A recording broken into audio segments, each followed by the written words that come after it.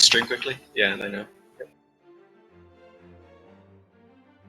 Just turn it off. Just turn it off. I don't care. Just turn it off. Yeah, we don't need it. Yeah, we'll just remind people of what the score is. You just get it back up.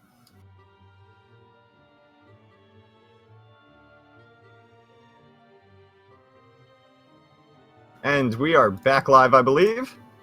Brilliant. Yep, there we are here. Zillow and Pickled Potatoes. Just to clarify, that is 102 Zillow, and Zillow has gone with Kings and Thunderguard as his bans. Quite like those bans against guns. Though I think not Thunderguard, King's Pass is not an amazing gun map. You get a lot of diagonal play, which is quite good for bow because of the different height between the two platforms. Like generally, there's a lot of diagonal approaches going on, which guns directly struggles with. Although Brax has that amazing NSIG, and bow is directly sort of absolutely built for. 3, 2, 1. We're going to Mammoth anyway. Back to Mammoth actually. Potatoes is gonna find those blasters right away. A mine does spawn. Gonna opt for some unarmed, even trying to breakdance there. That was a little risky. I think Zillow knows I'm watching. He does this to annoy me. I keep telling him how silly it is that he goes for these things, but he'll breakdance any day. Oh, he goes for the hard read with the side sig. The reverse side sig. And Pickled Potatoes with the downlight, not actually punished there by Zaloxery. Once again, this is looking a lot like Game 1. These guys are starting off very even, and Zillow with the ledge guard situation, not quite able to capitalize, but that was an incredible dare. And he goes with the bow, absolutely. It is so difficult to hit those dares, just getting the timing right. It's got a decent amount of startup. Doesn't look like it, but it does. He absolutely punished that ground pound attempt from Pickles. That was an incredible turnaround there from Zaloxery. Yeah, you can't let anything. Look at these downlights. I'm stealing this. I am stealing this. Pickled is so good. What the hell? Pickled is finding so much damage onto Zaloxery right now. And there's a down sig. He says, "You're not going to come near me. You're not going to come stack towards me. I'm hitting you with all these downlights." So he pokes him from long range with the down sig. This Brax only stuff. Brax players got to watch this. This is amazing. Both players playing absolute top notch here. Zillow just looking for the right height to get in on the guns. That was brilliant bait on the nair. And it's interesting the way Pickled Potatoes is playing those guns. It seems like Zaloxery doesn't want to use the Katars at all. Pickled's not afraid to be right on top of him. And yeah, Pickled the way Pickled's playing is really this is something to gun players all over right now. You can see Pickled's very willing to move through and in around Zillow's space. So long as Zillow isn't aware of exactly where he is, so long as Pickled's being predictable, it's actually more efficient to do that than it is to just sort of directly run away from your opponent to create space. This is a huge thing that needs to happen in the gun meta at the moment. The gun players take note. So and Pickled Potatoes oh my goodness. Almost takes him up the staircase. If he had a little bit more force, that might have actually killed him. Or on a different map, definitely. I've been going for those all day long recently. It's so hard to get, but so rewarding. After that first even stock, Pickled is just running away with this game. He has a massive lead right now, and it's going to be near impossible for Zaloxery to come back at this point. Yeah, sorry, I was distracted.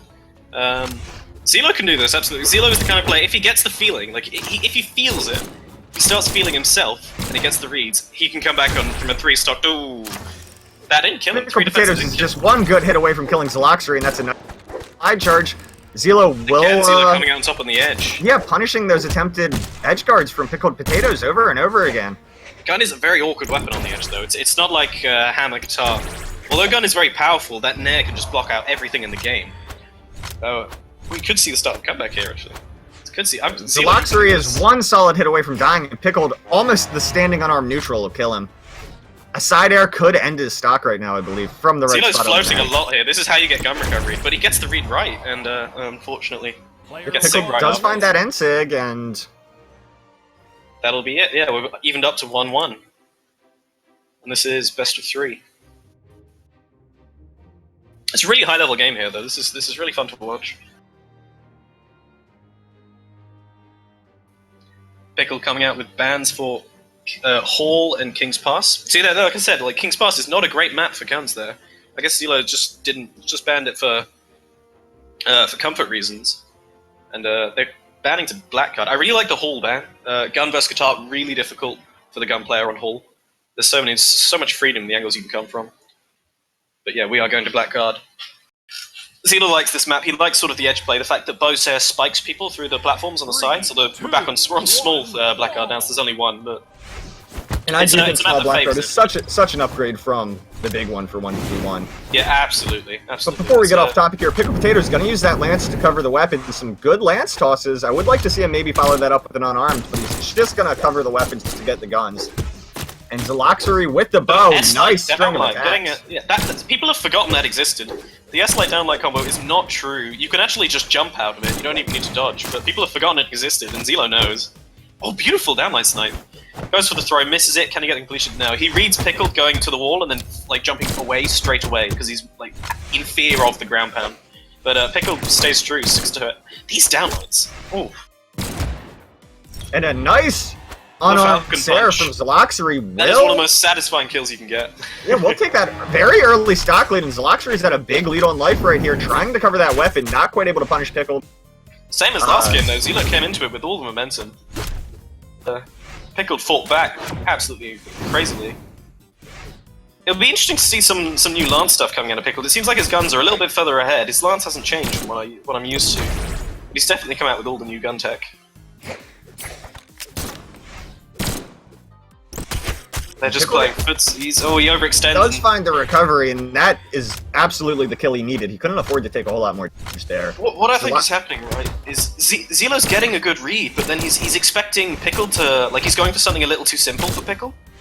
Pickle's recovering from the fact that he got, like, the wrong idea very quickly, and Zillow keeps getting punished after getting a hit. Look at this pressure. Look at this pressure. That's absolutely Pickled amazing. Potato is really, yeah, showing us how to use the gun. That was Ember sighting tech right there. People don't know, but Ember sighting lifts a hurtbox up massively. He can go over all sorts of things, and he goes straight over the D-light. He hard read it. Actually, he could have done it again there, but he gets caught that time trying to dodge in. Perhaps thinking Pickled will opt for something else after he saw the side sig hit, but I don't know, Zillow. It's a very new option. You can't expect people to adapt that quickly to something that looks like it could have been an accident. Well, Pickled does become unarmed here, and this is going to be a really, really big kill for this whole set, as this game is set to siding, and we are in stocks right now. Yeah, Zillow's definitely in kill range. He's only just into red, but at 3 defense, and with the SIGs that Rex has got access to, a D-Sig might not kill him, but that definitely will. Nair into Potatoes recovery. with his second recovery kill this game. Now, DeBreen told me not to leak this, but Nair into recovery is true now. Like, it's true if you hit the first shot. You just have to hit near the bottom of the hitbox. It's a big deal. They added 5 hitstun frames to it a couple of patches ago. Zillow with the bomb, going for the Yomi, like crazy read. Zillow finding his second unarmed Sarah for that kill, and we are very, very even on health. Light lead to Pickled Potatoes, but we have bow on blasters. Anyone but he gets the dodge read into the huge going combo. badly for Zaloxery right now. The downlight finds all the damage, and that downlight into that neutral sig is just so potent. I don't know about you gun players out there, but Pickled is inspiring me today. These downlights, like, steal them. Yeah, leaks, PogChamp. And that's going to be 2-1 Pickled Potatoes.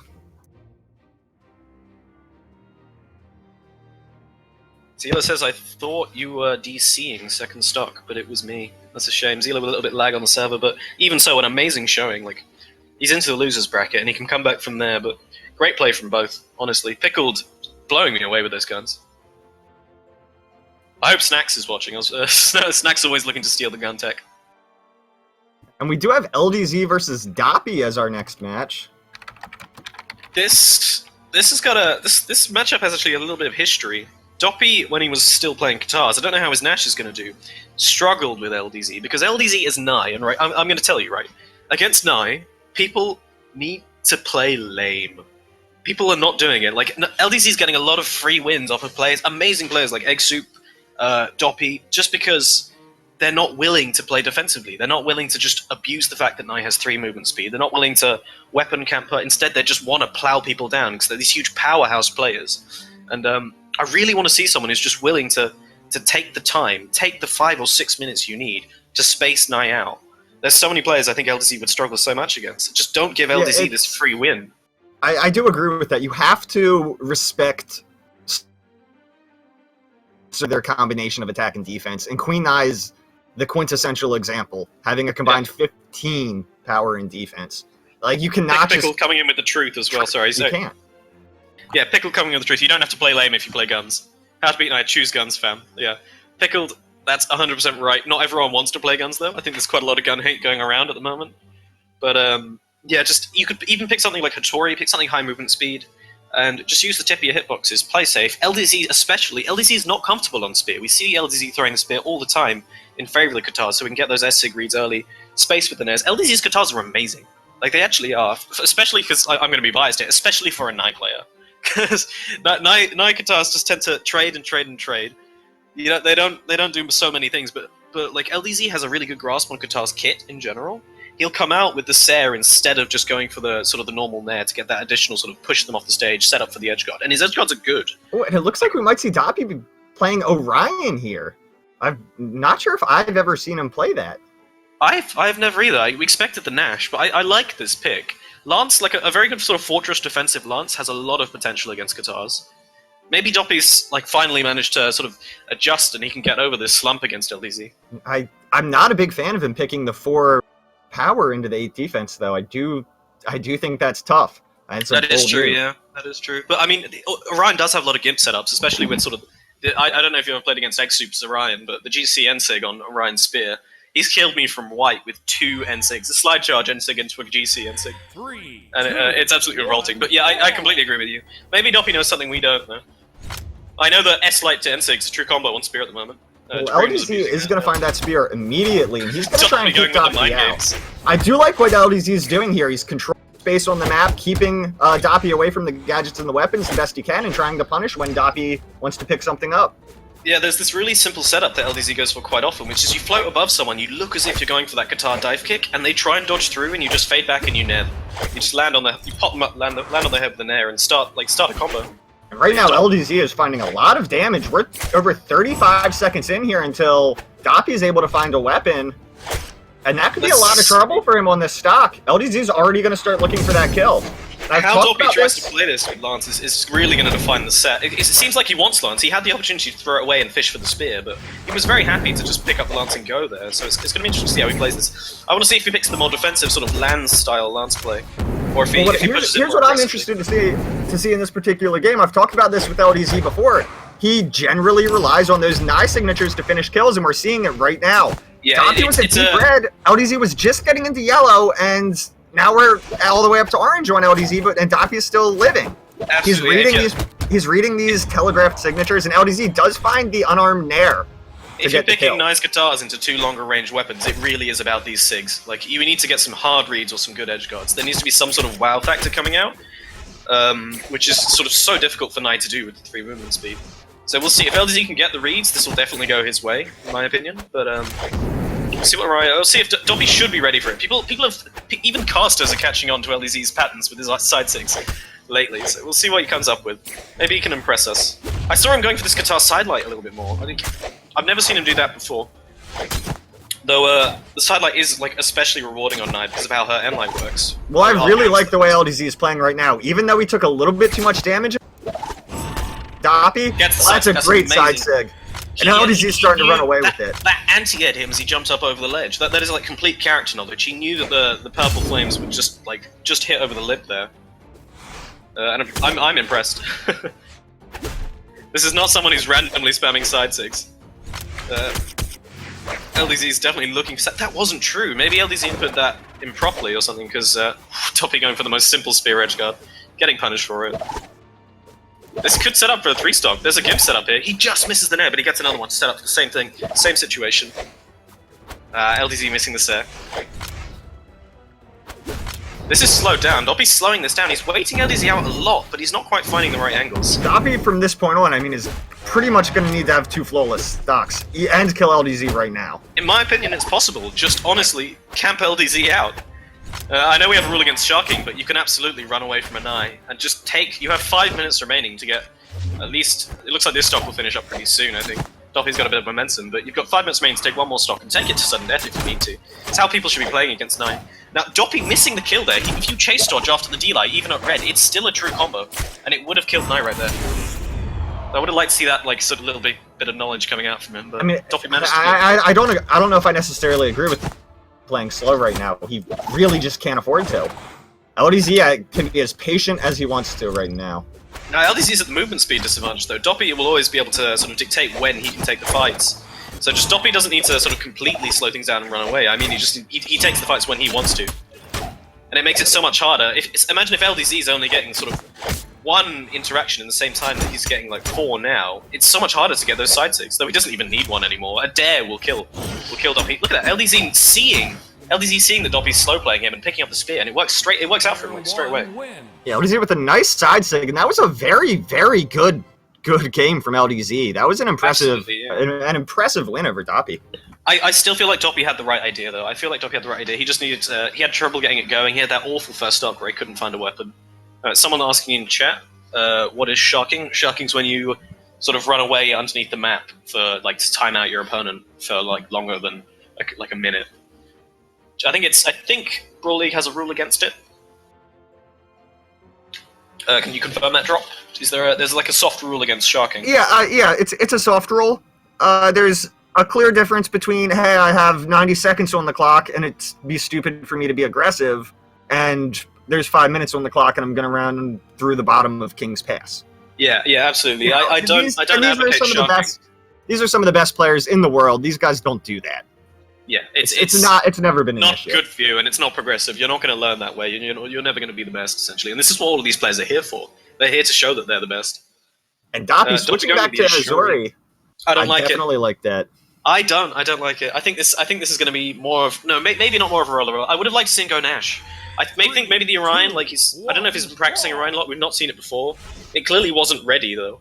I think he had the right idea though. I think the playstyle was correct. I think what we're going to see here is Doppy trying to go in with the guitars and LDZ just trading him down. And the Nye and Sentinel, because they have the defense, are just so good in the guitar matchup. It's a slow matchup with loads of nair trades. Well, I don't know. I'd really like to see Doppy pick up that sword. It's so good versus the guitars, and it's not at all bad versus the spear either. But right now, LDZ playing so aggressively on that ledge, and Doppy's in a lot of trouble. That's guitar knowledge right there. He's so ready. I love how versatile sort of LDZ is with guitar's kit. Yeah, LDZ with Queen Nye chasing Doppy as a Sori so aggressively off the ledge there is really something incredible. Oh, LDZ got himself killed there, though. Doppy's going to capitalize on that, and that's huge. Absolutely huge. Yeah, Doppy picking up the sword. I don't know if he wanted it or if it just ended up with it. I really like how LDZ's playing, though. He's not letting Doppy sort of super camp him out. The guitar matchup's actually a very specific one. I'll get it back to it. Gets the side LDZ gets a great read on that side light and just signatures him for the kill, and that's going to even up the stocks. Doppy with the slightest bit of a health lead, though. Yeah, a little bit about guitar matchup. It's actually incredibly slow, and it's really about ground control, because obviously everyone knows guitar nairs. Ooh, that was a really good read. And is that going to set up for the kill? And that will set up for the kill. Doppy going ahead almost a full stock. Yeah, but because of the way sort of guitar nair works, it's always better to be grounded, because a nair from beneath always beats a nair from below. So you can see these players are going to avoid jumping. They both know that. And it's actually a very slow and controlled matchup, unless one player really outplays to force it to get faster. It's a very hard matchup to approach, and once you can push them above you, that you can try and keep them there. You see LDZ, he's just zoning him. He's not going to commit to the air, because then Doppy can get underneath him, and Doppy's just going to take his time trying to get down, trying to find the path down in between the nairs. I'm really liking how Doppy's playing, though. He's actually managed to slow down since the last time I saw this matchup. And if he keeps coming up with those crazy sort of NSIG reads... LDZ's able to find this kill quickly, however, he does have a chance, but that landmine is going to be devastating for him. I want people to know that wasn't an accident as well. People have seen that works. If you throw a mine close to someone, they dodge into it in that situation fairly consistently. So, huge props to Doppy there. I hope that was intentional. LDZ had a ledge guard situation, but Doppy's going to turn it around on him there. No one's going to get killed for it. Doppy is unarmed. There is a mine on the field. LDZ with the ledge guard.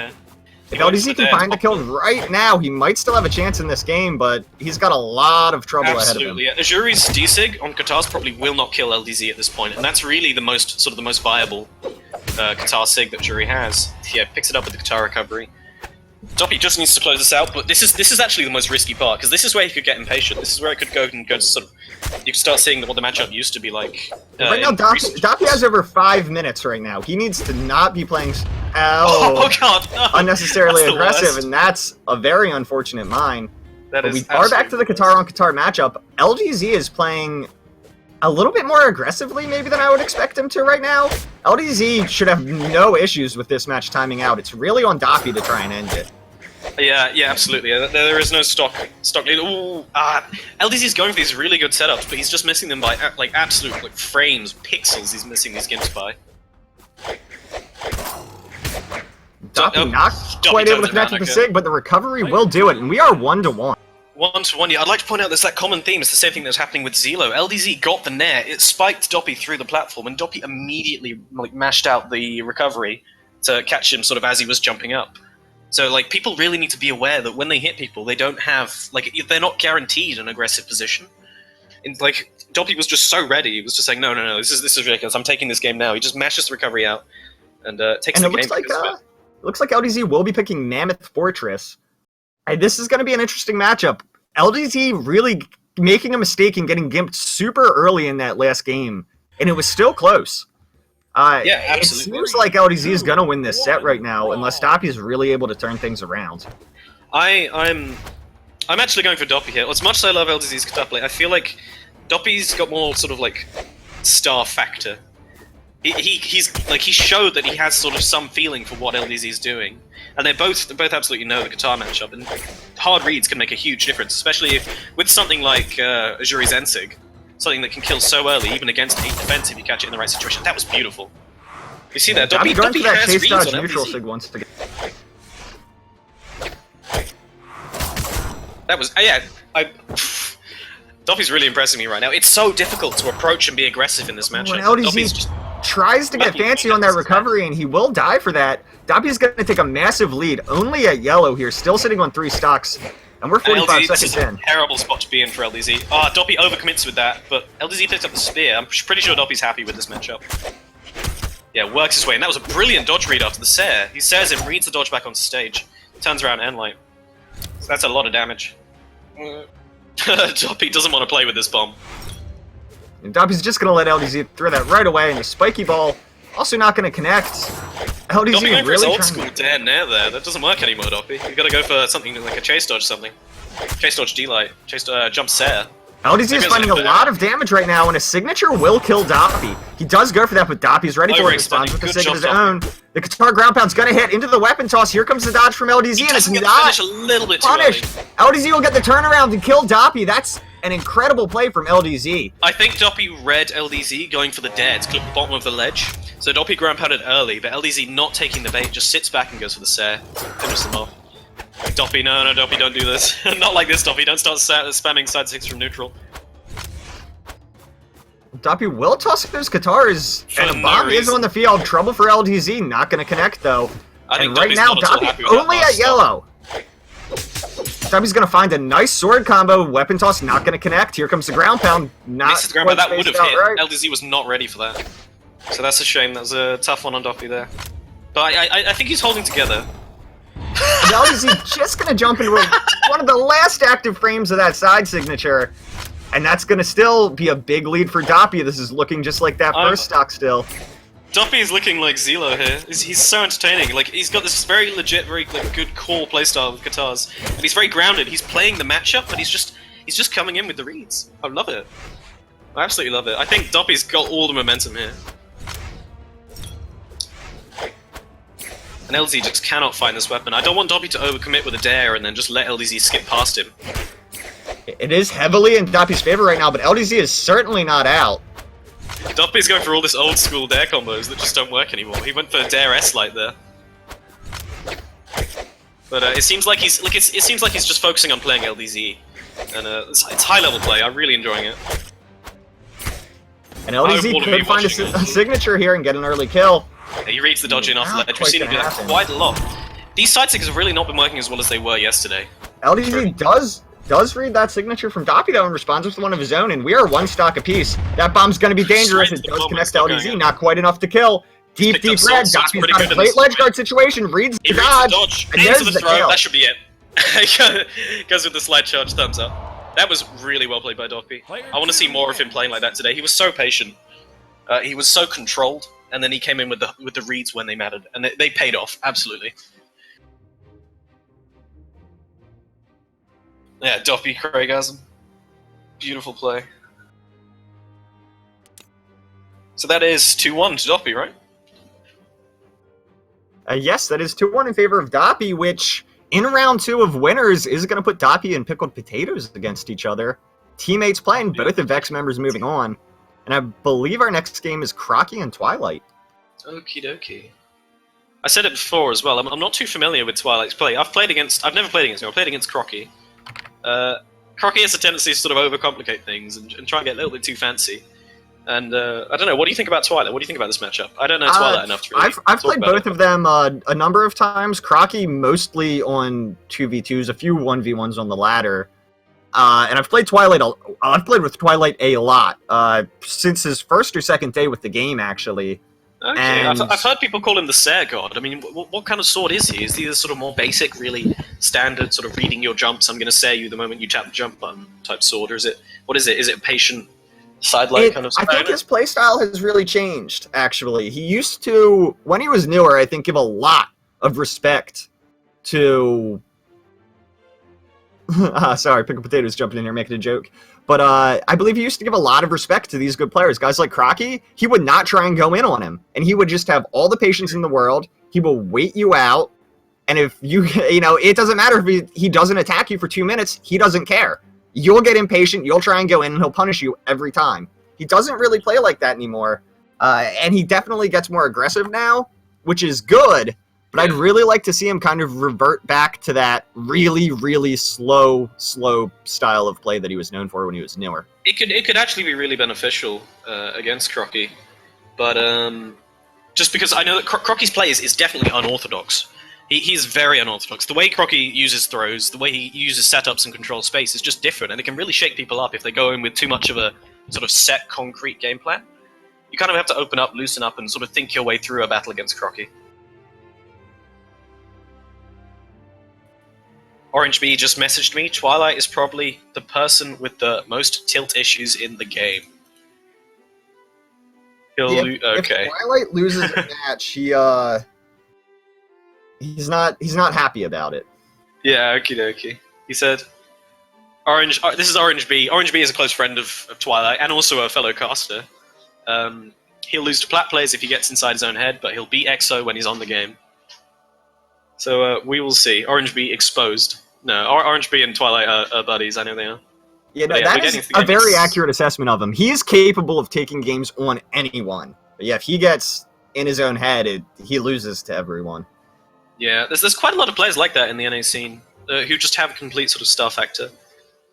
Who will just go off completely. They'll feel themselves. It's a very, it's a very North American player type thing. You see it in all kinds of games.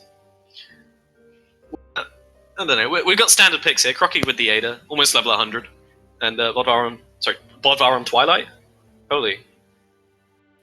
No, Twilight going for his standard Bodvar. I don't know if he plays anything else.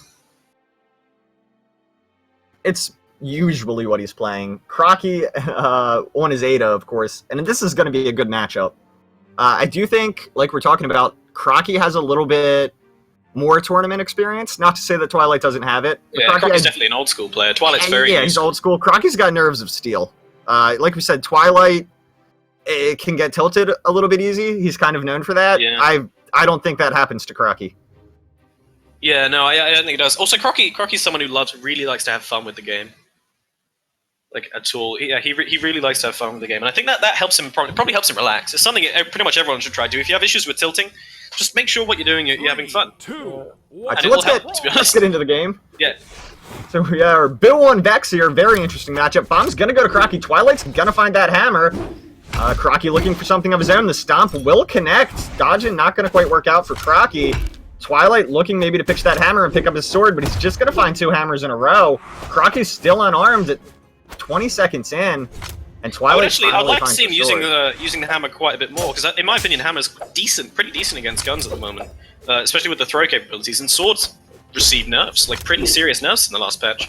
So yeah, he throws the hammer, the sword there, maybe just in favor of another sword. I don't think he knew which kind of weapon he was going to pick up. It seems like Twilight just wants to deny the weapons here and isn't worried about what he has.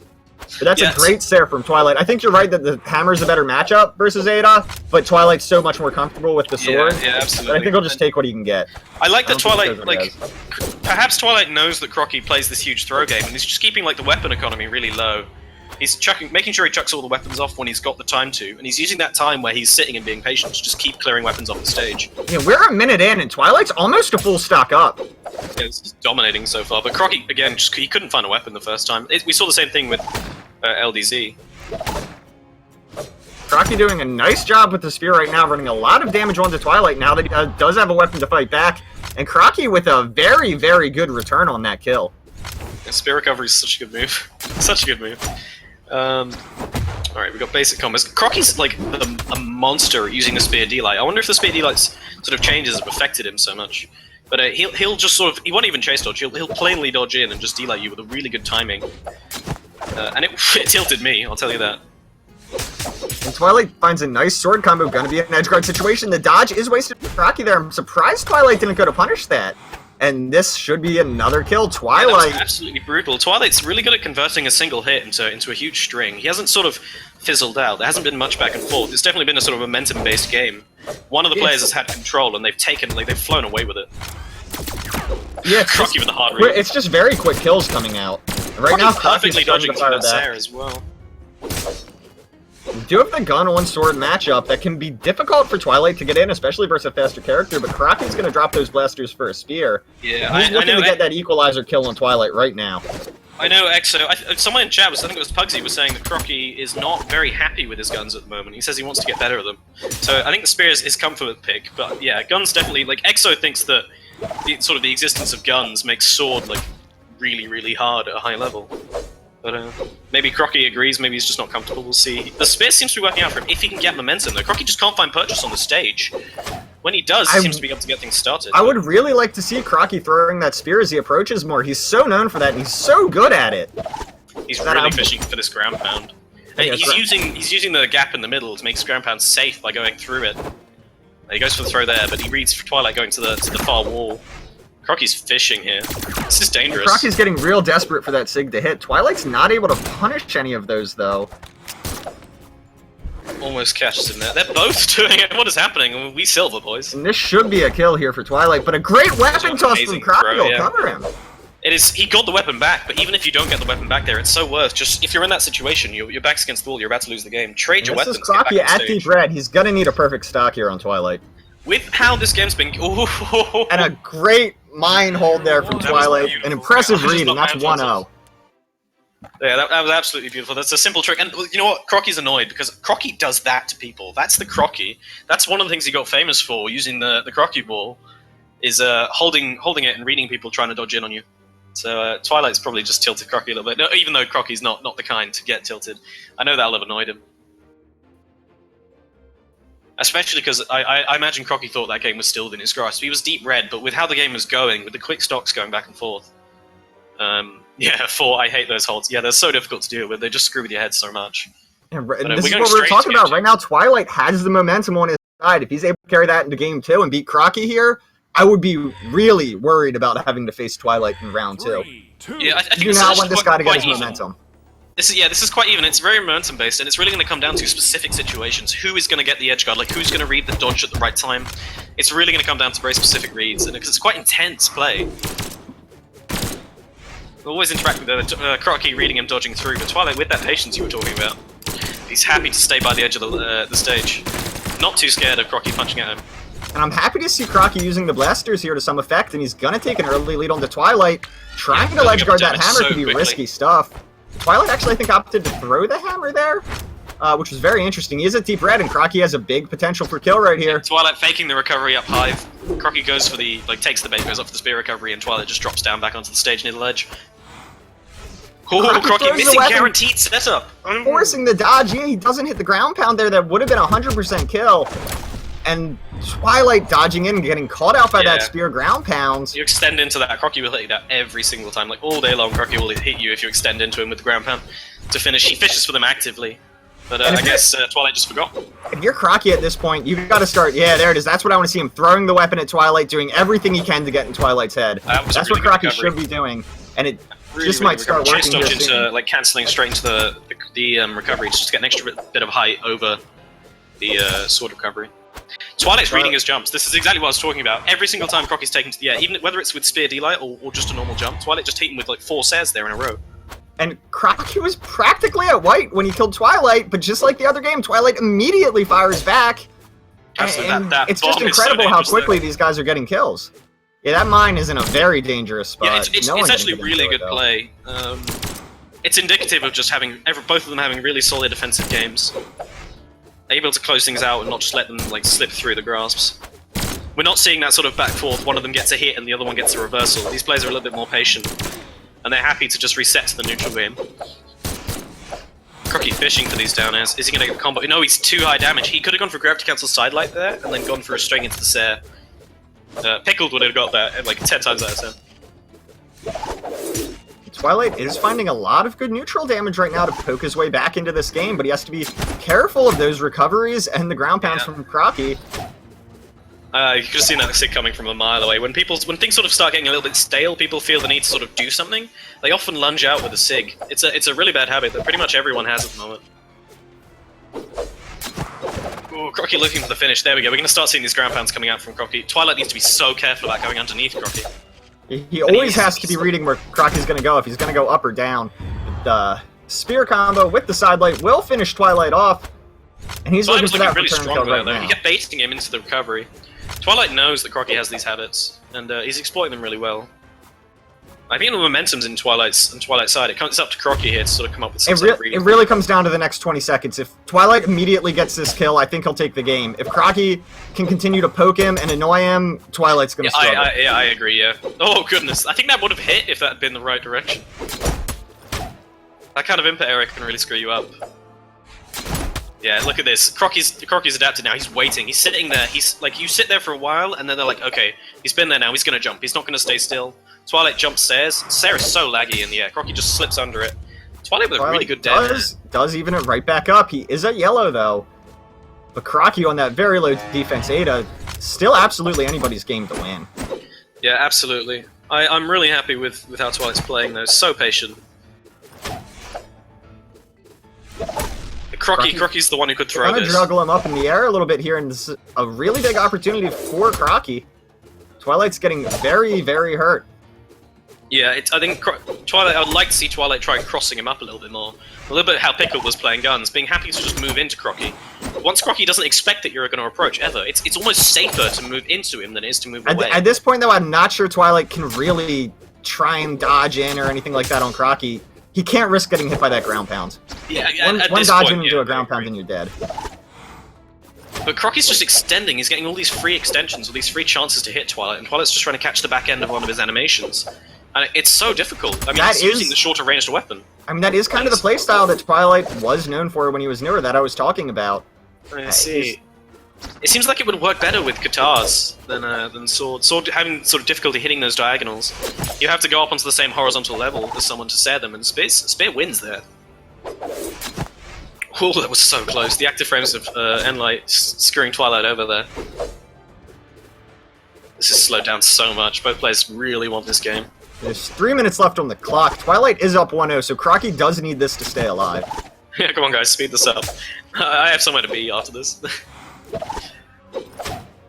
Crocky with all these recoveries, all these chances, Twilight's slowing down so much. I love that Twilight has not got an anti. We haven't seen any crazy SIGs come out from him. I don't like that recovery though, for Crocky not punishing it. It's just, whoever connects next I feel like they're going to win it. Twilight is deep red. Crocky getting a lot of damage onto himself too. Like I said, this is anyone's game to win. That was such a dangerous recovery. Twilight is finally able to punish one of those though with a nice solid hit. And this is big trouble for Crocky. This is a situation Twilight wants. Twilight missed the guaranteed hit. Crocky dodged down to the ground there without a chase dodge, so there was no way Crocky could have retaliated if Twilight just hit the downlight button. It would have been the end of the game. They're slowing down again. Seems like the nerves are just maybe getting to both of these guys right now. Well, this situation really is so expected difficult. Twilight to go underneath the stage there, try and go around the horn, but Crocky's going to finish him off with the side air, and we're 1-1. Crocky pushed him to the ledge there. Twilight felt like he just needed to get back. Instead of playing that game where he was playing outside the range of a dodge forward or jump forward Sair, he sits by, like, in line with the wall, trying to mix up between going over and going under. And this time Crocky reads him dropping down instead of going over. He doesn't go for the recovery. Like, instead of fading back and recovering, reading a dodge over, Crocky just drifted down, hit him with the side air, killed him. It was a really good play.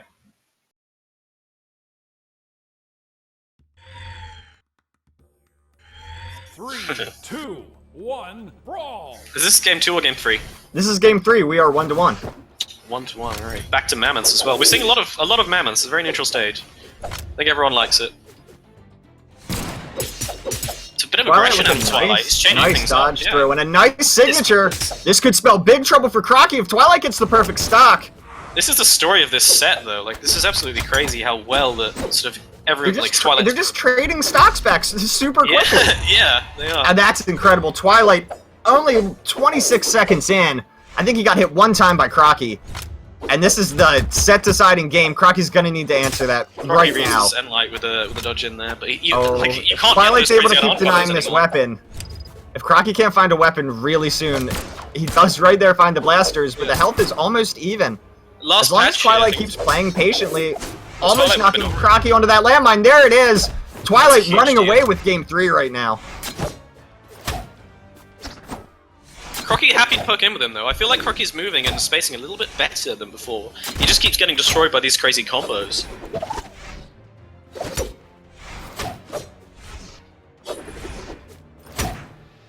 It's just going back and forth. Like, yeah, like he keeps tagging him with these sares to even things up. I really like this, but Crocky just needs to not have what happened last time happen. He needs to just get a solid hit off at this point. Yeah, if Crocky can find the kill right now, he's still really not 100% out of this. But Twilight finding more and more damage, and this is gonna probably secure the game for Twilight if he gets the kill here. Twilight's Crocky will recover and go around the horn. He has the dodge. He does dodge successfully through Twilight. Yeah, but the Sarah will end it, and Twilight 3 stocks to Crocky's 1. Crocky overthinking, not doing anything. He could have just pushed towards the stage. He jumps again, and Twilight's just there. He's there. He's fast enough.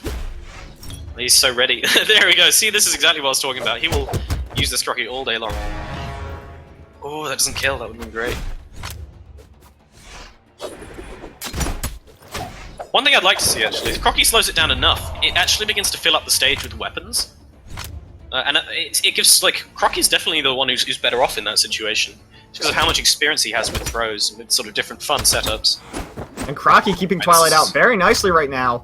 Yeah, he's really going to wind hard up unarmed himself, and I think that weapon toss might come back to hurt him. I agree. I completely agree with what Twilight just did there. Destroy the bomb. Mines, if you're ahead, you don't want shenanigans going on. Just destroy bombs, like throw them off, don't deal with them. If you're behind though, it can be very tempting to just try and fish for one. Something like you can really like pull back into the game with a crazy mind play. Yeah, I don't think that it's worth taking big risks when you're winning and things like landmines. Crocky, look at his momentum. He's getting the reads off the D-lights, off the N-lights. Crocky's final stock here is so far as strong as Twilight's first stock was, and he is really close to bringing this game back to even. Yeah, to mention as well, this is Vex's first boo. This is as we can see here, Twilight does not seem to want to get aggressive at all. Oh, that ground pound was a tilt ground pound. And again, just as I say, Twilight doesn't want to get aggressive. Yeah, that side sig was absolutely massive. It is one stock to one stock. Crocky is deep orange. Yeah, Twilight playing so sort of momentum based. It's really a pleasure to watch actually. Sort of super defensive and patient in the neutral, but the moment you get a hit, you just start converting as fast as possible and as hard as possible. It also helps that Crocky's got the 3 defense as well. This is a pretty terrible situation for Crocky actually. Yeah, Twilight not able to line up with any of those attacks, doesn't even need to force the dodge there. I'm sorry, Crocky doesn't even need to use the dodge there. And he brings this game back so close to even. Twilight down to 1 stock orange. Crocky is in red, however. Again. 4 minutes left. Oh, they both extend. I like what Twilight's doing though. Even though, like, Twilight does have the ledge guard situation here. Crocky, dodge available! Twilight's gonna punish that dodge. Is back up though. Are they going back to footies? I really want to see Twilight chase more aggressively when Crocky uses that dodge off the stage. I don't think he's punishing some dodges that could be. Twilight's playing a different angle. Oh, the side stick is not going to kill. I think he can get back. That will disarm Twilight, and that could very well cost Twilight the game here. He does find that sword, however, and he really needed that. Yeah. Oh my goodness. Yeah, I like last time Twilight was playing at the range in which Crocky would keep dodge forward recovery. I want to see Twilight push forward when Crocky tries to do that. Crocky reads it, misses the true combo. Twilight, big chance right here. There's no dodge for Crocky, and Twilight ends the game. 2-1. Twilight takes the set over Crocky. Someone predicting it, Twilight will win in chat. And Debrina's turned up as well. That was a very good game. It was very tense as well, very tense. A very impressive set. Yeah, if that was a good set to go back and watch the replays later. Honestly, some of the stuff they were doing, the way that they were converting off of hits, was just like absolutely top tier. Twilight getting a lot of love in the Twitch chat right now. That's what I said. Him winning game 1 is going to be big. The next one is Chum Gum versus Stevenator. The winner of that will go on to face Twilight. And after you just want to set like that, you got to expect he's coming off a pretty big high. Pickled with Crocky goes from D-Light to Sarah in deep red. Pickled, dude. It's true if you chase dodge. It's true if you chase dodge. That's the thing. You have to chase dodge and input the Sarah pretty damn quickly, but yeah. It is, guys. Go test it. I was looking at chase dodge combos. You can also do, yeah, he didn't chase dodge, so like not like this. I agree with you, Pickled. You can also do a D-Light chase dodge throw into a neutral air, and that's actually optimal damage from that point. I've never seen anyone do that. Yeah, trust me, FE is a huge nerd. Yeah, I know all of the frames, dude. All 10 of the frames. So Chum Gum versus Stevenator. What matchup do you think we'll see here? Who do you think they'll be playing? Stevenator, I assume, on the Bodvar. Chum Gum, I think we've seen him play a number of things. We've seen him, he mains Nash, and he seems to pick Nash when his back's against the wall, but generally, he's been playing random. Like, he's been going random in everything, all the tournaments. And he's been performing well. He's really been leveling up, actually. It's been pretty impressive. But I feel like Steve's the kind of player who'll get annoyed if Chum Gum goes random. It's kind of disrespectful, like, it is, to be honest. Soon FE's going to leak our huge axe strings. There are no axe players in this tournament, are there? I was kind of excited to see some nice axe play come out. I would really like someone to pick up axe and show what you can do with it now, because there's so many crazy things to do. I really think it's an underrated weapon right now. Yeah, but it's just got so much hits done, so much combo potential. And people, like, the thing is, it's the dangerous part of it is that only the axe players know the new stuff. People are getting hit by it. They'll get hit by some crazy, terrible stuff. Like, just because they're not aware of what axe can do since the last patch. There haven't been enough axe players to push the axe meta forward at all either. I'm sure there's some pretty dedicated axe players who know some stuff that is pretty damn scary. Steven Hattori, I really like this pick. Hattori's really strong right now, despite like the sword nerfs. The sword Chum Gum, was that random? It was Very random. Interesting picks here. He's got the Plague Doctor skin though. 3, 2, 1, brawl! And I actually give an advantage here to Lucian in this character matchup. The defense matches the speed. He has defense. Only 1 point less of attack than Hattori. I think this is relatively even. I'm not a big fan of Lucian's guitars. I'm just not a big fan of 3/4s in general. The guns were alright. Memoria thinks they're the worst guns in the game. I don't know why he thinks that, but I mean, it's very difficult to kill people with guns. Ah, okay, yeah. Thatcher's 6 are just unnecessarily slow. Anyway, we're in the game. So anyway, Stevenator doing a great job covering that weapon from Chum Gum. Chum Gum wanted those blasters, and he does find them. Stevenator's got the sword. Chum Gum with a bit of damage on him already. Steve definitely seems like the aggressor here. We'll have to see how Chum Gum sort of plays, because he's translating like how he plays with. I assume he's translating how he plays with Nash into all these other picks he's getting with random. I love Steve with the throw setup there. He goes with the Crocky throw. That was beautiful. And once again, yeah, the landmine in range that the opponent will dodge into it. If Chum Gum had really stopped maybe for a second to think about that, he could have only thrown that landmine straight down or diagonally off the stage. Chum Gum just didn't need the dodge. Solidly right now. He's picking safe and strong options. Like that throw down into neutral air was just such. Oh, that was so unfortunate. The sidelight just missing by absolute like sort of pixels. Stevenator is doing a great job in this matchup right now. Yeah, I'm not a big fan. We'll want to find that kill pretty much immediately. I'm not at all a fan of Chum Gum's guns right here. He's playing incredibly passively. Like, when you do this, you open yourself up to being opened up. If Steve just comes out with the right answers, you're screwed. Like, the game becomes sort of in control of the active player, and it's up to them not to screw up. And I'd never want to put myself in that spot in a tournament. Stevenator will go for a weapon toss there. I don't know if he did a wrong input or if he just tried to read Chum Gum there, but the attempted weapon toss will cost him his life. Chum Gum is at orange already, though, on the second stock. Chum Gum is pressuring him into the corner here. Steve's giving up space with these jump stairs. Like, before these spear players, I think, most of them know this, but before you start jump staring, you need to sort of have some sort of essence of control on the ground. You need to threaten with the N-light, threaten with the D-light, so people aren't just happy to walk underneath you. Because if guitars can walk underneath spear stair, the hitbox doesn't cover you at all.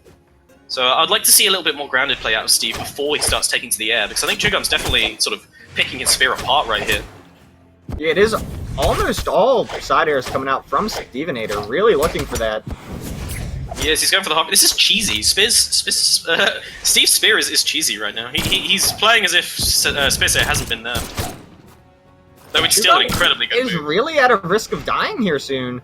Stevenator not with a lot of force on Hatari, but he is deep red, and that's actually going to put Stevenator in I like that deep he went orange. for that gun reset, but Steve going for the fancy stuff. And that would have been an incredible kill if he had spaced that out right, but Chum Gum not bouncing up quite as high as he with complete thought. control over the stage. Steve keeps going for all these funny setups with throws, but like Steve, you were doing great at first when you were just going at him, getting reset after reset, playing that more like momentum-based Twilight style. The D-Sig finishes out. He realizes Steve doesn't have enough resources to get over him, so Chum Gum just throws hitboxes out near the ledge there. Nothing Steve can do. Yeah, I feel like Chum Gum's uprooting Steve. Like, Steve's having to float a lot more, he's having to play defensively. He's always at the edges of the stage. Like, if he had a heat map of where these two players were, Chum Gum would always be in the middle, pushing Steve out. That said, though, it's an even game. It is an even game. Chum Gum having trouble killing whenever he manages to get Steve to red. Yeah, with the D-lights. I hope Pickled and Chum Gum, like, Chum Gum's been stealing all the gun tech from Pickled. With the sort of the D-light pressure. Stevenator is with the spear here. I do think he wants that sword. It looks like Chum Gum knows it and is defending that weapon. Yeah, maybe that's why. Maybe Steve picked Tori specifically for the sword and just wanted the speed. Oh, woo, he interrupts the Sig. That was crazy. That was like a frame off of hitting Steve. And Steve was facing the wrong way with the end light as well. Okay, he reacts to the dodge in there. It didn't look like a read. He was facing the wrong way at first. There's a lot of damage coming out. Steve going with these Crocky like neutral light into Sigs. He's slowing it down, Steve, with the mind games. Stevenator playing very carefully right now. He does not want Chum Gum to get a run of damage on him, either the guitars or the guns. It'd be very easy for Chum Gum to quickly even the health up. When you see people wiggling like that, it's so sort of tense. Suddenly, you expect something big coming out of someone. I really like how Steve he walked up and then went for like a fadeaway jump side air. Just like pretending to go for something like a dodgy inside Sig. That was great. Chum Gum in a lot of trouble. That should be it. Chum Gum will take the gravity cancel, slap vibes, and Stevenator will take If Steve had game 1. held onto that ground pound, Chum Gum could have reversaled. Like, he could have turned that edge guard around. It would have been revolting if it had happened. Yeah, Steve takes it. I think for most of that game, apart from like sort of midway through the second stock, Steve was in control of that. Although Chum Gum had that crazy sort of stage control, the first stock was dominating from Steve.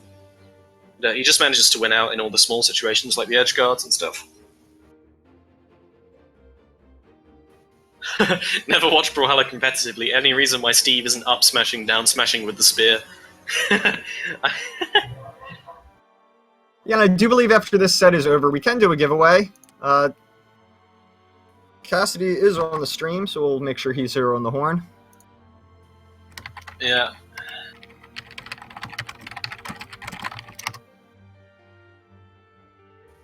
Good giveaway hype.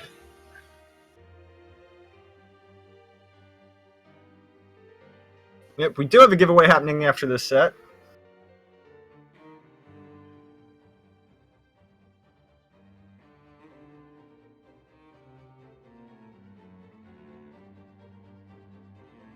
Let's get in with that chat interaction. Dan's game, Marshall Dan's game. Effie has no chill. Chum Gum actually selecting a legend, is he? I'm still on the select screen. He is, he's going to the Nash. Yeah, when his back's against the wall, he seems to go back to this Nash. And I quite like his Nash, actually. I mean, yeah, I love that matchup. Nash and Hatari. Really well. I mean, I think Nash's spear is better than Hatari's spear in that matchup. He loses out so much on the dexterity, but every other it depends stat... how much the dex factors into it. Because Steve, like with the 3-dex hammer, he really opens himself up to Steve's aggression on sword. Because he's not like Cassidy. He can't be spamming out these huge, scary hitboxes. You have to be very precise with it. So you definitely open yourself up to that. But I do like the matchup. You have the additional force. I feel like in general, like Nash has way more kill power than Hattori. But he has to hold it together because Steve's sword could just like rush him down.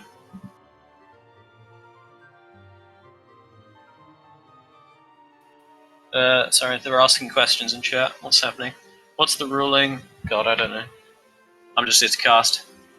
Is winner character locked? Drop you there? Winner is not character locked. No, sorry, I'm tabbed out. Winner is not character locked. I can hear my flatmate screaming from the other room. Like, what is happening? Alright, he swaps to Ada. Okay, I really like this as well. Haven't seen much of... That's...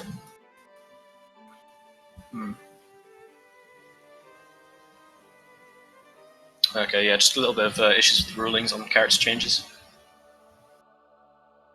Yeah, the winner is supposed to pick the character first, but they're not character locked.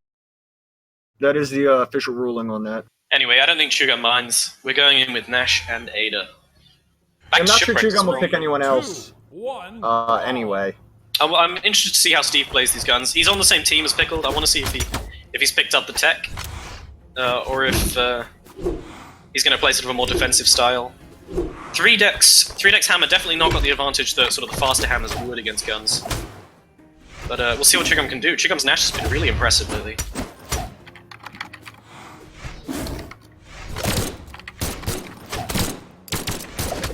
Alright, yeah, Steve's going nice and aggressive, using the low recovery on the Nair.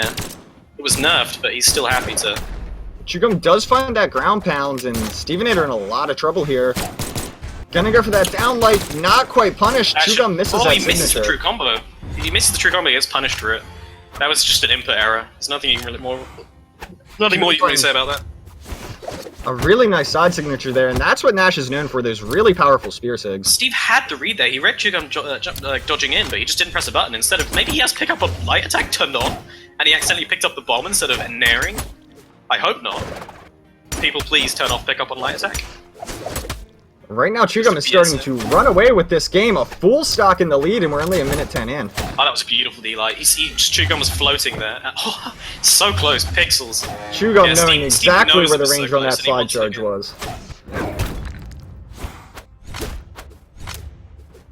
I think the slide charges with Ada on Spear are actually really dangerous, just because Spear is the kind of weapon that you can kind of see every angle it can come from when it's on the edge. It's got very limited edge guarding options, so doing that kind of thing can really throw people off. He gets the side stick to finish off, even things out, but there's still a big lead for Chum Gum, especially with the weapons Chum Gum has. Like a Spear downlight will be a kill here. Like, hammer anything will be a kill. Oh, I love that he goes for that. People don't know this, but Nash's down sig on hammer has very little recovery, especially if it doesn't hit the stage. There's a lot you can do with it, just as a movement option. Steve being greedy there, going for the full combo, not able to hit it. It's so much damage if you do, so it's actually one of the few that's worth going for, even if you know it's unsafe. Just because occasionally people will be pressing buttons, they won't be spamming dodge. Catch people out with it, and it's just so much damage.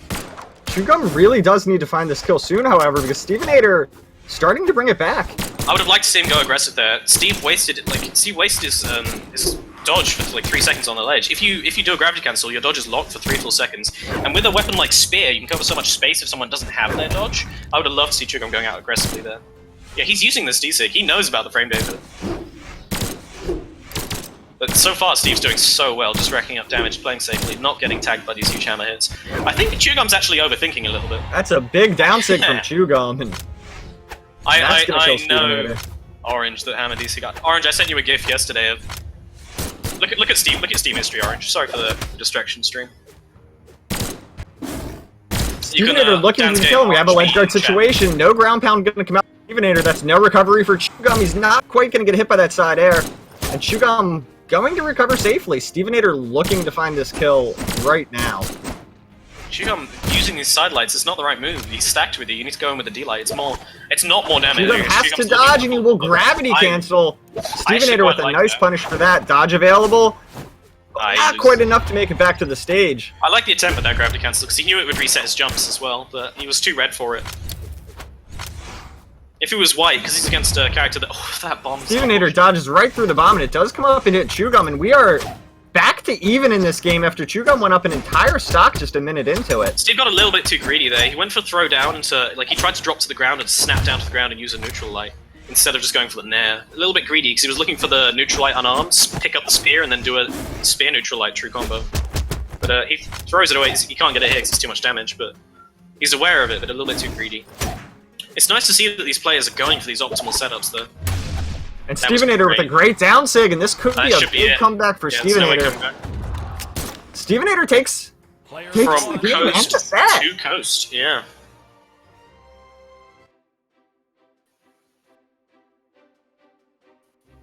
Yeah, Nash is definitely a strong character. There is no doubt. Did we even get a single? Dan's game, Orange B. Oh.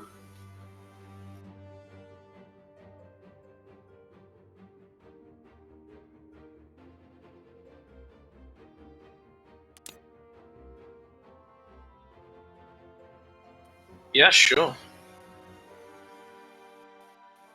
Anyway, yeah, that is going to Steve 2-1, and we're going into LDZ versus Zillow. This is a set with history. Another one. We've seen these are all really well-established players. And I am very, very excited to see some of these round 2 actually up in uppers that we'll be seeing. We have Vex on Vex and Boo on Boo. Okay, I'm sure that's not how they'd like it. I'd rather it be the other way around, I'm sure. But, oh, goodness. Zillow versus LDZ. This, when me and Exo last casted this matchup, Zillow was doing absolutely crazy things.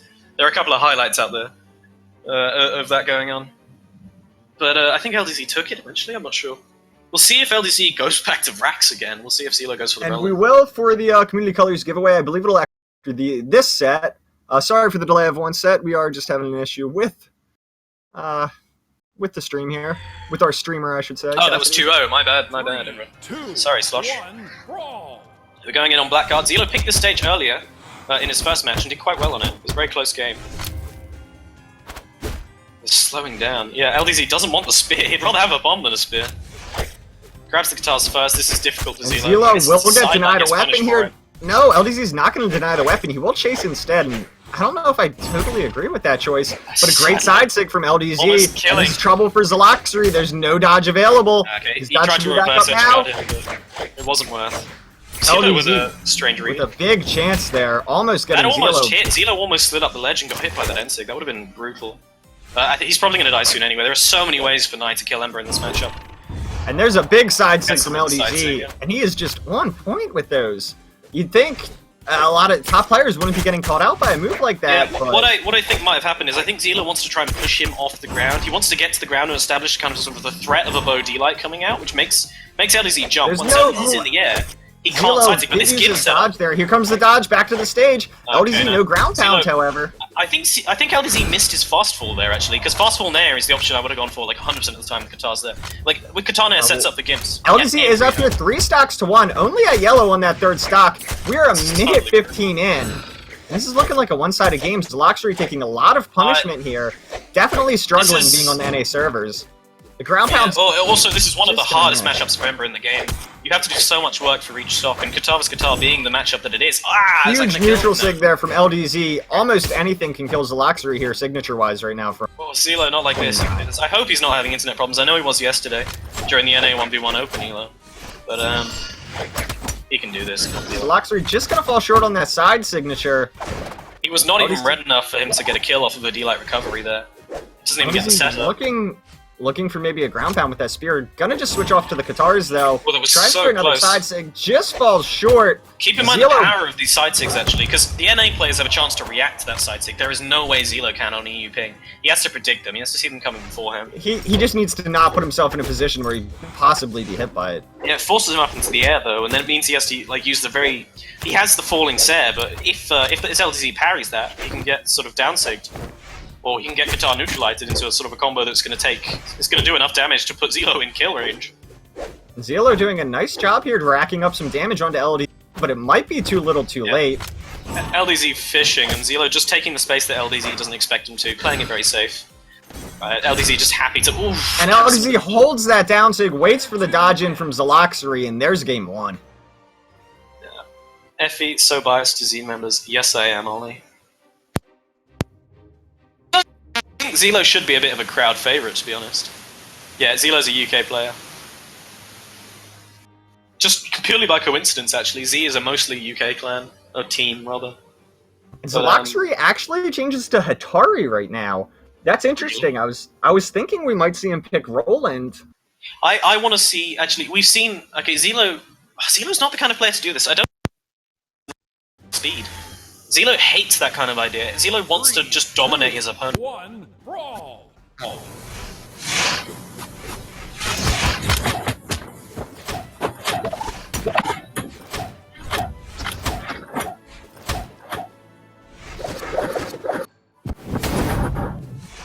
And And F, your mic is stuck on.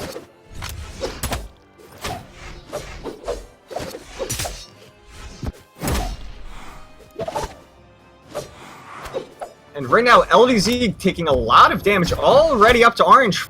Boxery is going to have to be careful here. If Zillow can find an early kill, that could be very bad for LDZ. And I'm really enjoying this character change from Zillow.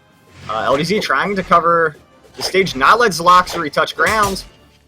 Zillow will get back onto the stage. We have a ledge guard here for Zaloxery. LDZ in a lot of trouble. Gravity cancel neutral sig not going to connect. No dodge for LDZ. Zillow not quite able to punish that, however. Can you hear me? Hello, hello? Yep, I can hear you now. Side signature from Zaloxery will end that first stock just before the 1 minute mark.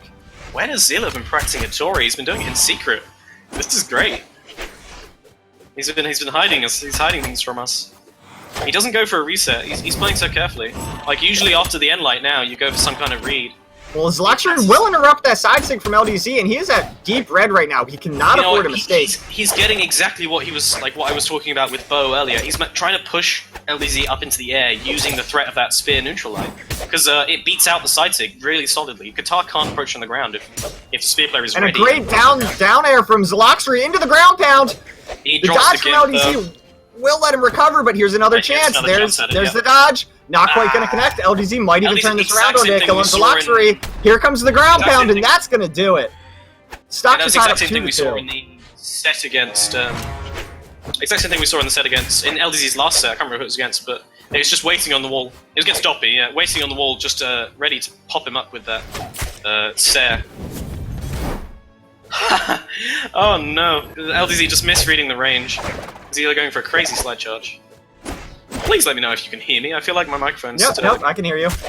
Alright, brilliant, yeah.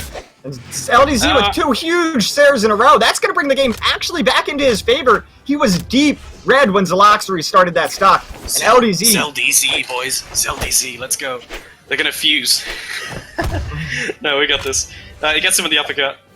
Sorry, Job, I'm just being playful. Oh, that was so close. Goes for the hard read on the side sig. If it down sig there, if it multi it would have worked. This is slowed down dramatically. Zaloxery needs to play very carefully right now. We can't afford to just get chipped back down by LDZ. Yeah, I really like decision. He loops back around. He doesn't need to try and challenge the guitars on the ledge there. And a big Sare from Zaloxery will take LDZ down. People are so afraid to just take the ground that's right on the ledge. Instead, they always try and loop up and over. And Zillow reading it. Ah, that was a really nice, sort of an axe-like dodge bait there, just changing the amount of time he's in the air, forcing Zillow to do something. LDZ starting to run away with this game. It really looked like Zaloxery maybe had him after that first stock, but LDZ with the Sare. Yeah, absolutely. LDZ's so good with those guitar Sares, just to edgeguard. I need to learn those. And that is 2-0 in favor of LDZ.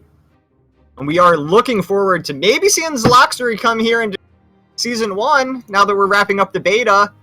This is part of the announcement. This is part of the announcement. The whole thing will come near the end of the stream. But for Season 1, we'll be having open qualifiers, as well as a North American and a European division. So we are going to get to see these guys like Zillow playing on their home server. All right, we've got Crocky, Chum Gum, and first, are we running this giveaway? Yes, we should be running the giveaway now. Brilliant. Run away. I need to go. Oh, sorry. Be right back. I need to go to the toilet. Be right back. Alright guys, we are indeed doing a giveaway. Wow, and it's Cassidy, and I'm here, and we have a giveaway. I think I'll do a keyword. I think I'll make it LDZ in favor of his Z in that early matchup, because that was great, and I loved that. I loved someone said that in the chat, it was great.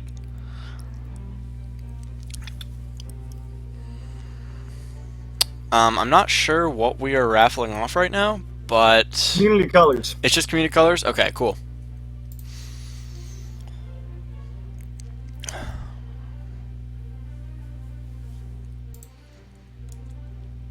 And everybody's getting in on the giveaway. Oh wow, yeah, this is filling up very quick. Oh, and I can most definitely enter myself. Don't have that cute little moderator shield next to my name. Hurts.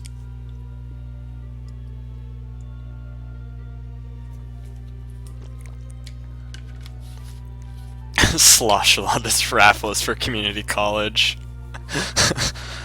Yeah, this is a big raffle. We got well over 100. Oh, hi Blackshade. I kind of can't not notice you because it shows up red on my screen. LDZ, now it's time for me to win this raffle and prove that it's rigged once and for all. Alright, you can probably go ahead and roll on that. Yeah, alright. I think this is good. Yeah, that filled up so quickly. That's amazing. CCs are community colors, original limits, and they're just like they're like a unique color set. You can win them from giveaways and by streaming and hosting tournaments and stuff like that. And they work for every legend, so if you win, it works for every legend. Yeah, I don't know, they're really nice to have. So I'm gonna roll it now. Sorry if you guys don't get it. We will be having other raffles later on, so if you don't win this one, just stick around and you have a pretty good chance. Post RK is the winner for this. Post RK, just say something in the chat and whatever.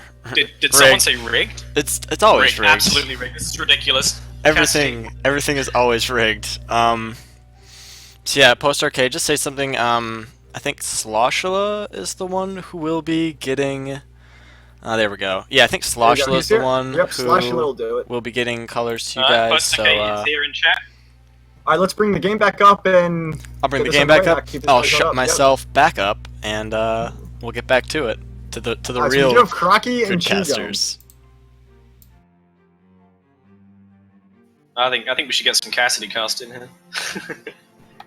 You've got a beautiful voice, Cassidy.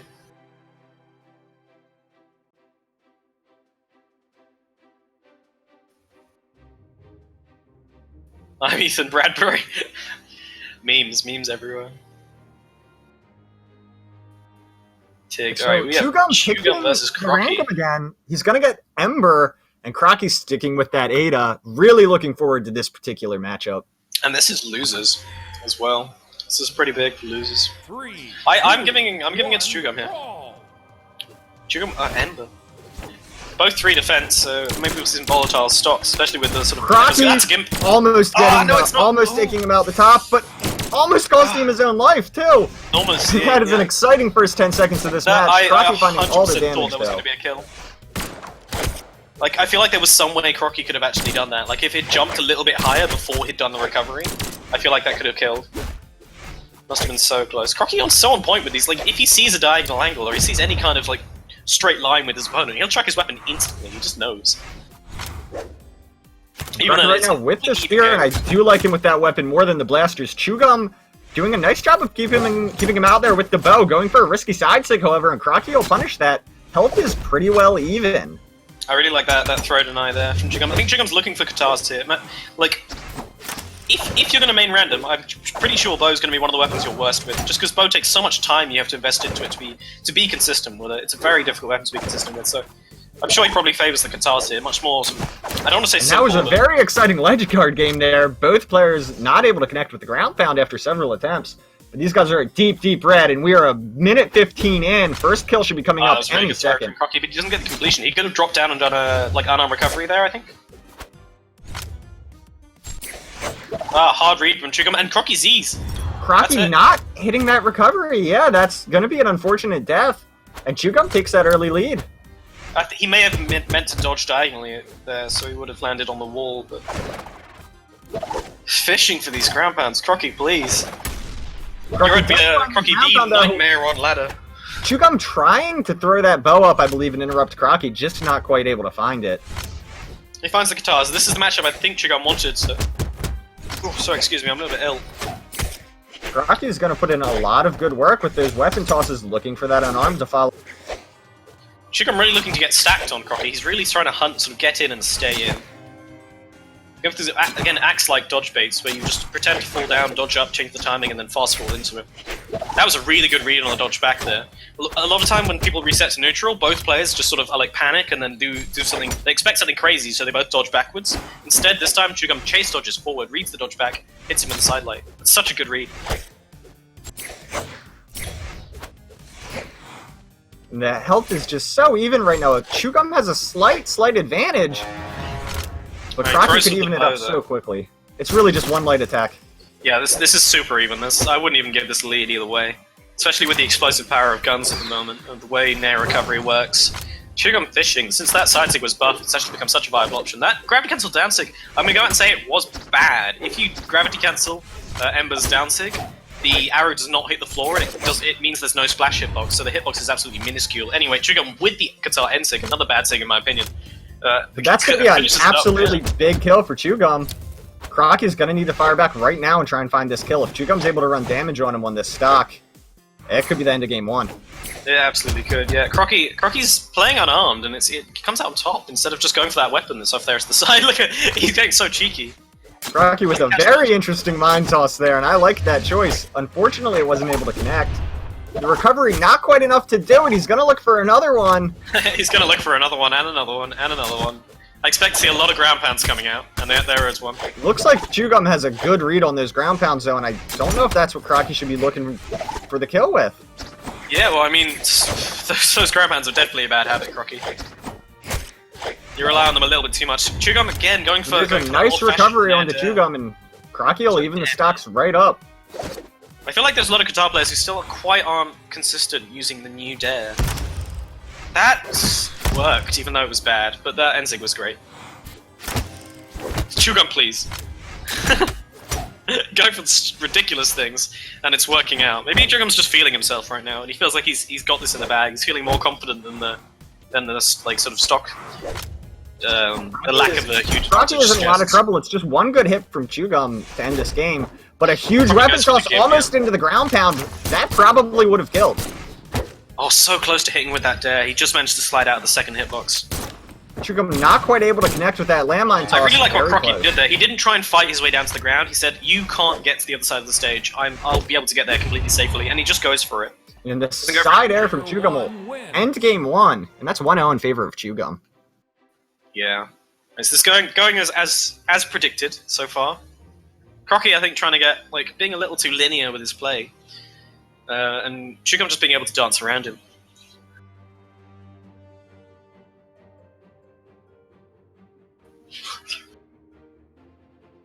And interestingly enough, I am just taking a peek back at the bracket. I didn't realize this when it happened, but both Crocky and Chum Gum were actually higher seeded than their opponents they lost to. And Chum Gum won Azoth this game. Was that a random pick? I was tabbed out looking at the bracket, but I assume so. Yeah, me too, yeah. 1, Brawl! Yeah, I imagine this is. Anyway, we get to see some of that axe play. Hopefully Chum Gum's been putting in work so he knows what the new axe can do. I like this. He's zoning out with the D-lights. If Crocky's above him like that, it's quite difficult to actually, like if he's a little bit too close and you throw out the D-light, Crocky can't punish him with the Sare. But Crocky putting on damage with the guns here. I really want to see him. Guns definitely favoured against axe, in my opinion. Gets him with the bomb. It's an early kill. Crocky with all the momentum, only 27 seconds in. Crocky AFK gets hit by the end light. What? Oh, he's back. Okay. Crocky just standing still there. And this is gonna be tough for Chum Gum to bring this back, but yeah, Crocky's fishing for the same thing Steve was. He's going for that down throw into neutral light. That was really good sick. That sick has so many active frames. Just catches Crocky sleeping at the edge of the range there. Chum Gum's opting for the bow, it seems. And Crocky opting for unarmed. He just doesn't care. Going for those double throws, just trying to break the momentum that Chum Gum has on this stock. And Crocky can afford to be doing this right now. He really doesn't want to get caught out by a signature, and most anything will kill him right now. Yeah, I feel like Crocky's coming out with a lot of silliness right now, but I feel like that's actually where Crocky is when he's comfortable. Crocky does silly things. He's very hard to predict and can be very difficult to play against. Yeah, it's just where he's used to being, so it'll be where he plays best. So it's actually good to see Crocky doing some silly things. I don't want him to take things too seriously. I feel like he just wouldn't perform so well in that mindset. Yeah, these throw-ups are really going to punish this floaty axe play. You really can't do that against Spear, Lance, or Hammer. But those are that great said, throws from Crocky. yeah, 3 defense He's meets going to clear the weapons here, though. He does have the axe. That spawns right next to him. BMG, please. Chum Gum can't be happy about that. Gets him with the ground pound, caught him over committing with neutralite. Chum Gum trying to find some throw combos of his own, not quite able to connect with the unarmed there, however. Yeah, so, something Addy Mystic's been showing off actually a lot with his axe that he's sort of revolutionizing, in my opinion, on the EU side of things, is that the hitbox of axe neutralite is absolutely beautiful. It will catch people just floating above, floating far higher than they expect. And a big neutral sig there from Crocky Yes. to take Chum Gum down. Chum Gum does have the defense to be able to take this to a slow pokey game and maybe still have a shot at bringing this back.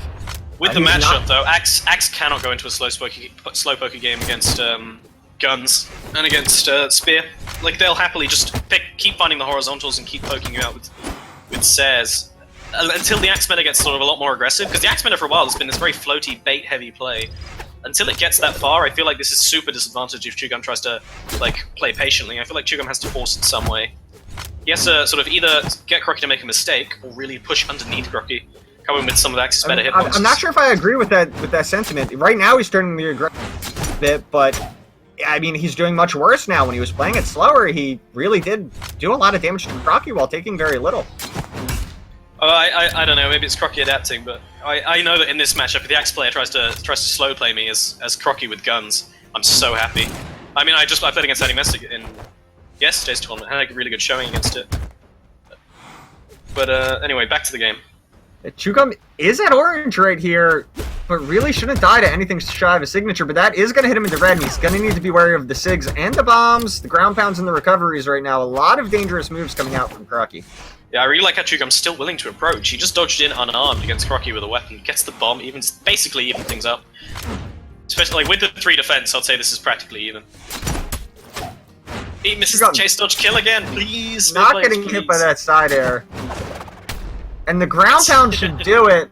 Yeah, it's working far better against Chum Gum than it was against Twilight, or against whoever. And we are 1-1. No, it's just Twilight, yeah. Working much better against Chum Gum than it was against Twilight.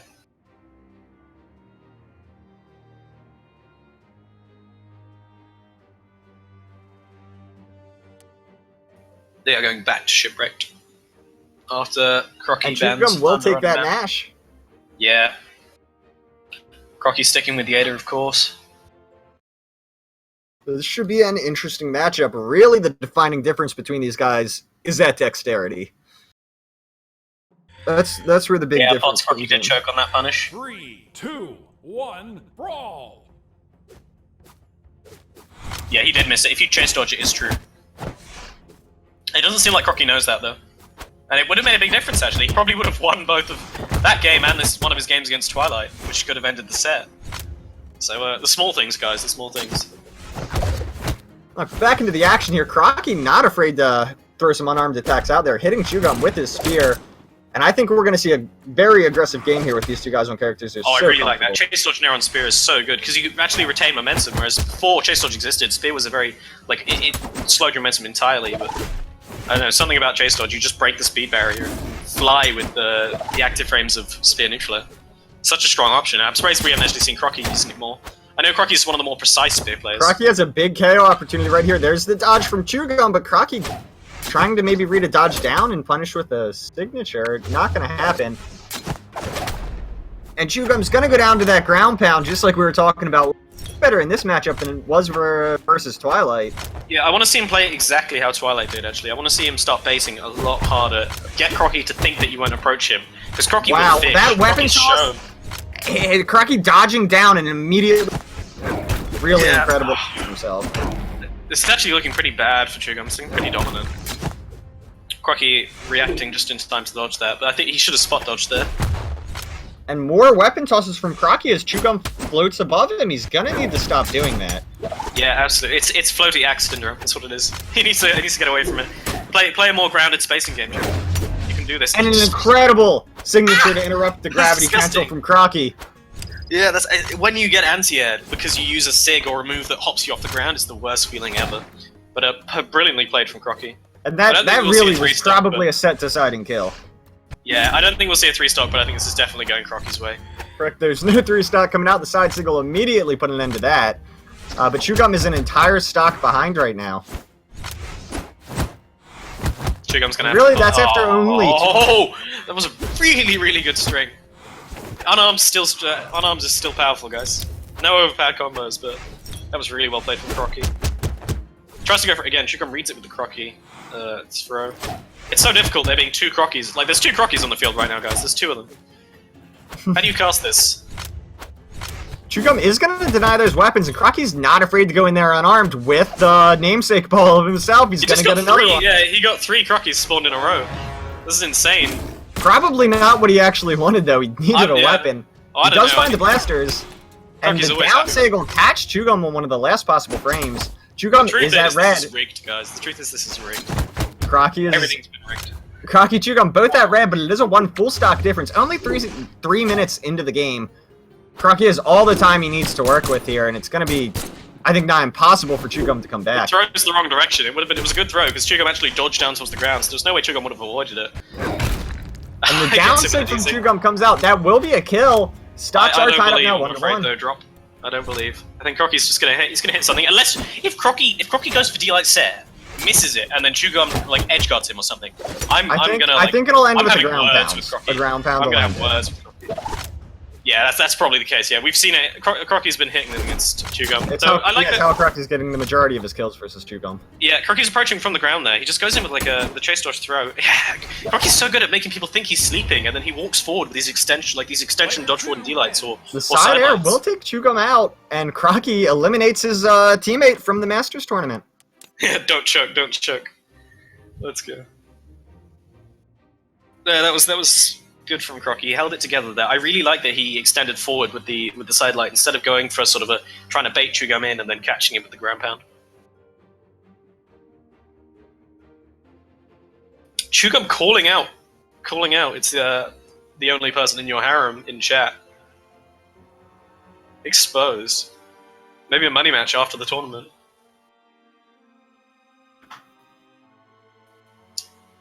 But we are looking at the bracket here. It looks like we're into round 2 of uppers, and that's Pickled Potatoes versus Doppy, and the other match will be Twilight and Stevenator. Twilight, Steve, and Doppy Pickled. It was Steve who won the money match. Twilight, Steve. They had a money match recently, didn't they? Yeah, last week actually on Masters they Steve played a money bodied match. him, didn't he? I believe Steve Steve was won so worried about that 2-0. game. I believe Steve won 2-0, and then they played. They turned it into a best of 5, and Steve won that 3-0. Yeah. Steve. I spoke to Steve before that, and he was so worried. He was not confident at all going into it. But if he won when he's not confident, going in now, we'll have to see how that shapes up. But before that, we've got Doppy and Pickle. Yeah, I mean, I think Stevenator is a strong contender for top 10 in NA, and he really is not confident in himself. Oh, also, I'm an idiot. I called Pickled a Boo member earlier. Silly me. Pickled is sponsored by Vex Gaming, as well as Doppy. This will be a team kill, this match.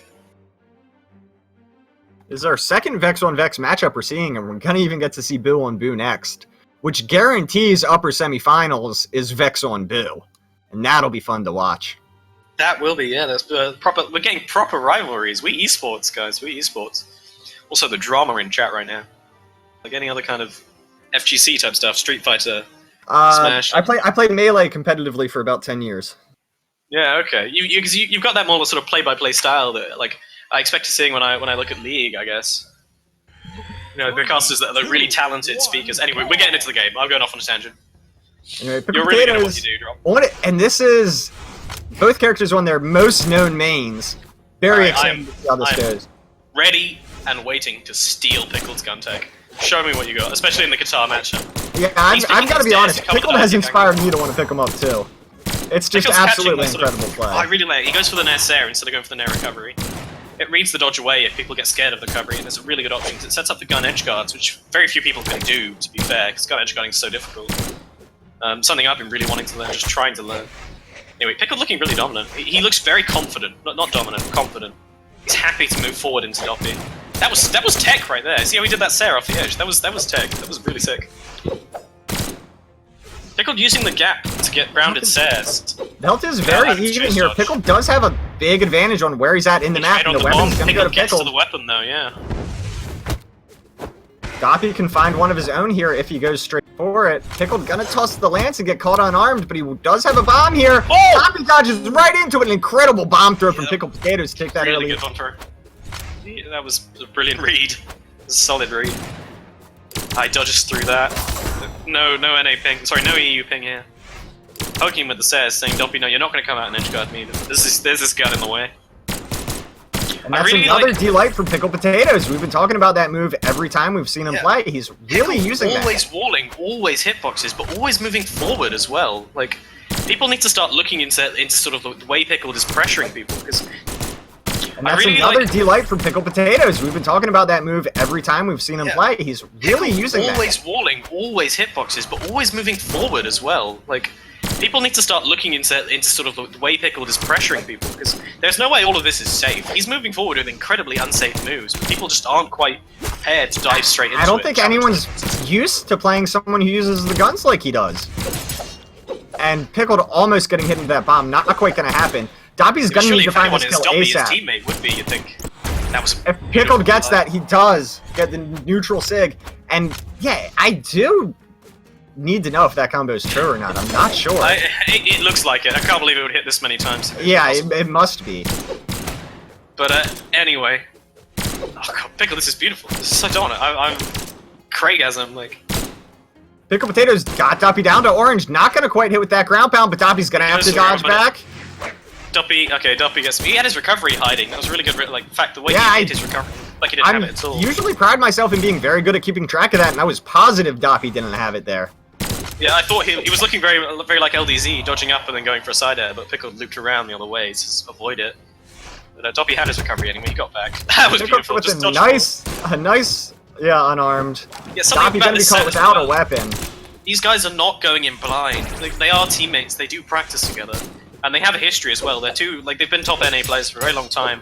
Pickle going for a hard read. Like, you're going to see hard reads. Look at that. Look at what Doppy just did there. Running off with the sled charge D-Sig. Pickled Potatoes with another neutral sig. Player one. Should that That's Sig gonna hit be- grounded? I don't know, but it did, and it killed it. That's a convincing win for Pickled Potatoes. Absolutely dominant. Yeah, it was beautiful to watch. I mean, he did have the best performance in the regular season. He is the 1 seed. Yeah, is Pickled in first seed? Yeah, Pickles That's good to is see. the Yeah, 1 he's seed. been such a strong and consistent player. Also, I like, believe he just went undefeated. yeah, Pots and Pans. No, it shouldn't. It definitely shouldn't. Maybe we'll get that. We'll petition. But it's a great sig. You know, we are going to Shipwreck, and Doppy's going to Lucian. I like this actually. I hope he's comfortable enough on it to make it work. We saw his Orion earlier. It didn't turn out so well. 3, But, 2, 1. I think Lucian Doppy picks here went good. The to extra Lucian. defense. Yeah, I wasn't expecting him to switch to that, but Yeah, I've never seen it Once- before, but I like the idea. That was a really good move. He goes for the net, doesn't go for the punch, he goes for the dodge read instead, looking for the huge damage combo. With if he gets the dodge read, obviously you go to the ground to cancel D-Light into the set. we are having a very interesting Blasters on Blasters matchup here. And Yeah, Doppy this isn't going to be a without wrestling weapon. sleeper gun this at all. You got two aggressive gun players here. I assume Doppy's aggressive with guns, he's aggressive with everything. Oh, that was a really nice throw. Picks up the guns as well. Creative play. Doppy gets to the weapon, but Pickled's ready. Pickled, I'm stealing all of this. I know Snacks is watching as well, so Snacks is also. You're revealing the secrets. Even Debreen yesterday showing off his guns wasn't doing anything like this. And Doppy gonna have to use his dodge to recover there, and Pickled wasn't able to punish that. He keeps going for these hard reads. I feel like he knows things that work against Doppy, like from outside of this match. He's not coming up with these reads right now. But Doppy avoiding them. Well, these guys, obviously, being on the same team, play together often. Yeah, Very yeah. familiar But, with each other. it's interesting because it's not working against Doppy. A lot of them aren't working. He's going for a lot of these sort of dodge-in reads with the news Ensig like that, exactly, and they're just not working. Pickled's clearly confident, but Doppy's changed something up. I mean, we saw in the match against his first match. Who was he against? Let me check the bracket. He was against LDZ. We saw Doppy had just shown that he was willing and able to slow it down against LDZ. And he was so patient and controlled, so...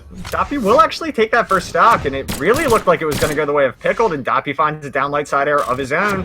Pickle needs to be real careful here. Perfect spacing there from Doppy, knowing exactly what the also, range of that like, signature was. huge props to Pickled. He dodged out of the S-Light stare. That's like a 1 or 2 frame dodge window, and one of the hardest like strings to react to. In And the I game. am super surprised that Doppy got picked up by that anti-air signature off the ground. Yeah. It's terrifying. But Doppy on the guitars against the Lance. This is a matchup they haven't really been playing. They've been avoiding this matchup. Yeah, and it's a bit up in the air because the Lance has been changed recently. The matchup used to be very Lance favored, but with the recent Lance sort of changes, I'll say, not really nerfs, it's a little bit more even. Anyway, Doppy's clearly happier with the guns. Yeah, that was really good spacing by Doppy, baiting that he was going to go up from above and then sliding off to the side and hitting him with the side air. So much damage from these down airs. Super safely. Is approaching deep red as Doppy is taking control back. I love that. Doppy's so much experience. He just walks in on the Lance, knowing that the Lance hitbox isn't active anymore, and just jumps up and dares it. Ah. Pickled catching him with that sick apparently and also hits stacked. Side air. And Doppy could probably kill Pickled Potatoes immediately. He's got some work ahead of him, though, as Pickled not going to want to give this stock up easily. He's going to try and build a lead here. Pickled picks up 2 Lances in a row, so his next pickup will be Blasters, which does seem to be what he prefers, although in this matchup, the Lance is working so well for him. Pickled completely changed around with the hard reads. So much momentum. Pickled looking like last game. That was I believe brilliant. that this could be a perfect stock for Pickled Potatoes. Yeah, I believe that was. Doppy that goes was down. Knowledge right there. Pickled Potatoes with another 2 stock, and he's going to move on 2-0. People talking about who the best player is in chat. I agree with Pugsy. But yeah, that was 2-0, very convincing. Pickled looking like he's actually gonna, like, can anyone beat Pickled? But we've got the grudge match now, Twilight versus Steve. Obviously Steve in this is the favorite. They've played recently, and it went quite solidly in Steve's favor, so we'll have to see what Twilight can pull out to try and sort of shift things up. Shake things up, sorry. Yeah, we do have the Twilight on Stevenator matchup. And that's going to put, since Doppy dropped down, it will be Doppy versus Crocky in Lowers round 2. And the loser of this will face LGC. And the winner Orange, going on to Craig Adam Effie is the best player. Well, he knows it.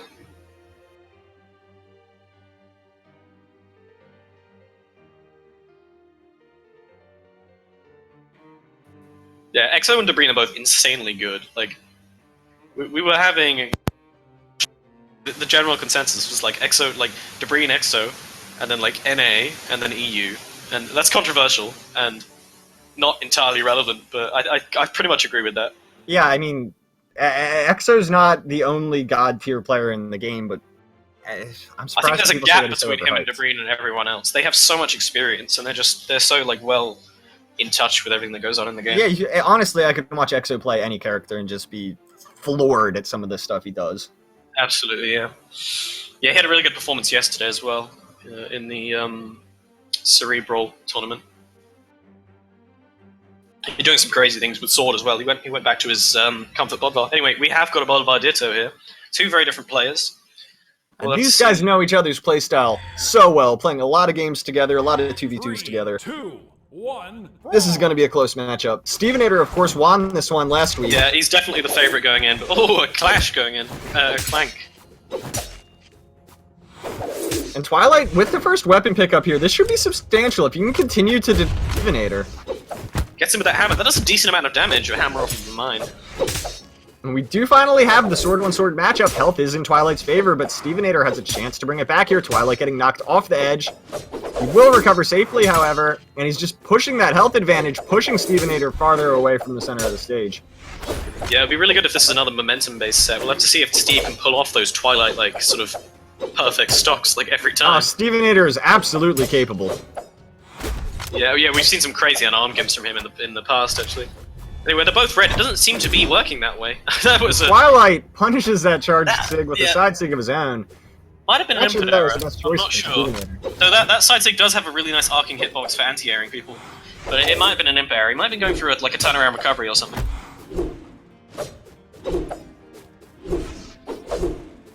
Stevenator fishing maybe a little bit too hard for one of those Sares. He does find the scoop, however. I think that was a bait. I think that was actually a deliberate bait. The missing the bear on the other side of the stage, straight into a turnaround scoop. Look at that expert as well. Steve seems definitely one of the people to pick up the new tech, and use it readily. Sure, he's ready with it to pull it out. Steve is looking to take Twilight out here, but Twilight finds a nice sword combo. Yeah, the Sare spacing just going in favor of Twilight. things are going very badly right now for Stevenator if he's not able to capitalize and find the kill here soon. He is already at orange.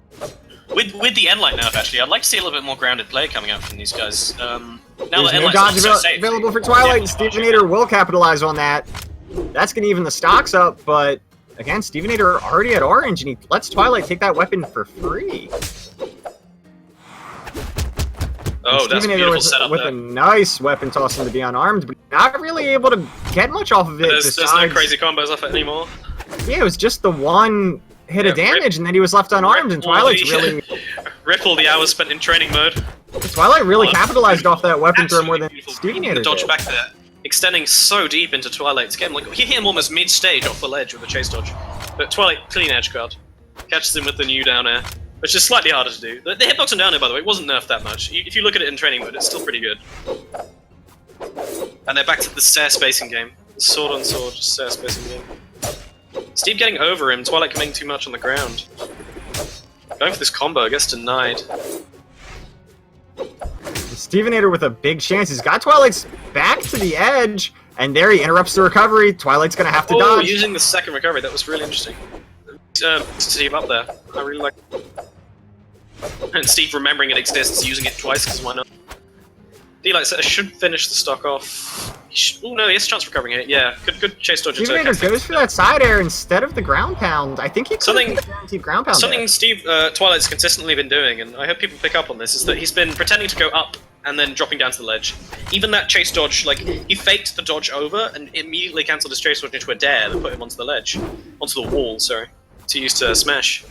But, yeah, it's something that he's been doing very consistently. Crocky punished it at the end of their second game. But I hope Steve and everyone else picks up on this tournament. And Twilight with a big chance to end the game right now. Stevenator in a lot of trouble. Yeah, he's got all the stage control. Steve, again, being pushed up into sort of that floaty position, but comes in underneath. Steve gets a nice turnaround here, and if he's able to continue juggling Twilight, that's his chance. Not going to happen, though, and they're back to a neutral game. Yeah, I like this. I like Steve's aggression. He's showing he's not scared to be on low health. Steve can't start playing passively now. He needs to catch Twilight out. Twilight, a very patient player, though, so Steve's aggression has to be calculated. Yeah, that hammer recovery, they're completely controlling the space above you on the ledge. Like, ooh, and this could very well be the game. There's the dodge needed from Stevenator, and Twilight gets him with really good option coverage by that. Yeah, really, that covered so much space with the D-Sig.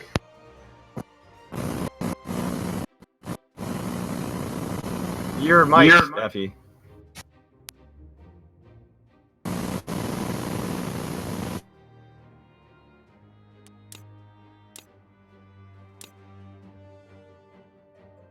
All right, and I think, Effie, are you back? Hello? Yeah, sorry, you just had a very loud read. That is really strange. 3, 2, 1. And we are here live on Game 2. Same matchup, but we are on Great Hall, and I love this for the sword. These guys, very good sword, very good unarmed players. I'm hoping to see them use the ledge cancel. That's true, actually. I completely forgot all the old ledge cancel combos still exist. It's just the one true one that goes from the ground doesn't. So yeah, I know Debreen definitely still now especially advantage on this map because he knows them. Hopefully we see something crazy coming out from that. Hopefully we'll see some ledge cancel D-lights from the sword. Yeah, Twilight really good interrupt with the hammer there, throwing down to break the recovery into Nair on sword. Recovery is minus on hit, guys, so you can always interrupt it. Just don't don't whiff, and don't fall straight into the Nair. Or don't dodge down. Twilight with a big ground pound. Stevenator gonna go around the horn here. Doesn't even need to use his dodge, so that's gonna be big. He does recover safely. Twilight going for that signature, getting punished by Steve for it, but once again, we're in the ledge guard situation. Stevenator with the hammer. He will throw it. Yeah, the downside comes out from Twilight. Twilight's absolutely feeling himself. Those chase forward side sigs. Twilight feeling like I've got control of this. I've got the momentum. I'm going to push this and get the kill, and he does as well. He's a call it a Twilight stock. It's a Johnny stock in Smash. Call it a Twilight stock. Oh, that was a beautiful. And there's the dodge ledge from cancel I was talking about from Stevenator. Some extra damage, some extra distance on that D-Light side air combo, and this is big. That was a Twilight. super meta dodge from Steve. Twilight hit Steve with a side light, and Steve knew what do people do after they go for a side light? They always go for a jump scare. Steve dodging diagonally downwards and inwards, able to punish it perfectly. Really good. It's very great play from Stevenator, and this game's fairly close to even, slightly in Twilight's favor. Absolutely. Yeah. But Stevenator able to find some more of these hammer hits, could tie it up very quickly. He goes for the Goes throw for the on weapon combo. toss into the unarmed. Yeah, but Twilight's too quick for him. Both of these guys at yellow. Twilight Steve going into the orange. I think Twilight Twilight's really just doing a confident signature now. thing. He likes to jump in, throw a Sarah, and as soon as the Sarah animation goes off, he backs out. That's Twilight's signature move. He loves doing that. He extends only very slightly, just using the tip of his hitbox. It's a very safe way of playing.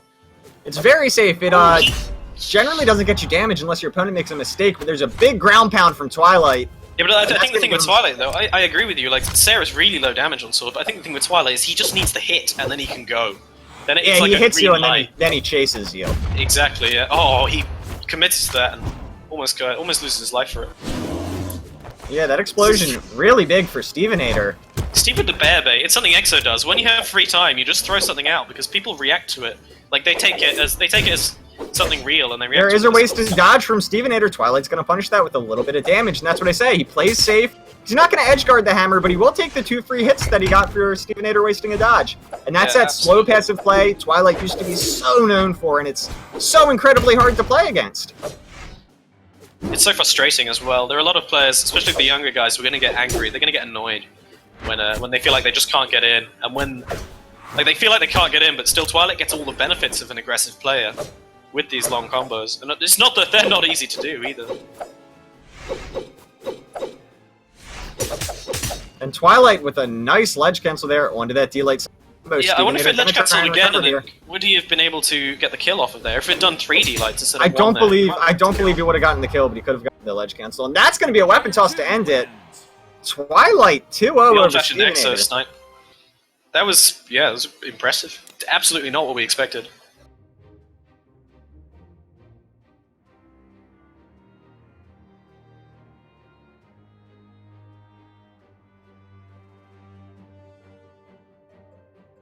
Alright, coming up next, I assume we're going to losers. And we have loser of 8. We will have Steve vs LDZ and Doppy vs Crocky. LDZ, no, actually, no, there are 2 members in the bracket who weren't from Vex or Boo. We had Zillow from Z and LDZ from Inertia. Yeah, LGZ being the only Inertia player here. Wanting to have a good showing, and I believe we're up to Stevenator versus LDZ. Yeah, we have, let's see. Okay, so winners finals will be Pickled and Twilight, and we'll just run through the losers bracket first, I believe. Starting probably, I don't know if are we going to make Steve go again straight away, or? We can go into Doppy Crocky. It might be better, just fairer for Steve if we go straight to Doppy and Crocky. No, LDZ and Stevenator are here, so we will just go with that. Okay, They're ready to go. Sure, yeah. If Steve's cool with it, it's fine. That is the order of the bracket, so that is what makes sense.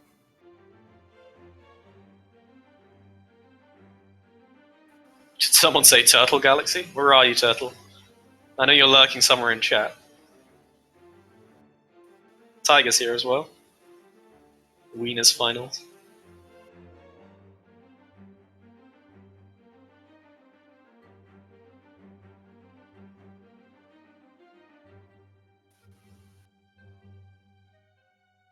Pickle must be loving this chat. There's so many memes. This is like the memes per minute are relatively high, Pickle, and most of it's not even from you. So looking at the bracket here, again, we had Twilight. Didn't have the best regular season showing, but he is in upper finals right now versus Pickled Potatoes, who I believe went undefeated. And then down in lowers, we have Stevenator versus LDZ, which we're about to see, and Doppy versus Crocky. Surprised to see Crocky go down to lowers so early. Twilight did send him there, though. Yeah, well, that was an incredibly tight match. It could have gone either way. Doppy, unfortunately, coming up against probably the favourite to win, the first seed Pickled, because Doppy's had a really strong performance as well. He happened to run into probably the hardest person you could run into. It's an unfortunate bracket. We'll get into that when it goes. I think Doppy will take it over Crocky. I think Doppy has a chance of making a run straight to grand finals, going up against Pickled again. I really believe anyone from lowers has a chance. Anyone left in this tournament has a chance to win. Yeah, you could say that, but I don't know. I mean, there's certainly there are people who are favorites over, but I wouldn't be too quick to count anyone out. Yeah, the thing is, like, there are certain grand final matchups that are just really bad for some people. If Pickled ends up against Crocky in grand finals, you have the gun ditto, which I would favor Crocky, and I know Crocky's not so confident with his guns, and then you have gun versus spear, which is also gun favored. But anyway, we're getting into the game. Yep. Go on, drop. LDZ is going to get that first weapon pickup, and they are Qatar's. Stevenator with a lot of risk there. He does get knocked into the bomb. He will find a weapon of his own, though, and I really do love playing really Sword nice. versus Qatar. Yeah, the awareness from LDZ, again, same thing again. Steve S-lighted LDZ, and LDZ just mashed Qatar there, because he knew Steve would probably go for a follow-up, like a jump Sarah or something. So really great awareness, just be ready to do that. Sort of meta reads. Steve finding the stomp, but not having good enough spacing to follow that Chase up. dodge instinct from LDZ. He could have dared, I believe, but LDZ right now looking to kill Stevenator. We're only 40 seconds into this first stock. Yeah, it's been pretty brutal. Stevenator with another side air and another one! That's gonna kill LDZ! Something like 3 in a row! Light. That was so good. Stevenator turning that ledge guard situation on its head. LDZ paying big time for trying to chase that hammer off the stage. Unarmed combo, and it doesn't get the read. LDZ's defense is really strong. He doesn't dodge in the most common ways at all. As we've seen, for example, when people try to edge guard him and get Qatar set off the edge and lose games. But and LDZ does have that mind. Stevenator's gonna catch it. He did not have dodge up there. He needed very clutch moment. And LDZ with a bomb gonna force the dodge and a dive kick. Steve is so red. Yeah, it's gonna go. I really like Steve's hammer in this matchup. That dive kick had about 1 frame that hit LDZ, I think. Catch it right at the end of it. Just the tip, guys. Just the tip. Just the tip toe, actually. I really like Steve's hammer in this matchup. People have not been having a lot of success with sword against LDZ because the way you play the sword against Qatar matchups, very end-light heavy, very bait heavy, but if LDZ reads you end-lighting, that's a guaranteed S-sig for him, especially with the end-light nerfs. So they're having to play more floaty and Stair-like, and that really opens the matchup. I would actually like to see more side lights come out of the sword. Side lighting amazing in it, yeah. People seem so scared, I don't know what's going on. People seem to prefer to go up for this floaty Stair game than they are for this aggressive side light. I don't want to say spam, but it essentially is. It's so good. LDZ is actually going to take the game down. How many times have we seen that happen? LDZ just getting these really sharp Sairs, people trying to recover up onto the ledge. I mean, you do not want to get caught by a Queen Nine Sarah if you're at orange. Insanely strong. Something we haven't seen is a lot of Qatar dare into Sair. LDZ seems to... Stevenator is absolutely dominating this edge game with that hammer. You cannot get around this guy. Almost LDZ-like. He throws it though, Steve, please. Your hammer's so favored in this. I think you can really do it if you just stick with the hammer and play your own game. LDZ able to completely control the weapons right now, and Stevenator is at orange health. That's really gonna hurt him. Stevenator's gonna start playing very well, and he's got that hammer. Yeah, like that. He's maybe gonna pitch it. No, he will have to keep it. LDZ got Stevenator in the ledge guard, not gonna choose to jump off after him. Guess he learned his lesson after the first time he went after the hammer. But Stevenator is deep red. Side sig not quite gonna connect. Steve can do this. Steve will hit.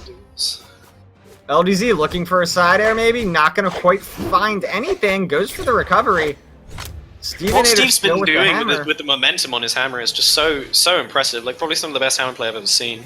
If Stevenator is able to take LDZ off the stage, that's his win condition. And a neutral light will interrupt that signature. And this game is very, very close. It's still LDZ's game to win. Because he's been getting these side air, jump side air reads. He's been reading LDZ taking to the air to get out of... Oh, finishes him with the unarmed uppercut from LDZ, and that was such a nice try from... Yeah, that was so tight.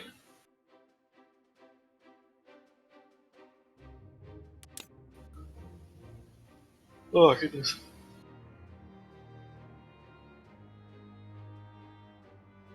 I've run out of water. Oh no. Anyway, game 1 to LDZ. Was that game 2? Game 1. Game 2?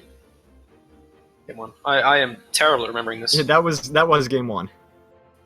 Alright, yeah. These two casters sound like they can't hear each other talk. Nice. Me and Drop, definitely very different types of casters.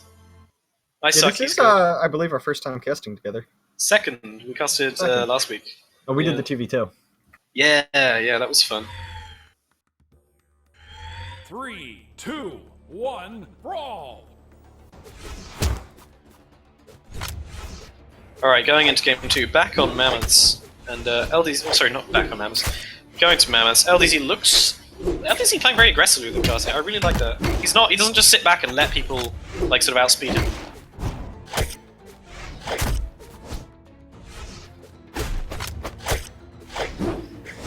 Drop you there? Yeah, I'm here. We're at yellow health apiece on this stock. LDZ is going to cover that weapon. Stevenator probably wanting the hammer, though? I'm not sure. Does look like he is going to opt to keep that. And this game is going slightly into LDZ's favor. Yeah, it is. Steve's swinging so much and realizing LDZ doesn't have the speed to get in underneath it. I really like that. LDZ with a big side sig, and that's 47 seconds in. Exactly, yeah, that even things up. That pulls him ahead by quite a lot. He's orange with Steve and white, and there's so many high damage guitar combos. I would have absolutely predicted this game going to Stevenator, or this set going to Stevenator, and LDZ is just... I think it still will. If Steve plays solidly, gets a hammer, and doesn't go for this sort of floaty throw game, keep throwing his weapon away. I think Steve has the side advantage. Air. Big ledge guard situation here. Ground pound, gonna get dodged. Stevenator will follow that up with the uppercut. LDZ looking for... Yeah, LDZ's so happy to take it up and he gets back on stage. He doesn't get the combo there, but yeah. LDZ's... If LDZ doesn't keep getting these side sigs, I'm still giving this to Steve. Just the hammer plays is so impressive. Stocks are even back up nicely. Such a good bait. So when you see sort of Steve getting orange from these guitar combos, right, this is it, right? This is the moment where Steve has to not get hit by that S-sig right there. And again, like, if he doesn't get hit, Steve will win. If he does, LDZ pulls ahead massively. It's such a huge deal. And LDZ going for this floatier approaches now. I really like this. Steve going more grounded. Perhaps looking for finishes of his own. Spear Toss not quite going to connect onto Stevenator. LDZ does let that weapon go up, but he'll immediately punish Steve for taking it with the side air, and that is a kill. Stevenator immediately gets gifted a weapon of his own. It is that sword, and it looks like he wants to go straight to the edge. He's hopefully trying to bring LDZ off the stage, maybe? And after you are echoing again, buddy.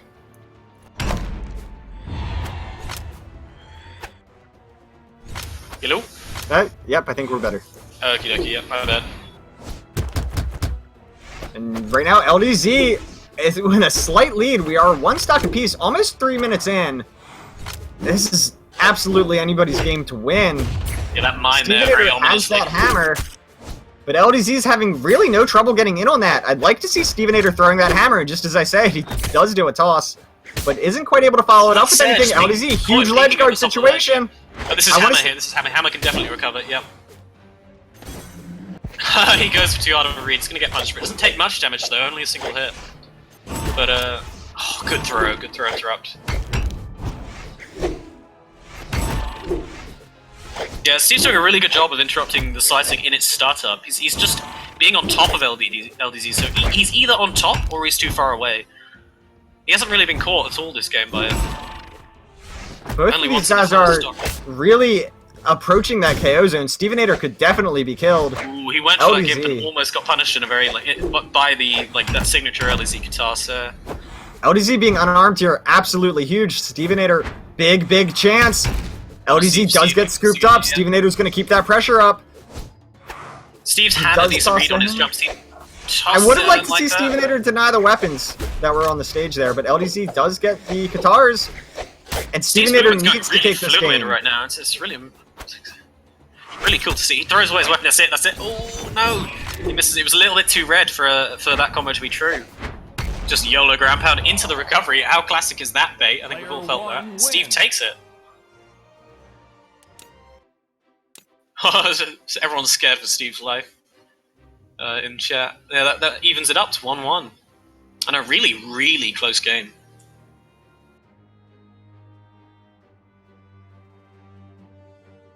Yeah, and we are into game 3. Yeah, I think obviously this one's deciding who moves on, who gets knocked out.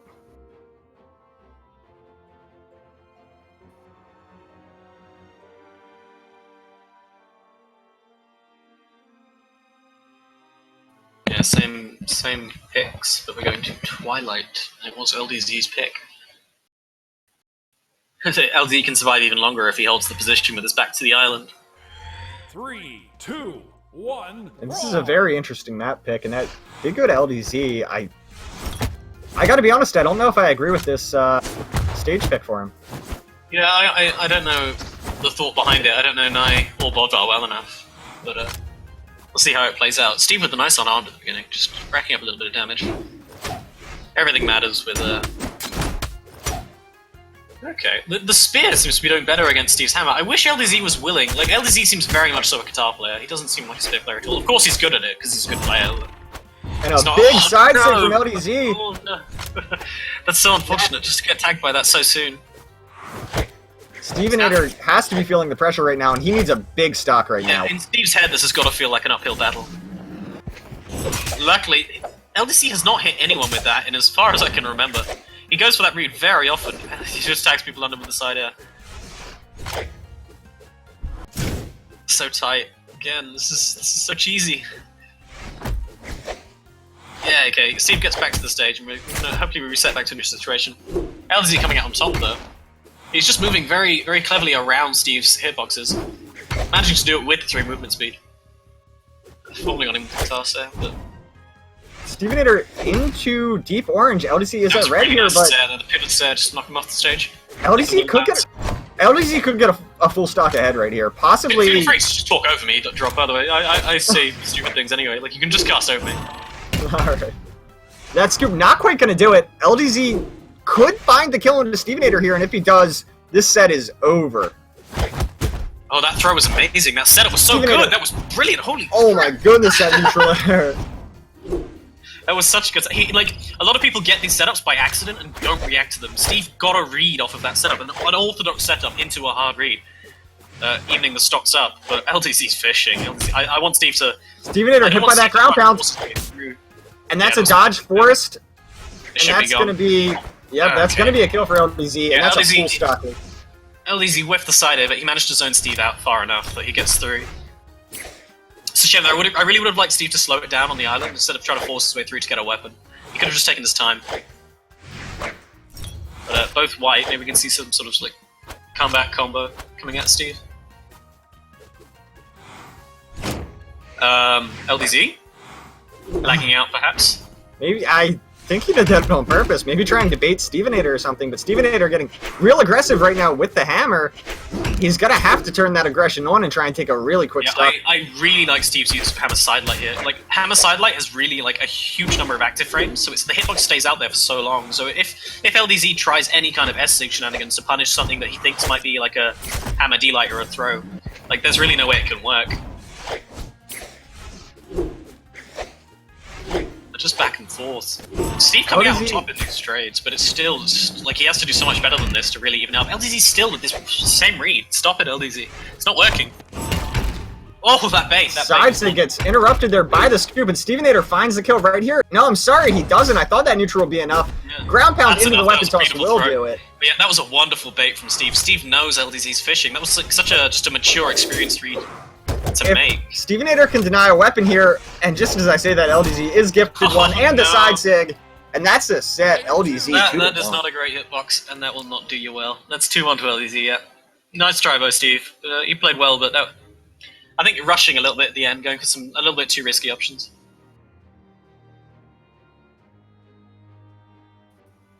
Oh, okay.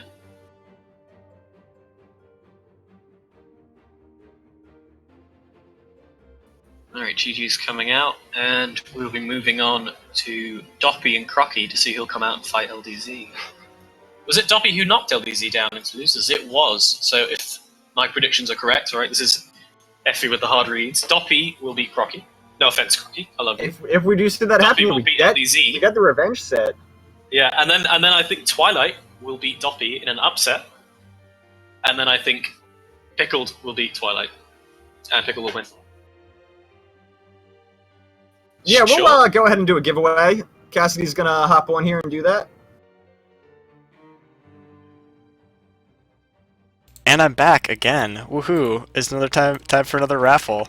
That's tough for me to go to the toilet then. Oh, great. Okay, I can't think of any keywords because I'm bad at this. Just make it active. No keyword. Yeah, let's make it active. So just say anything. Don't actually say anything that's really annoying. But you know, just do anything. You'll, as long as you're typing, you'll be entered into the raffle. You know. We'll just let it go for a little while.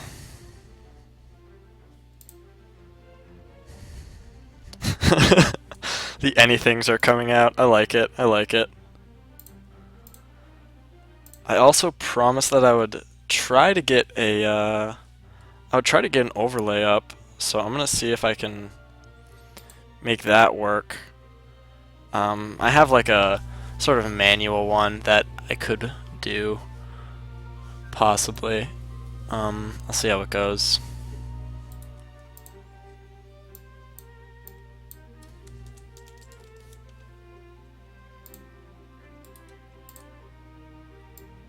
What is the keyword, if we have one? There isn't one. There isn't one. We're just doing by active users. Okie dokie. Let's just check we're active. Alright guys, I've rigged this one for sure. Someone's rigged it, someone else has rigged it as well. You can go ahead and roll here, Cassidy. Definitely. Alright, thank you for the CCs. 1776_CS is the winner. I don't know. But you're the winner. Yeah, definitely rigged. Yeah, I know. It's fine. We know it's rigged. Completely so yeah, same thing as usual. Just you'll get your code. There you go. He's here. Quantum asking how active do we need to be to count as active? You have to be active enough to be spamming. Spamming. You also have to say active or anything a lot, because I always say anything, and people always will just type anything. So hey, look at that! I also have a overlay, sort of. It's an old one I used for a tournament a very long time ago, and I still have it. So we actually have a scorecard and all that stuff. So I'm gonna be muting myself again, and I'll leave it back to you guys. Tiger, please. Tiger with the passive in chat. Tiger is a good guy. I really want to see Tiger just come out to Worlds from SEA and body everyone. It would be just absolutely beautiful. Tiger, please, just work your ass off. I mean, the guy is like 550 wins, 10 losses right now. Pretty ridiculous.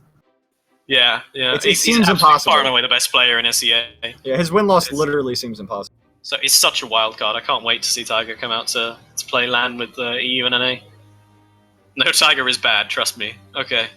Man in the chat. Sorry, Tiger. That was your chance. It's gone.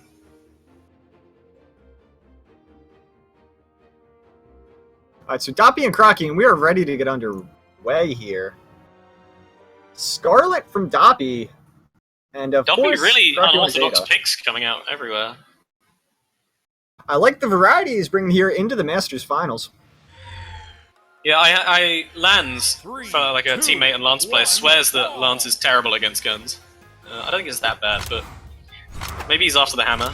We know he's been like he picked up his hammer on Nash is absolutely amazing. Hold that setup. Finding a lot of nice damage here early on. He is unarmed. Doppy does have that hammer. We've seen so much success with the hammer this tournament. Yeah, hammer in general has been performing really well, but it's due, you know. It's due. Hammer's a really fun, interesting weapon. Fun and interactive. And Crocky using a lot of nice standing neutrals here to keep Doppy out, not letting him dodge in. And a lot of momentum right now going in Crocky's favor, and Doppy putting himself in a little bit of a bad way here. He does find that hammer, however, and Crocky's going to try and pressure in, maybe look for a kill here shortly. We're approaching the 1 minute mark, and that's typically where we see these first kills, 1 minute to 1 minute 30. Yeah, I absolutely know nothing about the Spear vs. Hammer matchup. Not a thing. Do you play either? Yeah, no, actually don't play either one of those weapons. It might be my favorite. We're clueless casters here, guys. What? No, I mean, the Spear's what? Faster? The hammer probably has a bit more range options, so that's what I would say about it, but that might be ignorant. Anyway, also, so we're back into this. Crocky missing the D-Light Sarah again, just putting it there. He tries D-Light now. Oh, that's Crocky with a huge signature there. He is, however, playing Ada versus that 8 strength Scarlet, and if you're Crocky, you have to be worried that one hammer Sarah could lead to your death right now. Yeah, the issue is, though, that you can safe play with Ada. Ada's no Ember. You don't have to go in to get your damage. So the 3 defense is much less of a detriment. Especially since Crocky sort of Ada outspeeds Scarlet so much. Just trying to get a grip on the matchup now, see what each player's opting for. Crocky's going for the same thing, where he's fishing for these end lights and going for chase dodge setups, pushing the momentum. Like, you see something like an S-Sig if they're red, or a side light or a down light after a chase dodge. At this point in the game, Doppy's really, really trying to find the kill on Crocky, and Crocky's just baiting him. Yeah, that was a perfect bait there. That was actually really tight. It's so almost a difficult gimp from Crocky. The to react ground pound doesn't quite dodge an connect, end light though. on Hammer. Ooh, that if he hadn't have thrown there, it definitely would have gotten hit by that side tick. And Crocky is currently up a full stock. Doppy making me look like a fool right now. Terrible predictions. Doppy does have the landmine there. No dodgers up for Crocky. I'm surprised he threw it arched like that and just didn't immediately throw it straight ahead. Oh, what a bait! What a bait! That was a big amazing. sig from Crocky, and that's a Crocky knows two-stock if he lead. jumps, it looks like he can't possibly be reading dodge in, but he was, and I'm stealing. That was good. Like way to hide That your was intent. a very clever gravity cancel from Crocky. Crocky showing he's really got that creative mind that I think everyone knows him for. That hammer there was so close to killing Crocky there. Doppy needs to not get frustrated and just find his way in here. I don't... that end light. Crocky definitely knows this matchup against Doppy as well. He knows it and he seems comfortable here. And there's the nair from Doppy. That'll finally take that stock away from Crocky, but that's almost 3.5 minutes into the game, and he's playing Ada. Yeah, absolutely. This is looking pretty dominant. I feel like Doppy's getting the short end of the stick in these matchups where people know his play. They know how Doppy plays, and they have strategies prepared, ready. I do want to see Crocky hold on to this bomb until he can get a weapon for himself, but he is actually going to throw it out. I know what you mean there. I really like that. Just holding on to the threat of the bomb so you have enough time so that they don't go too aggressively on you. It's definitely a good idea, but Crocky tosses it, just goes for the early kill.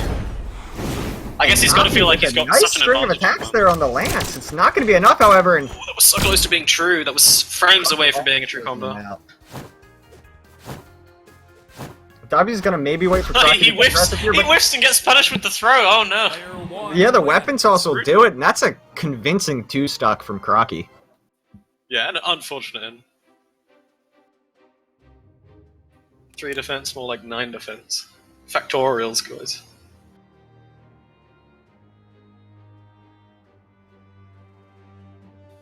Snacks with the knowledge. Hammer is the 4th shortest Sarah in the game. Yeah, I was going to ask if anyone could confirm that.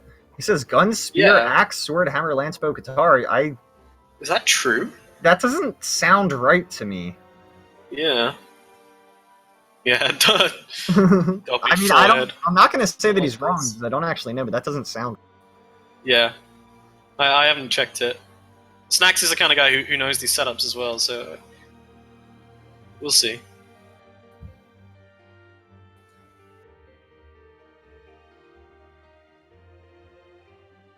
Snacks with the fact, yeah. This one's for Pickled. Okay, Doppy going to the Nash. Yes, this is what I wanted to see. Nash, like, there's so much potential for Doppy to just, like, one combo Crocky. The 3 defense, Yeah, especially on Shipwreck. Like, there's nowhere for Crocky to run to. Brawl. A small string of damage followed by that spear side Yeah, sig and absolutely. Crocky's Like, dead. on stages like Blackguard, on stages like Twilight, if you get hit into a combo, you can go up, loop around, and just take a very long path back down to the ground. Shipwreck, there's none of that. If you're getting comboed into the air, you have to work your way down. Ooh, he goes for a fancy throw setup, doesn't work out. He almost... Woo! That could have been very Oh, bad. yeah. Doppy in a lot of trouble. Doppy, Crocky! not like this! That was I'm about having so much that fun was- here, guys, I'm sorry. such a small amount of distance that would have... If that dodge hadn't brought him back, I mean, he would have died. That was a really good Crocky. D-light read there on reading his jump. The setup, he saw it coming. But it didn't quite work. Reads And the right now, dodge in. Doppy doing looking so a much more great job comfortable. with those aerial attacks on the hammer, putting a lot of damage onto Crocky. And there's that side signal in the spear we were I'd talking say- about earlier. Doppy played like Crocky, giving away space. He just double jumped up and down there. That's not going to work. Oh, that's Gravity beautiful, cancel beautiful from knowledge there. If Crocky that was me, gets I would have gone punished. for a recovery. I would have gone for a recovery. It wouldn't have killed him. So Doppy, knowing his spear hitboxes, fishing for this as unpunishable as ever. Crocky needs to find that equalizing kill right now, but I'm not sure why he tossed his weapon there. Yeah, it's Crocky being Crocky, isn't it? Did Crocky change skin? Is I that what's believe he happened? did. That's what's happened, guys. And a nice signature Yeah, from that's- Crocky. Not quite going to get the kill on its own, but he should be able to guarantee it here. The mine No, it toss is wasn't actually going to come out just too early. I really So would like to close. see him come out and edgeguard in there. We haven't seen a lot of that. I mean, NA edgeguard's good. We haven't seen a lot of people going out for the kill here. We had Steve with the really good hammer sares, but everyone else seems content to just wait and miss their ground pound. Well, that was a very nice signature from Crocky to even the stocks back up, and he is bringing the game back towards his favor. Yeah, he wants the Gimp set up there, throwing the spear down, but it's too hopeful. Ooh, that was so close that he walked through the hammer and light hitboxes. Now this bomb both unarmed. Doppy comes out like on top because he gets the damage. Crocky's still playing sort of slight half passively, not pressing on him, but he's got the weapon advantage. Doppy looking so much stronger this game. So much stronger. I wonder if he was just like he was experimenting with other characters and just. No, you've got to be taking Masters seriously. You are playing all the best players in your region, or at least very, very many. So tight, Crocky. Like Crocky, you know what's actually? I'll say something. Crocky has not been fishing for ground pounds against Doppy at all. He hasn't been. So it's really surprising that he got that. Maybe he knows it doesn't work. Again, this matchup's playing out so differently for him than it was against. And just as you said, he does fish for the ground pound, and he is punished by the signature, and that's going to be advantage Doppy. Success is the biggest trap you can come up against. It worked for him last time, and Doppy saw it coming this time. Oh, that throw setup was god tier. He used the downward momentum to throw upwards and have his hammer hover in front of him. Picked it up quickly and then used a move. Look at that! Yeah, he's doing it. He knows the tech. He's chase dodging at the perfect height to set up that special throw. Crocky just barely missing that landmine toss. Not even for Doppy, not even dodging. Doppy dodging the wrong way there, yeah. Ooh, dodges that. Ah, okay, he whiffs a little bit hopeful, like, a little bit too eager, whiffs the nair and gets punished. Good read. Crocky with a great prediction on that dodge through, gonna hit him with that signature, and we are down to one stock apiece in a very, very tight match. Doppy needs this to advance. Both players trying to feel each other out with the space and expecting... They're friends, they're enjoying this, he's slowing it down. Oh, yeah. Yeah, both come out with a throw, but the bomb whiffs. Come on, Doppy, don't make me look like a fool here. Whichever one goes for the D-Light first always seems to come out, like, below. But they always seem to lose out in the situation, because the D-Light punishes the D-Light. Doppy wants this weapon, but Crocky's been punishing him dodging through so often that Doppy just has to sit back and say, I'm not going to do it again. Doppy wanted to endlight him into that. He gets it! Oh, that's tight. Oof. Sidelight, that's going to tie that up 1-1. Yeah, 1-1, and Crocky with, wow, XD in chat.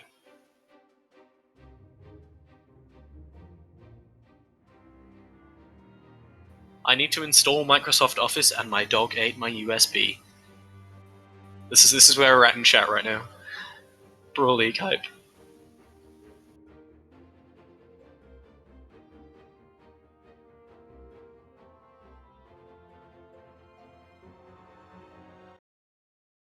Alright, we're going straight into game 3. Fast away. Again with the Nash. Obviously it worked out much, much better for him. Changed colour this time. We'll see if Crocky has the same spear skin. Of course, Crocky on Ada.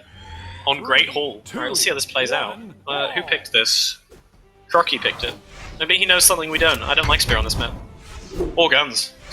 He's not against guitars, but yeah, we'll see. I do enjoy potential off-the-top gimps. You're cutting off drop a little bit.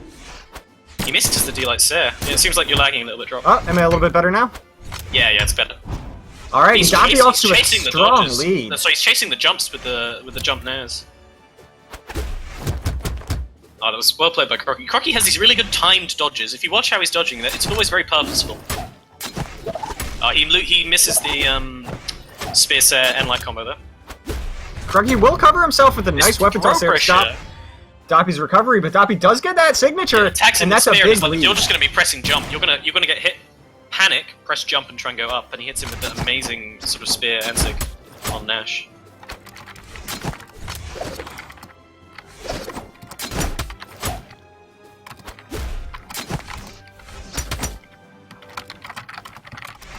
Drop typing hype. Click clack, click clack. No, it's alright. Oh, that dodge was so good. Doppy like with reactions of a god. And this is a huge lead to Doppy right now. We're only a minute 15 in. He can't find a weapon though. He's been getting mines and like bombs, but just nothing real. Crocky not quite able to find that ground pound. Doppy's reaction is just so good. And I don't think Doppy wants to be up on that high platform. Yeah, It's a dangerous spot for him right now, but Crocky with the ground pound. Doppy did get the ball though. He should have his recovery back, and here comes the dodge. He does get the through way Doppy's safely. moving, absolutely nothing is free for Crocky right now. He's having to read for absolutely everything he gets, which is a really big deal. Like, yeah, see, like, this shenanigans where there's a lot of ground pound and recovery works so well just because the hitbox is so big. You can just get them sort of for free a lot of the time. But Doppy's not having any of it. He's practiced against this, he knows. Crocky again missing the chase dodge there. I'm gonna yell at him later.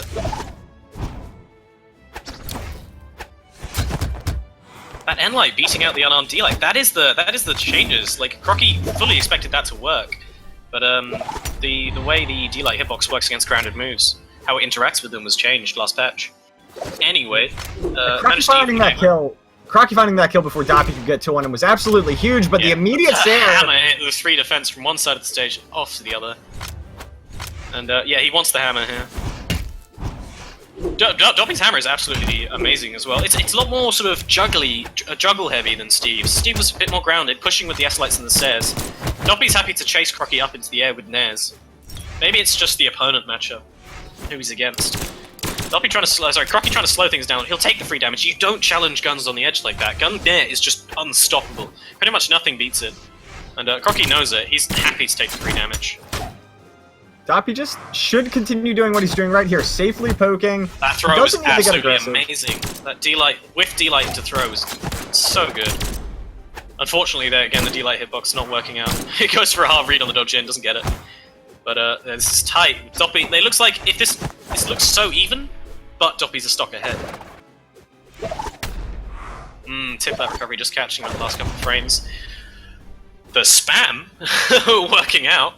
It can't work against hammer recovery. And Doppy with such a well-timed dodge and recovery there. A perfect read. That's Doppy 2-1 over Crocky. That's EU edge guards right there. Let's go.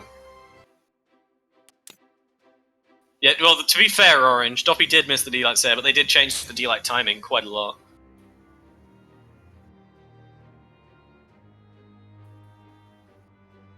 And that was it. That was 2-1 to Doppy. Meaning my predictions are still on track. That means we do have Doppy versus LDZ in lowers round 3. Oh yeah. And we also have Pickled Potatoes and Twilight, but we'll get LDZ and Doppy done so we can get on to all best of 5. Tournament's overrunning. Yeah, more stun time. Yeah, but it changes the timing. You have to press the. LDZ is not in the room actually, so we're on to Twilight. So, okie doke, that's weird. Yeah, no, Orange. You have to. You also have more recovery, so you're actually pressing jump stairs slightly later. It's not just more hit stun. Patch notes, dude. Orange B is a fraud. There, I said it. Okay, I thought you were going to confirm Orange B was a fraud. Damn it, dude. Hey, there we go. Alright, so we do have Pickled versus Twilight. And this is upper finals. It's going to be a free pass to the grand final for whoever wins this. I predict this going the way. I want to see how Twilight plays this. Against Pickled's, like, walling aggressive guns, I don't see how you can possibly make a Sair-based sword spacing style work. Unless, well, I mean, to be fair to Twilight, he doesn't just use these spaced out Sairs. He uses the Sairs just to fill time. He uses it to sort of zone around him, give himself some space, and then he looks for that one in and uses that to take off. Often it's an S-Light, often it's like, S-Light's good in this matchup, it's fine. Though he'll get beaten out by the gun D-Light. It's going to be interesting to see like Twilight's take on it, if he's going to play the same way, super passive, just letting Pickled take space, but in the time that he has, finding one way in and using that one way in to try and take an entire stock. Again though, Pickled, give me the tech. Give me the tech, Pickled, just so good. Oh, this is going to be an exciting matchup. He sucks at Mafia though, I'm just going to put that out there. If anyone knows what I do think is really good for Twilight that he's coming in from uppers. As I said, he's so momentum based. Pickled Potatoes has so much experience in this game, however, and that kind of cheeky play with Lord Vrax, Lance, and Guns is exactly how you get in Twilight's head. Also, the very sort of the vertical style of playing Sword against Lance was nerfed directly with the dare changes, so you see Twilight going for the dare there and just not quite connecting. We'll see how that plays into it. Lance definitely doing slightly better against Sword than last patch. Both feeling each other out, so you got that double back dodge when they reset to neutral there. So they're both very Twilight has a good ledge guard situation here. Pickled Potatoes in a lot of trouble. Twilight with a nice weapon toss and a dive kick. Here comes the ground pound. The dodge comes out for Pickled Potatoes. He releases the Lance recovery early. I really like that. Knowing he can dodge up and still make it to the top of the ledge. No need to hold on longer. Pickle just tagging him with the S-Light, just sees him floating, and people forget just quite how much range guns have all the time. That bait. This is tight. I think, yeah, Pickled's fine. Pickled's reading, like, Twilight reading that Pickle would stay on the ledge and try and slow things down to make him play up slowly. Pickle just extends up into the over the edge and says him. Again, just walling with these says. Oh, he goes for a hard read. He goes for 2, in fact. But, it's the trifecta of 6. People do that, you know. If they whiff 2-6, they always go for the third one. It's a weird read you can get on people. Twilight does get that early kill, though. He is at deep red. If he's able to manage denying Pickled a weapon, this could get really bad for Pickled very quickly. Yeah, absolutely. Especially when Pickled's going for some strange things. Unarmed NSIG. There's almost no. I'm just gonna put that. There's almost no reason. That was a good finish there. Just gets him with the anti-air. That hitbox is huge. Yeah, he did. There's almost no wait. reason ever to I do want to comment on that kill real quick. Pickled did wait and bait out Twilight's dodge in the air, and then just spaced out for the anti-air signature. Yeah, just a complete raw read, which is perfect. But yeah, I was just saying. What was I saying? Goodness. Oh yeah, there's no reason ever to go to unarmed neutral sig in neutral, like, just from neutral, there's no reason ever to do it, because you can confirm D-Light into gravity cancel neutral sig, and it's a true combo, and no one does it, and it pains me, because it's so good. I was hoping someone like Pickled absolutely high kill potential move. Yeah, but right now, Twilight more than a full stack ahead of Pickled Potatoes, and we're only 2-10 into this game. Yeah, I think maps are actually going to come into this set, like, the map picks are really going to make a difference in this set. Just with the matchup, the sword pushing in a sort of, I'd say an unfavored matchup against Guns. So it could really get put on the back foot. So if Pickle manages to win the first game, the counter picks are going to make a huge difference. That was almost taking Twilight off the top of the stage, which would have been absolutely huge. Not quite going to happen, though. And Pickled Potatoes gets it with a huge side signature. Twilight, Pickled Potatoes, no dodge there. Twilight wasn't able to punish it. Twilight read the dodge in, but and a very risky gravity cancel from Pickled Potatoes will pay off. Twilight might get this bomb here. Pickled's not going to deny that. He's not going to deny the weapon either. Like so safe. I like that. He doesn't try and challenge and get baited. Twilight no missing the coming kill. Out from Twilight. Sarah or Dare, anything would have done it there. Side sig even. But Pickled can absolutely one combo Twilight here. Guns have the potential to deal like up to 100 damage in such a short amount of time. Or just give it from White. Like, just not hitting those Sarahs that he's so well known for. Pickled Potatoes, dodge still up. There's the dodge. It's okay, he grabs him with the ground pound. But a little word about that last Sarah that Twilight threw out. Pickled manages to work his way close enough to the middle of the stage, and this is like a huge thing on the importance of stage positioning that people don't really think about. He worked his way close enough to the middle of the stage that when he did get hit by the Sarah, it didn't kill him. He had another chance at recovering. Fortunately, he lost, but yeah, a huge thing to just pick up on. It's a big difference. Anyway, that's 1-0 to Twilight. This is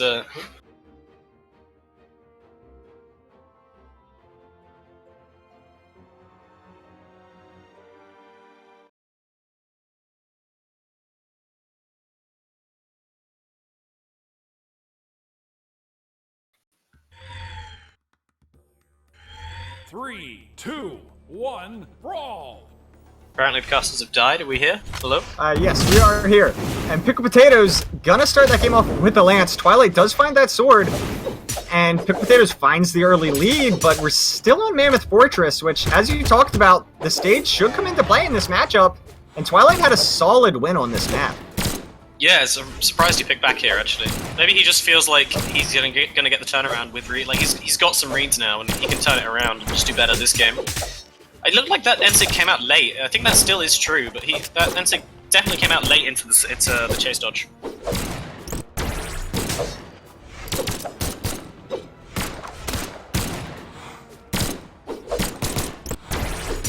And Twilight, yeah, is able to avoid that move that we weren't sure was true or not. I'm still not sure. Pickled Potatoes, though, does find that kill relatively early on to Twilight, and he is only at orange. Kind of looking like the opposite of last game right now.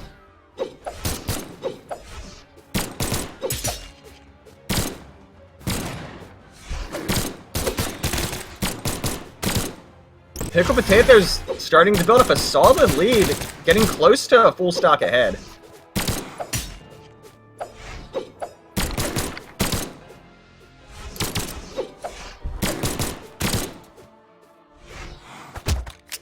Sorry, I was away for a second. Finding a nice side signature, and this is exactly like last game except for reverse. Twilight's gonna need to take this stock right now. The bomb not gonna do anything. Pickled Potatoes so deep red, so many things will kill at this point. Yeah, absolutely. This is... Twilight needs to be patient though and not make a big stupid mistake like with a bad dodging that gets him punished for so much damage by those It guns. really speaks to the strength of Pickled as a player. It's just to have a comeback like this. Yeah, that's definitely true. There's no way he goes for that at that health unless it's 100% true. Alright, anyway, I'm gonna stop thinking about that now.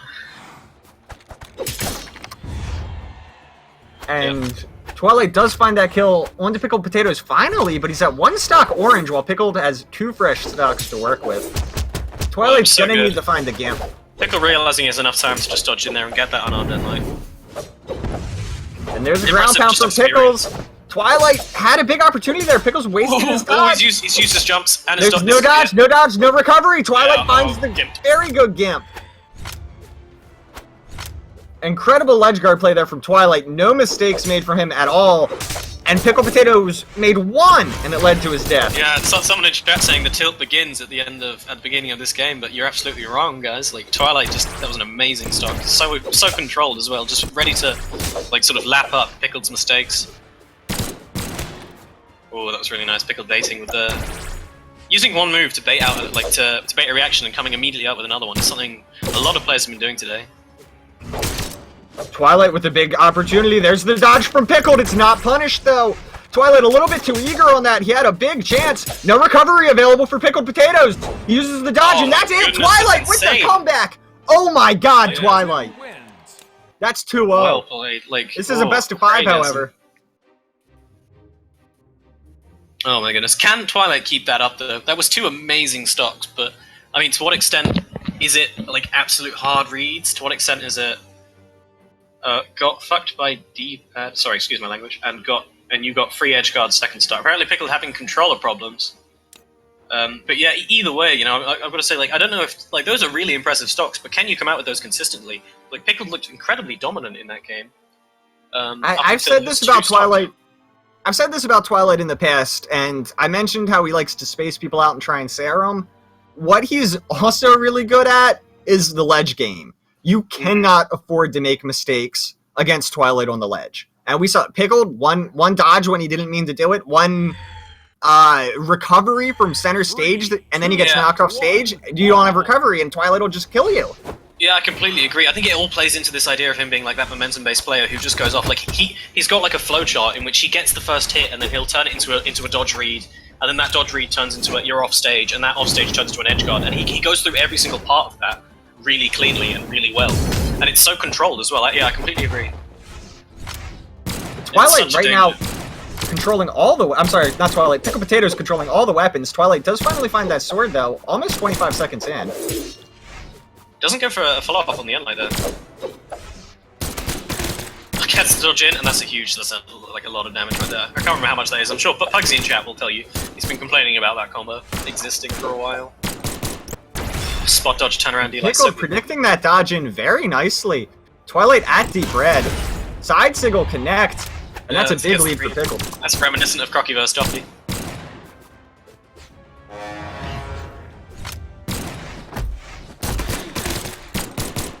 Gets the read without a dodge, like without catching the dodge first, so that was not a true combo.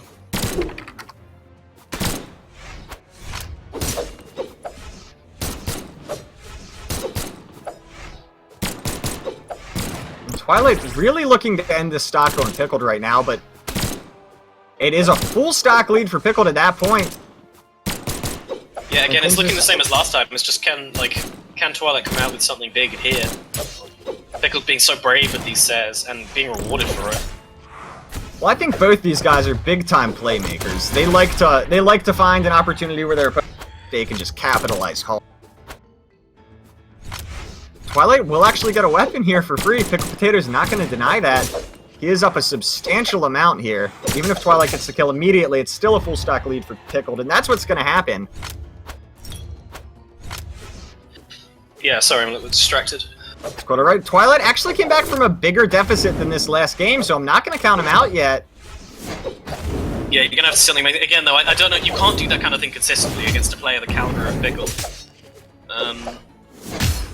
But, I mean, it happened, it's possible, but I don't know if we can expect it from Twilight. Even so, he slowed it down. It doesn't look like Pickled's got an insane amount. He misses the chase dodge.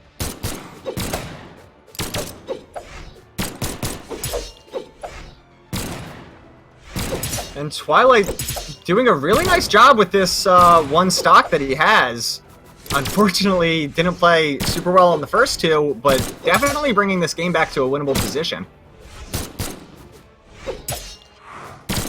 He does force the dodge there from Pickled, not quite able to capitalize on that, however. Slowed. A D-Light here will be the end of the game, so he'll get the N-Sync true combo. But he ends up getting the N-Light. That sword hitting him is pretty tragic, but Twilight overcommits with that ground pound there. Yeah, he should have maybe been looking for a dare, or I'm sorry, a nair instead of a ground pound there. I think that would have been better. Yeah, a better move selection. I think when situations get very intense like that, it's very easy to burn out and just end up with quite like a subpar decision at the end of it. Oh, and here we are, but, Twilight. A very similar situation to last game. Pickled Potatoes not going to make a mistake this time, it looks like. He's playing very carefully, holding that bomb, and it comes so close. Twilight interrupting the signature. The dodge from Pickled Potatoes there coming out early, I think. He needs to be careful with that, not wasting it on Twilight.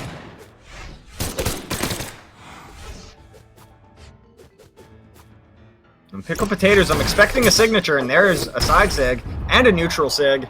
That'll catch Twilight, and we're 2-1. 2-1. Pickled's got quite the hill to climb, but I think he can do it. I'm still sticking with my predictions, though. Twilight had that amazing game too.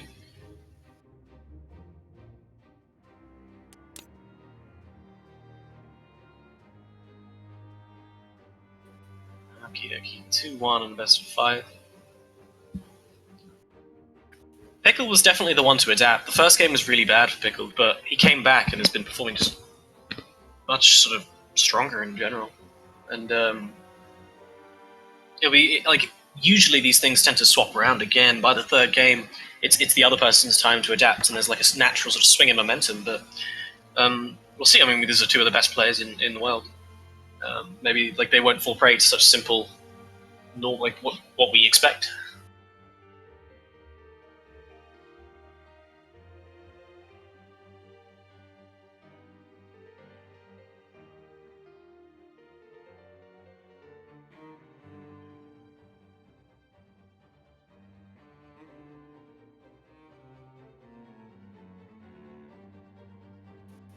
Just a little bit of downtime here now, working out.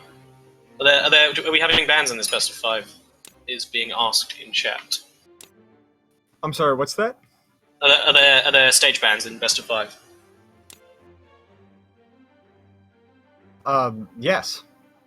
Yes. Okay. Yeah. In Smash, which is I know Twilight has a background in Smash. We talked about him having tournament experience, like not having much tournament experience. Apparently, he is a pro Smash player in his area, in his region. But yeah, in Smash Bros. In a best of 5, there's no stage bans, but there are fewer stages. So that's Smash Bros. Melee.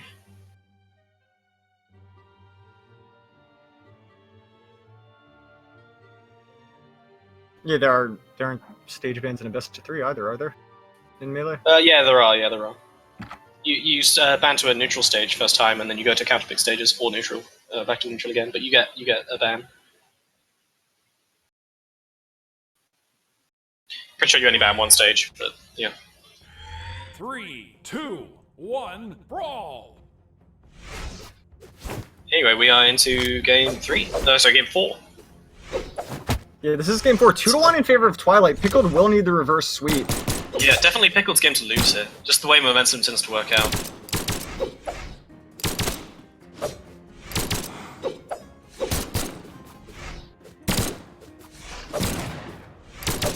A lot of neutral game shenanigans happening right now, and a lot of mislight attacks. Yeah, they're very sort of crisscrossing in and out of each other. Oh, the dare drops. It's really unfortunate. Yeah, these guys, now that they're in the 4th game in a row, are starting to get a good read on one another. It's getting a lot harder to hit. Up. Yeah. I really don't like that Pickled's using that dodge to recover to the stage there. I mean, Twilight hasn't really been punishing that. Yeah. But that could easily lead to a Gamp. I oftentimes, when I have Sword, I predict that. I completely agree, but I think it ties into this other read, which is Pickled keeps hitting him with these Sares when he's off the edge. And I think Twilight's respecting it a little bit too much. He's respecting the Sare near the edge, and then he's backing off, and then Pickled's chase dodging into him and Saring his passivity at, standing on the stage, so... Well, that's a big side sig. He's working out for Pickled. Yeah. Sorry, that's a big side sig. No, that's a big side sig kill from Twilight. That's all these games that we've seen here, at least the past 2, Pickled was so far ahead early on, and Twilight still made it so close, or even won one of them.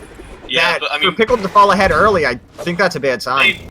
Maybe this is Pickled's game, though. Maybe we're going to see Pickled go down 3-1, and then Pickled come with an insane comeback. I'd love to see that happen. This is a really bad spot for Pickled. Oh, he keeps going for these crazy reads.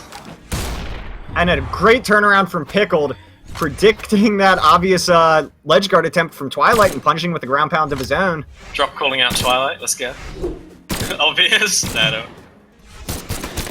Oh, that was a really good read. He couldn't get the full D-like combo though because of he caught him too high above the ground. He gets it anyway. Both dancing around, so back and forth. Oh, that was beautiful. Such a precise approach.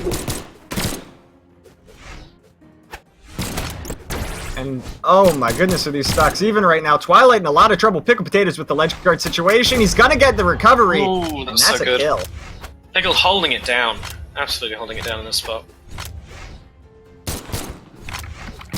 If Twilight gets hit by a big dodge-in combo... Oh, that was really good. Yeah, that was a true combo. Yeah, if Twilight gets hit by a big dare dodge-in combo here, it will be very, very hard to win.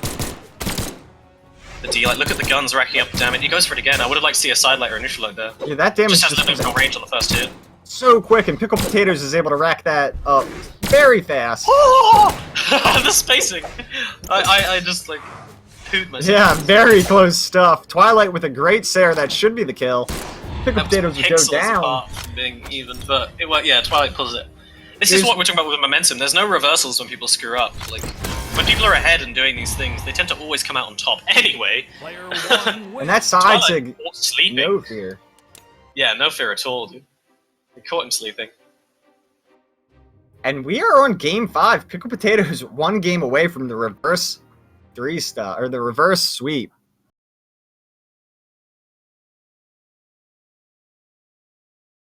At Effiel, are you on Adderall? Only when chat's moving too fast, dude. 2, 1, brawl! Anyway. Again, back to Shipwreck straight away. Again, to game 5. I hope Twilight isn't tilted here. I hope he handles this, the last 2 losses really well. It can't help but feel like the reverse sweep is coming. You start getting in your head, you start doubting yourself. It'd be hard not to start making silly mistakes. And I think that's what we talked about with Twilight. That's a bad position for him to be in. Yeah. This is where the momentum's not in his favor at all in terms of games and wins. Yeah, you're 100% right.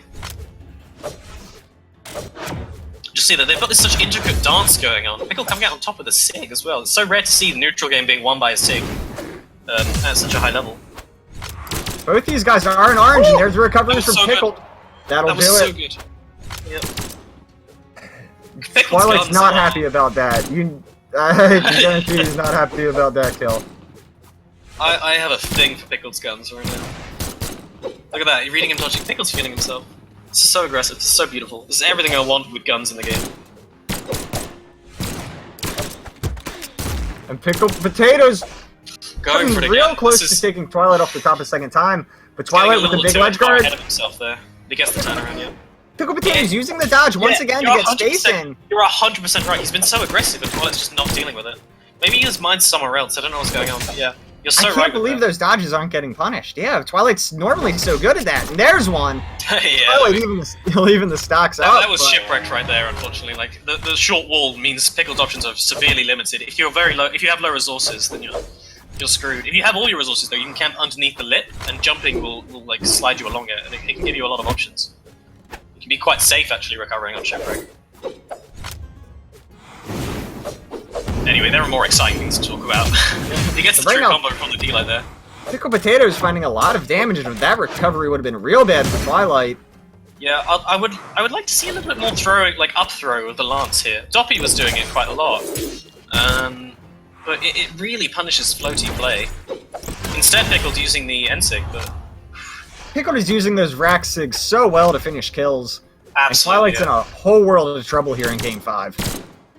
I think Effie has the hard reads, to be honest.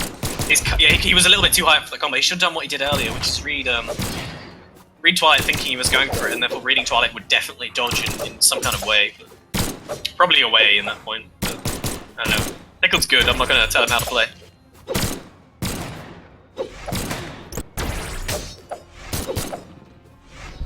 Right now the health is relatively even, but the favor is going in the stock's going in Pickled He Potatoes' dodges favor. through him that time. Twilight actually, that was really good. Twilight actually did try and punish it that time, I think, but Pickled actually delayed his dodge and managed to dodge through the set. Oh, that hard read! The hard read. Okay, he gets punished for it, but that was a brave attempt. So we are all coming down to this stock for the upper finals. Twilight just barely getting that dodge off in time. And Pickled Potatoes without a weapon. He does have a landmine though. Twilight gonna dodge right through that. Pickled will get a lance here. The guys in chat thinking I slipped up, but no, I'm talking about I have the hard read on Pickled winning this game. And it looks like he does. This is such a good edgeguard situation. Yeah, he wants the guns here, definitely. Lance is... Twilight Lance needs can do is really now. Bit of a positional mistake there. Not punished by Pickled Potatoes, however. And Twilight really wants to find that ledge guard situation. He needs a gimp here, in my opinion. There's almost no other way he's gonna win this Ooh, particular hard. game. Pickled, I think, is going for reads that a little bit too hard. He doesn't need to do this. Like, he's pressed his heavy button like 6 times in a row now. And that's gonna be it with the neutral sig. Risky dodge in there from Twilight. The pivot, he slid backwards, and it worked because he slid backwards. Yeah, absolutely risky dodge. Pickled Potatoes takes the reverse 3 stock. And the game goes to Vex. Sorry, Boo. Sorry. But yeah, Effie with the hard reads. So we have LDZ versus Doppy. Winner of that'll play Twilight. Winner of that gets another crack at Pickled Potatoes. I swear to God, I've actually called this whole bracket 100% true. CC or Riot. I don't know if we even have any more.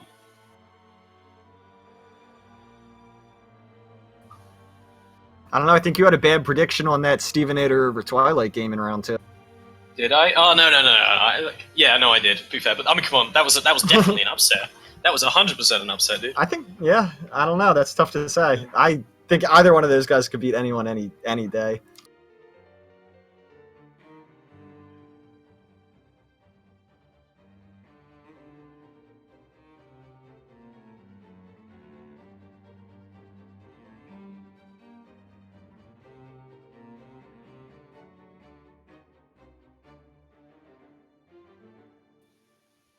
Oh, the silence while Effie checks his phone. I'm such a scumbag, I'm sorry. I'm taking a peek at the brackets and everything here myself. Effie, we have like 100 more CCs. Slosh, what are you waiting for then? Gimme.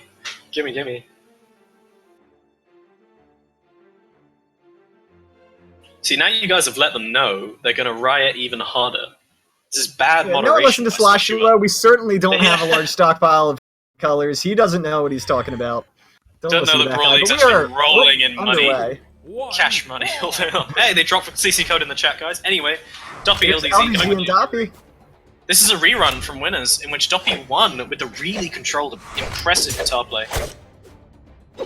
So it's up to LDZ to turn up here. We'll see what happens. Oh, this is Doppy's so smooth. He moonwalked behind him with the sword D-line. Oh, the Doppy strings. with a nice guitar string there. LDZ's gonna get a ledge guard situation, maybe not make anything happen here. Doppy's just gonna recover safely, or no, that's a wasted dodge from Doppy, Oh, punished he by went for the LDZ. reverse edge guard there, but LDZ's too snappy for that, Doppy. Don't try it. Doppy with these funny reads, I like this. He always tries to break apart the situation. He doesn't want to go through these like normal mental cycles. You know, how people sort of get stuck in these like cycles of playing. Doppy's always trying to break it apart. He'll give LDZ free space just to like, screw with LDZ's head. It's such an interesting playstyle. Doppy wasting that dodge and getting punished hard for it. He didn't even need that to touch the stage. Yeah, Crocky's been going for those all day, like running off, throwing spear down, straight for the ground pound, but he's been missing them. LDZ coming out on top. Yeah, that was a big kill for LDZ. Ooh, just catching just the tip, guys, just the tip, and the Crocky as well. Channeling his teammate.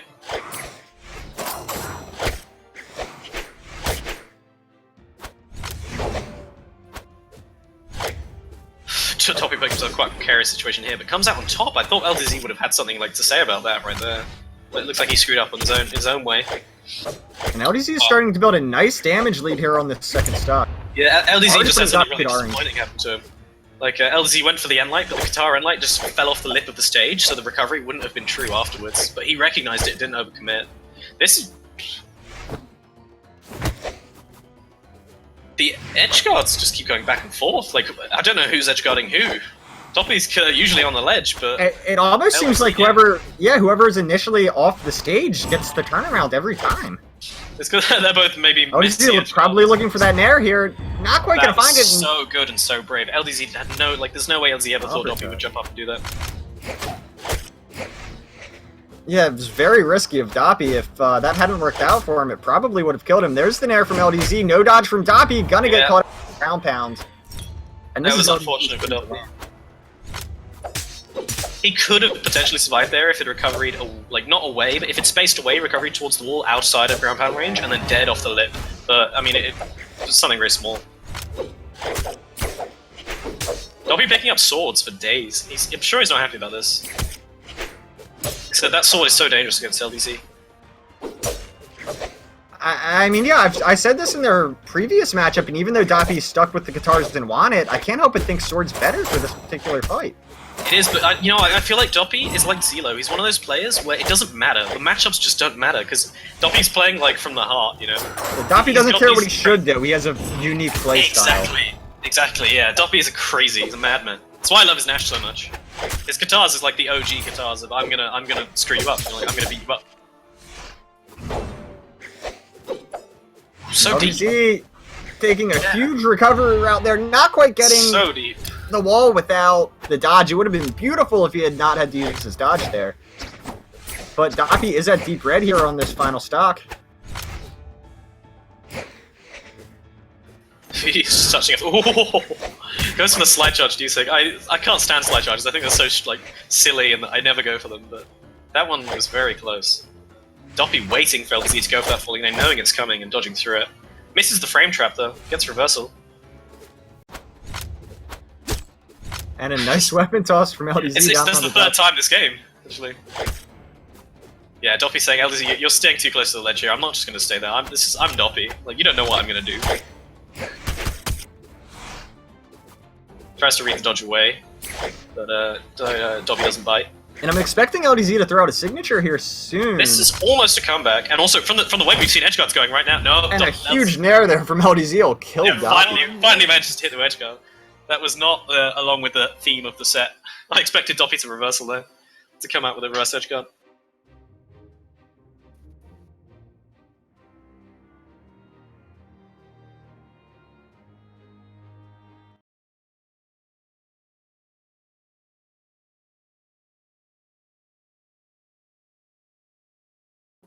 Tybo hype? 3, 2, 1, brawl! So we are on Thunder Guard here for game 2. Doppy doesn't need to win 2 in a row as we are back to best of 3s. That was close though, and towards the end of it, it was starting to go in Doppy's favor. It was just, he got hit by the edge guard finally.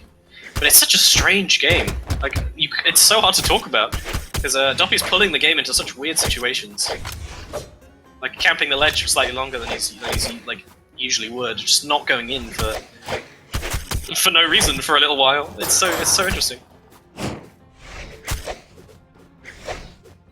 And he also seems like the only player who's ready for LDZ's edge guards. Like, the majority of them, Doppy's been able to escape really well, apart from that one. That's the LDZ right there. I mean, these are just... Both of these guys playing off the stage is so exciting to watch against one another. Side sig from LDZ just getting spot dodged by Doppy, and Doppy will get, I believe that was a down sig with the guitar? Yeah, it was, yeah. That's the fast one, the only one that can really be done on reaction, but it hasn't got high force. Yeah, absolutely huge number of active hit frames, but very poor force. And a decent amount of damage as well, but oh, Doppy, no! Doppy gonna go into his own bomb, and he's gonna He thought he'd mess touched up the his wall. recovery. Back-to-back mistakes there from Doppy are gonna cost him that stock.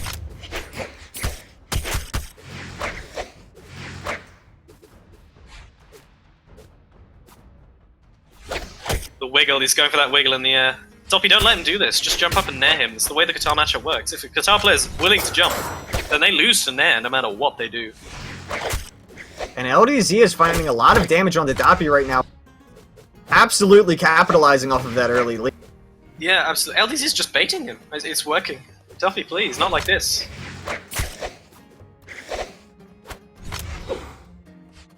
Hopefully he's not a bit shaken up by how close the last game was. It's gonna be difficult for Doppy to recover from this, and if LDZ gets the kill first, I don't see it happening. I would like to see... Oh, the side sig. No. Big side. Doppy's the one who was not getting caught by those either. Yeah, huge side sig. Doppy's gonna need to get the immediate kill and then have something big happen. I'm not sure. Doppy? There he is. Okay. Oh, that was an unfortunate nair, just catching him at the bottom side of it. And LDZ not touching the wall there, gonna go down. Still well over a stock ahead of LDZ? Doppy. Yeah, I agree with Pugsy actually in chat. Doppy should shock more. He should really like take the time to slow down, because that suicide seemed like it tilted him slightly. He started playing significantly worse right afterwards. Hard reads. Yeah, this is right. Slow it down. Look at that.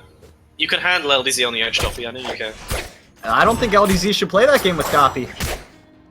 He doesn't need to. He is up the stock, and ooh, Doppy. Yeah, LDZ should wait.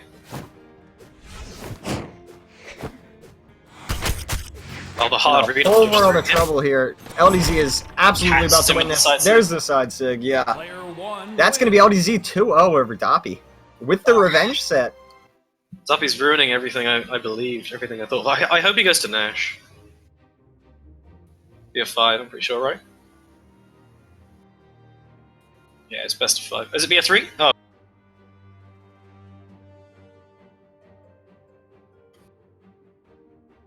Yeah, Sloss just confirmed in chat, it's best of 3. All matches after this are best of 5, okay. Yeah, that one was BO3. We are back to the best of 5s now, as we have Twilight versus LDZ.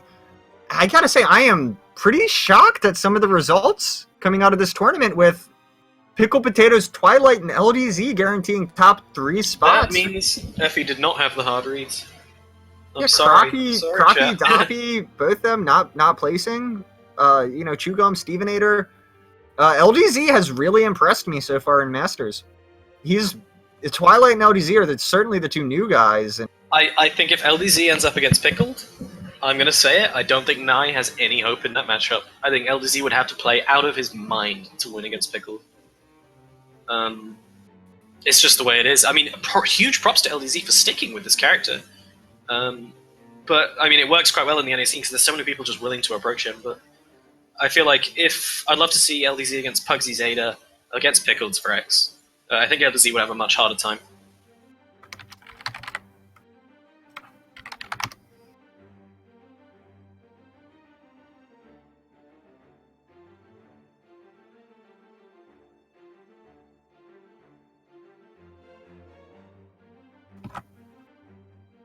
And again, just looking at the seeds that these guys came in, Twilight actually came into this as the 7 seed.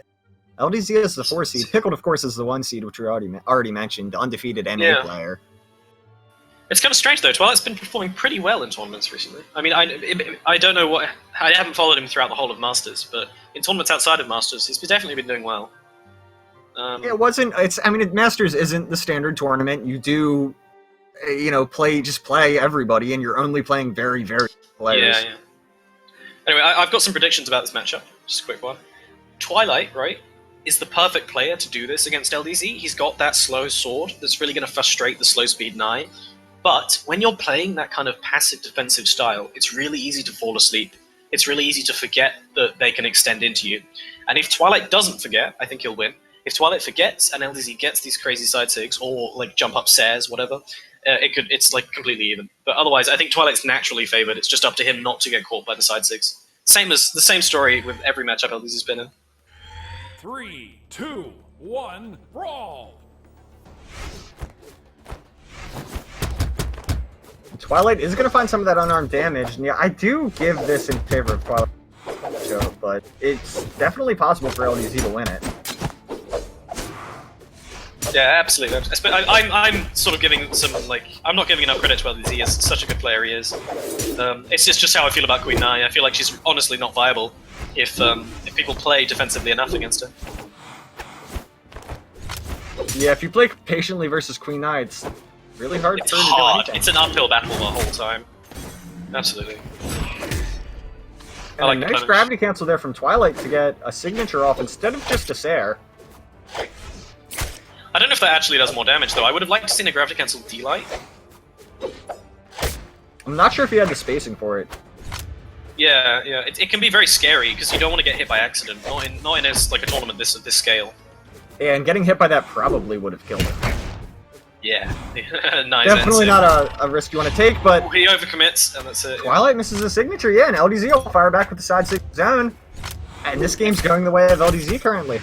Yeah, something about LDZ is, although he's got this 3 movement speed, right, he's so ready to extend. He's ready, he's got his, like, in his head, he's got this idea that, getting him... What a great side air from LDZ. That was incredible. And LDZ is running away with it right now. But Z's with that gravity cancel. The LDZ. The LDZ, yeah. Hits him with the LDZ and then does the LDZ himself. Ooh, almost a nice combo off the horn there. But anyway, as I was saying, I feel like LDZ, although he's got this 3 movement speed and he's so slow, LDZ getting clearly frustrated at Twilight's defensive play. But a side air from LDZ will take Twilight down, and LDZ will take a bow. And I feel like you can tell, LDZ, that's a mistake. But I almost feel like you can tell just from watching Twilight play. And just as I say that, he absolutely goes off with the hammer. I was going to say, he seems like he's in that bad headspace. Almost a Twilight stuck right there. LDZ, good read though. Good read on the dodge away. So that's what I mean, he's so ready to jump forward. 3 movement speed is not stopping him from thinking aggressively.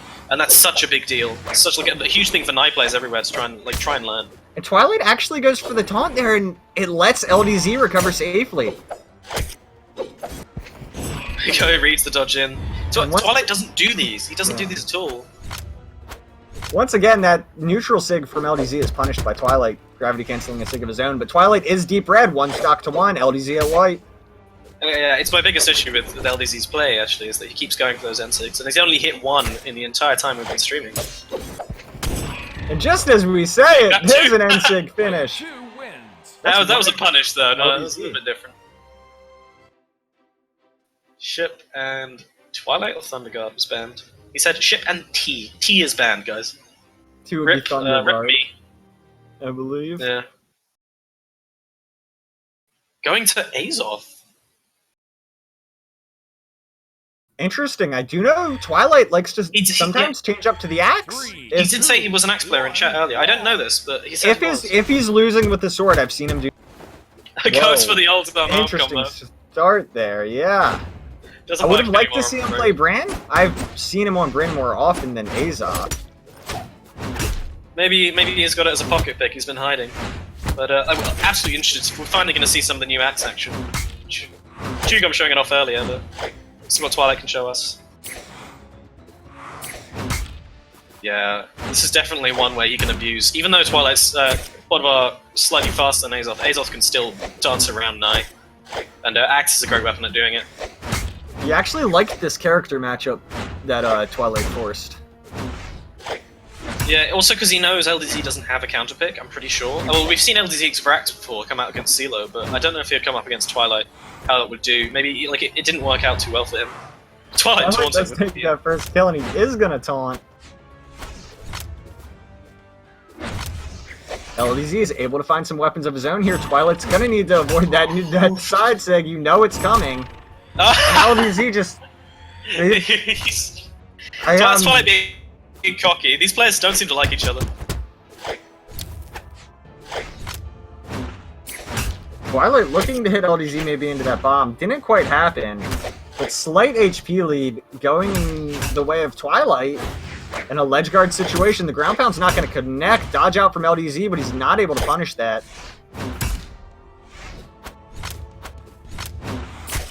Ooh, that's really good LDZ dodge. with a nice little parry there, and it's going to start a guitar string. Oh my wow. god, what an incredible gravity cancel from LDZ. Just not going to be the kill, however. Yeah, last time he tried that, Dodging out from Twilight. yeah, Bobo probably would have died to that. And that was such a good gravity cancel. Like, what is LDZ's going off suddenly? Just like last time he did that gravity cancel side stick, he killed himself. So good to see it working out this time. Another side stick from LDZ. The height on that sig is really impressive. It hits him out the Baudère. So LDZ with the matchup knowledge, now he can punish Baudère with a side sig on a hard read. So Twilight needs this kill immediately, or I'm gonna count him completely out of the entire set. This is 2-0 already to LDZ, isn't it? Is it 1-0? It's 1-0. 1-0, alright, brilliant. Okay, he gets with the taunts. Twilight's trying everything right now to get into LDZ's head. I seems like it's not working. Yeah, LDZ seems to be more confident. I think he's sort of like, oh, you changed characters? No, you've got no hope, I've got you. I don't even know if I would say more confident, but certainly more calm. It's almost like you could tell that LDZ got in Twilight taunt and Twilight trying to do it back. I feel like there's a lot less floating going on. I feel like LDZ is definitely approaching him right now.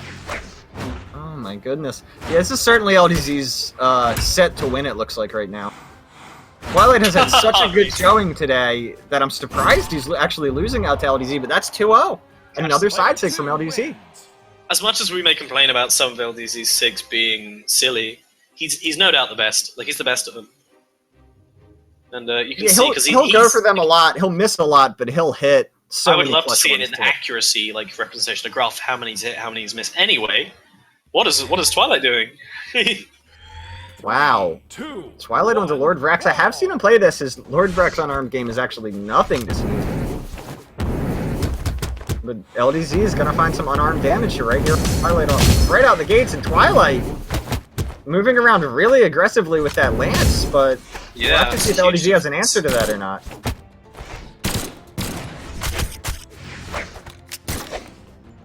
Yeah, I find it interesting that Twilight says, okay, like he's 100% sure he can't do it with Bodvar. And I don't know if that's a good thing or a bad thing. Like, it could be like a really smart decision to not go back to the Bodvar. I think switching your character once isn't a bad move. Switch 3 times and going 0-3 though. You can't do that. It's the kind of thing, if this works, it's good. If it doesn't, he'll kick himself later.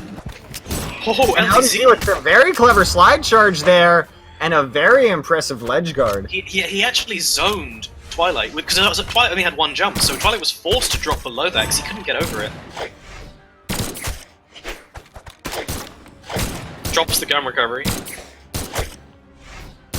LDZ putting out a lot of pressure on the Twilight right now. And you gotta, if you're Twilight right now, probably be regretting the frag stick. I don't think it's working out for him at all. He's playing well, yeah. I think this is actually LDZ doing sort of what I said, being able to come out and really make reads, and like LDZ just doing some really crazy things to stay ahead. LDZ in a lot of trouble here. That should be a kill. What Twilight was that, LDZ? Gonna punish that with the ground pound. That's what I said. You cannot make those kind of mistakes off the ledge against Twilight, or he will kill you. Yeah, he floated there for far too long. What's happening? He's shocking. Does he know there's a rule against this? No, he's... I think he wanted to contest Twilight. I think he wants Twilight to fight him off the edge. What is happening? I am baffled. There we go. Back into the action a little bit.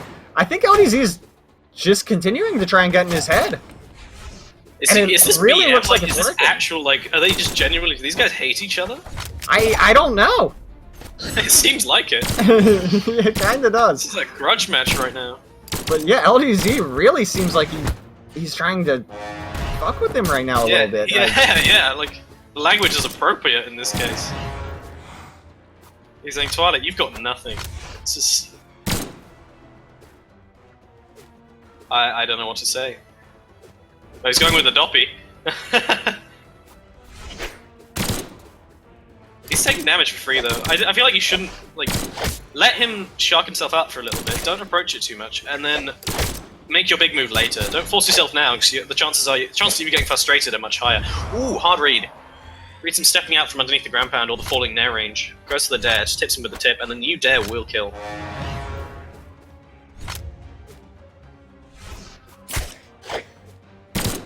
And this changes the shape of the game as well, quite significantly, because now Twilight can't shock him out, it can't time him out. And there's plenty of time as well for LDZ to deal with something, and this is not the best stage for it. Yeah, Twilight could be in a lot of trouble here. It could be a clean sweep for LDZ 3-0. Of course, LDZ gets back with the exact same recovery as he's done every single time. Yeah, he really likes that going up as high as he can and then dropping down and coming in. NA edge guards, to be honest. See how mad we can make chat. LTC with the BM. LDZ, yeah, with that neutral sig, not going to work out for him. Twilight really hurt right now. He's going to need a near-perfect stock or a Gimp. Breakdance from LDZ, and he'll take a bow. Twilight going to have to dodge? No, he does not have to use his dodge to recover there. LDZ knows that the Twilight tends to tilt, I think. And Twilight taunting him, LDZ just throws that BM right back at him. Oh, he could have grabbed against the neutralizer. Twilight finding a lot of gun damage right now. That's what he needs, just not enough yet. If LDZ suddenly starts to... Oh, we get some of the guitar. That's going to be it, I think. This should be a guaranteed edge guard. And yeah, it is. LDZ takes a set on Twilight 3-0. And I did not expect a shutout going that way. Yeah, LDZ with the BM. Are we going to get some LMAOK, says Pickled in chat. GG question mark. That was pretty... Yeah. I don't know. I don't know what to say.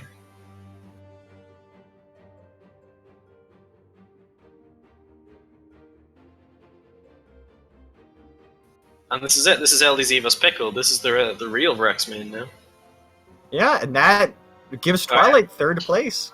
LDZ asking for a 1 or 2 minute break. Have we got a raffle or something we can do? Is Cassidy here?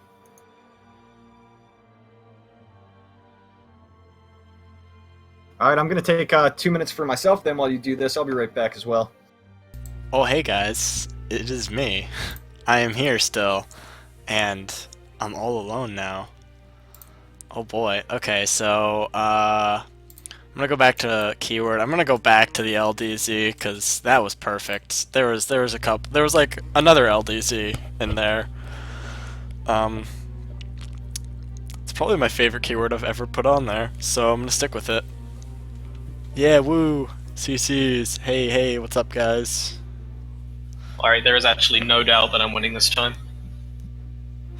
You guys rigged it before, but it's over this time. I've infiltrated. I'm giving you all my rigging powers.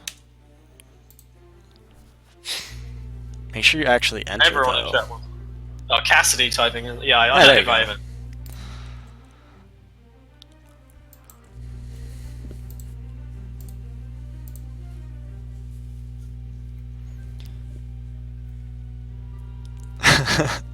I was alone. I was alone for a second, then Effie came back.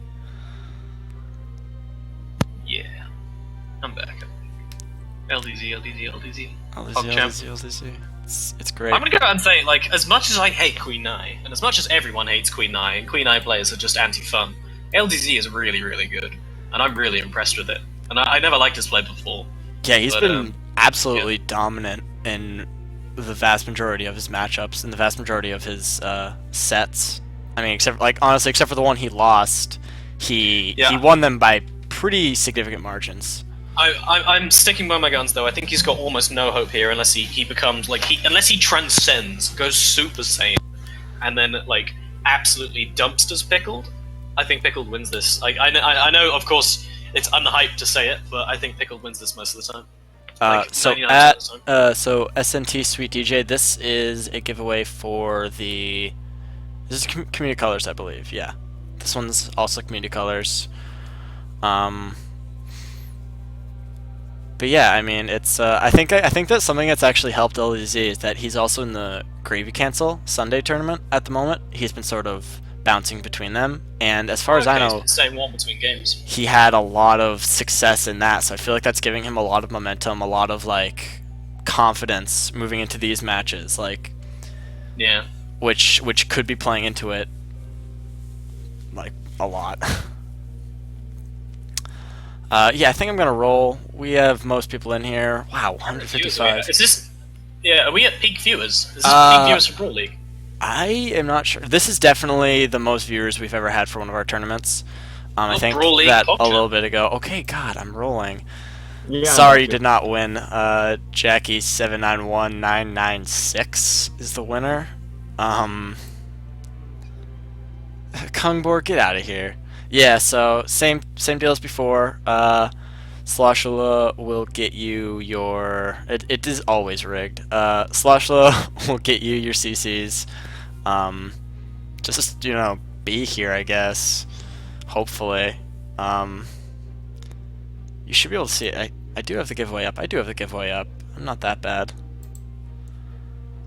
I've actually rigged this to be a turnaround. I let Jackie win the first time, but he's not going to show up, and it's mine the second time. Oh, there he is. No, he's here. So sad. Alright, yeah, he's here. He's my double agent. So, That's my Smurf. he's actually you. Alright, so I will bring the game back up, and I will mute myself as we move into the winners' finals. Grand finals. Grand finals. I'm sorry. Great, Grand Finals for the first season, or the beta season of Brawl League Masters. Pickled Potatoes, the unbeatable, seemingly unbeatable, versus LDZ. Versus the newcomer. Performing And so well. I'm just now realizing this. LGZ actually did go down to Doppy in round 1, which means he's had a full run through lowers all the way to the grand final. Yeah, you're right, yeah.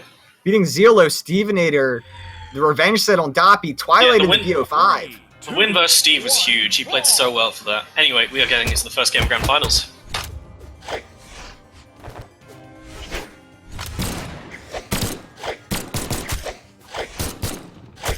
Right now, Pickled Potatoes is actually finding a little bit of trouble finding that damage onto LDZ. Gonna move in, trying to get good spacing, staying right on top of Pickled, and there's a huge side such thing. an early kill. That was so much. That was absolutely 20 amazing. seconds in, and LDZ already has a kill. Yeah, he read his dodges with the nair basically perfectly. But this is what I meant. If LDZ wants to win this, I think this is what you have to do. I don't think this is extra. I think LDZ has to have this. Has to have this going for him. Pickled cannot find a weapon. And LDZ is just having a dominant first stock right now. Yeah, absolutely. LDZ's the awareness of him to break out of combos that he knows aren't true. He'll mash buttons. If you dodge out of a combo that's not true when you could have actually attacked out of it, you're technically missing out. LDZ's defense just capitalizing because he doesn't have the movement speed to play super aggressively and combo people. Capitalizing where else he can. Well, and it's absolutely something I love about the high defense characters, being a roll-in main myself. And the spiky ball not quite going to hit. That's going to be dodged by Pickled Potatoes. Pickled, and the great recovery setup there, will but it doesn't connect. kill. The 8 defense. Ooh. So fast. Very That's close. So fast, yeah. Pickled Potatoes could go down here very quickly to LDZ. If LDZ is able to find this kill immediately, this set starts Look at looking this. really Yeah, he good gets for the him. true nair recovery. But I feel like Pickled. Oh, he gets the read, but he doesn't actually pull the trigger. LDZ. He doesn't want to overcommit. I guess it is grand finals. He's starting to get nervous. I think Pickled's got a solid purchase now. This is going to become a much closer game. Again, these says, Senpai Pickled, teach me, please. LDZ will kill him with the Nair. Yeah, the Still nair off the about- side. It's the rare one. Such a big lead over Pickles right now. Close to a full stock. I think Pickled is ready though. I think he'd prefer to have the guns, definitely. Especially when this is a bigger stage. You can definitely sort of start looping around and camping out LDZ. But If Pickle's Yeah, able yeah, to bring this game back to even, I think that makes the set look very bad for LDZ. As he was pretty much a full stock ahead. Oh, that beautiful! You see how hard he read that spot dodge? That was insane. Pickled, a lot of trouble right now. LDZ with the ground pound. No dodge available for Pickled there. There's the dodge. He needs it to get back. I'm not sure if he has his recovery or not, but he's going to go for a ground pound, and LDZ... Takes the first game. Absolutely, That's yeah. a good two-stock from LDZ onto Pickled You know what? Potato. LDZ has shown that he has the best edge guarding, the most consistent edge guarding in Brawl League Masters. There's no doubt. I mean, to be fair to Pickled, his weapons are not so great at it. They're not designed so well for edge guarding. But LDZ is so consistent. He's betted every single person on the ledge that we've seen today, except for Doppy. Doppy gave him a real run for his money there. But even so, LDZ came out on top.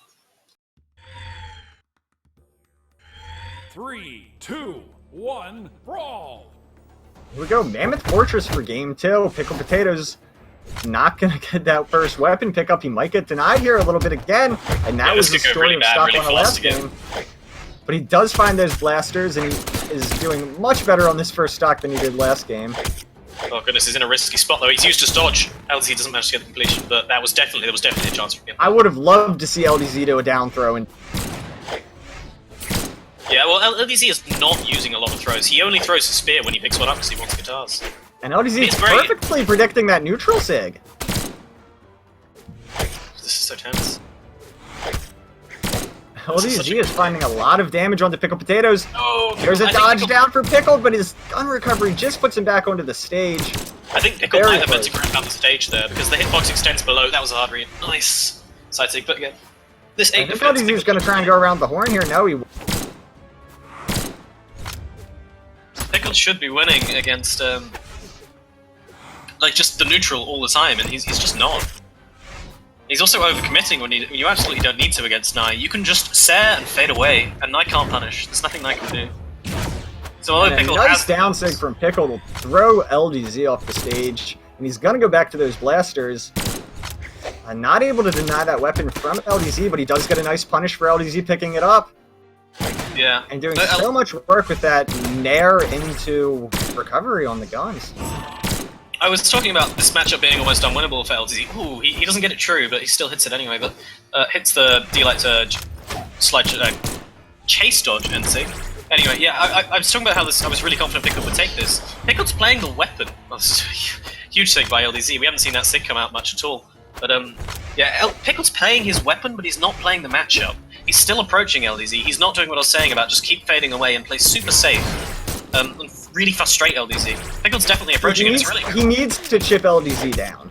And yeah, well, not hitting that gun recovery, that could be a big deal here if LDZ is able to fire back. That sig. Yeah, neutral sig for Pickled Potatoes. Pickled Potatoes is absolutely on point with those gun and sigs. He's a beast with them, yeah, absolutely.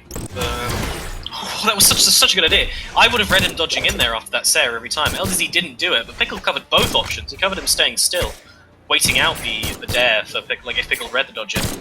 So he goes for the side sig and covers both. It's just absolutely insane, like next level play. Yeah, see, hard reads the spot dodge again. Instead of falling down with the down light, the ground pound changes the timing of your landing. Pickled Potatoes about to take game 2 and tie it up 1-1. Dodge will come out from LDZ, and he's gonna do that straight dodge up.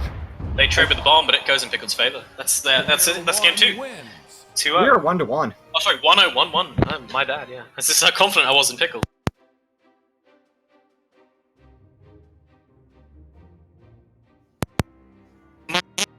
Even if I'm right and Pickled does win, Pickled's not abusing the matchup. This does not look like a horrendous matchup. Pickled's playing LDZ. Pickled's playing well, and he's playing honestly. That's super impressive from him. And LDZ, is he considering switching his character? No, he does go back to Queen 9.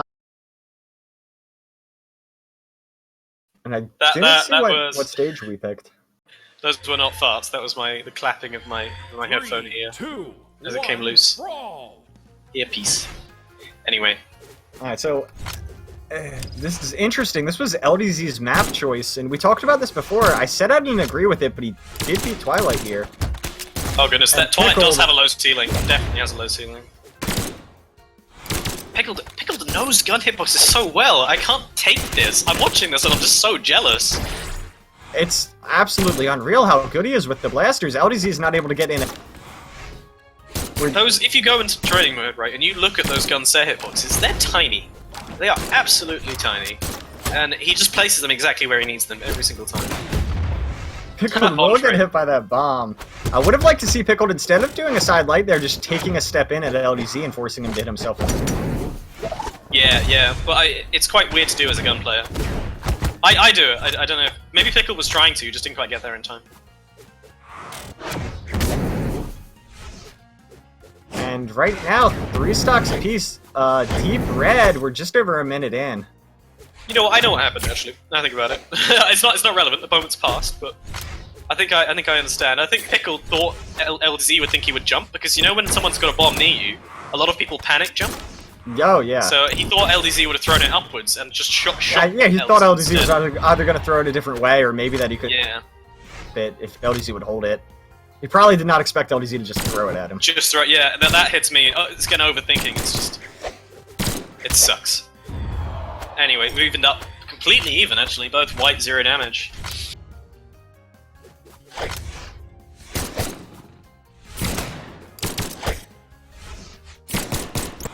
Those D-lights again. Good looking for that D-light neutral sig, and he's been having a lot of success with that so far. LDZ not afraid to get aggressive off the stage right now. One thing I would like to see coming out of Pickled is D-light into chase dodge dare into Sair. That's a very high damage true combo. These side zigs coming out. LZ trying to get a kill like he did in the first stock of last game. Or the first game, sorry. LDZ with a huge Sair onto Pickled Potatoes there. Maybe that's why he likes it, is that angle. Yeah, that angle. He's hit that twice now. Yeah, that's not something I really think about a lot. Yeah, it's not a rare occurrence either, because you can string off of it from dare. I mean, LZ doesn't do it often. He likes to string nair into Sair, or just go for raw Sair reads off of dodges. But yeah, look at this. He's really forcing him down this angle. And LDZ... That's incredibly clever if he is doing that. LDZ with another two-stock. Oh my goodness, what an incredible finish there from LDZ. Yeah, absolutely beautiful. Effie the Nair Master in chat as well. Shoutouts to me and Qatar Nair. Yeah, LDZ, that was fantastic. Yeah, so if LDZ wins this next game, we get a bracket reset and a fresh BO5. Pickled Potatoes needs to win 2 in a row to end it. 3, 2, 1, brawl!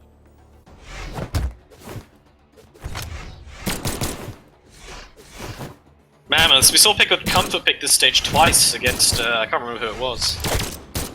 Steve? No, I don't know. It was against Twilight, actually. So many hitboxes in front of Pickled. The 8 decks on the guns, just like... And LDZ out to another fantastic start, doing it to Pickled exactly Potatoes again. If you were watching that, up until that very moment right there, up until Pickled decided to dodge downwards, you'd think that was all Pickled. It was all Pickled, and then LDZ just comes out with the hard reads that even things... No, they don't even things up, they put him ahead. Yeah, that side thing is just so good move by powerful. LDZ there to go underneath the stage. It's like absolutely zero risk. Threw the bomb away and didn't just toss it up to save it. Actually, but LDZ here, at deep red, Pickled Potatoes finally getting some damage on him from LDZ. Pickled losing out in the edgeguard scenarios though. LDZ's got in a good spot, but Pickled makes it back.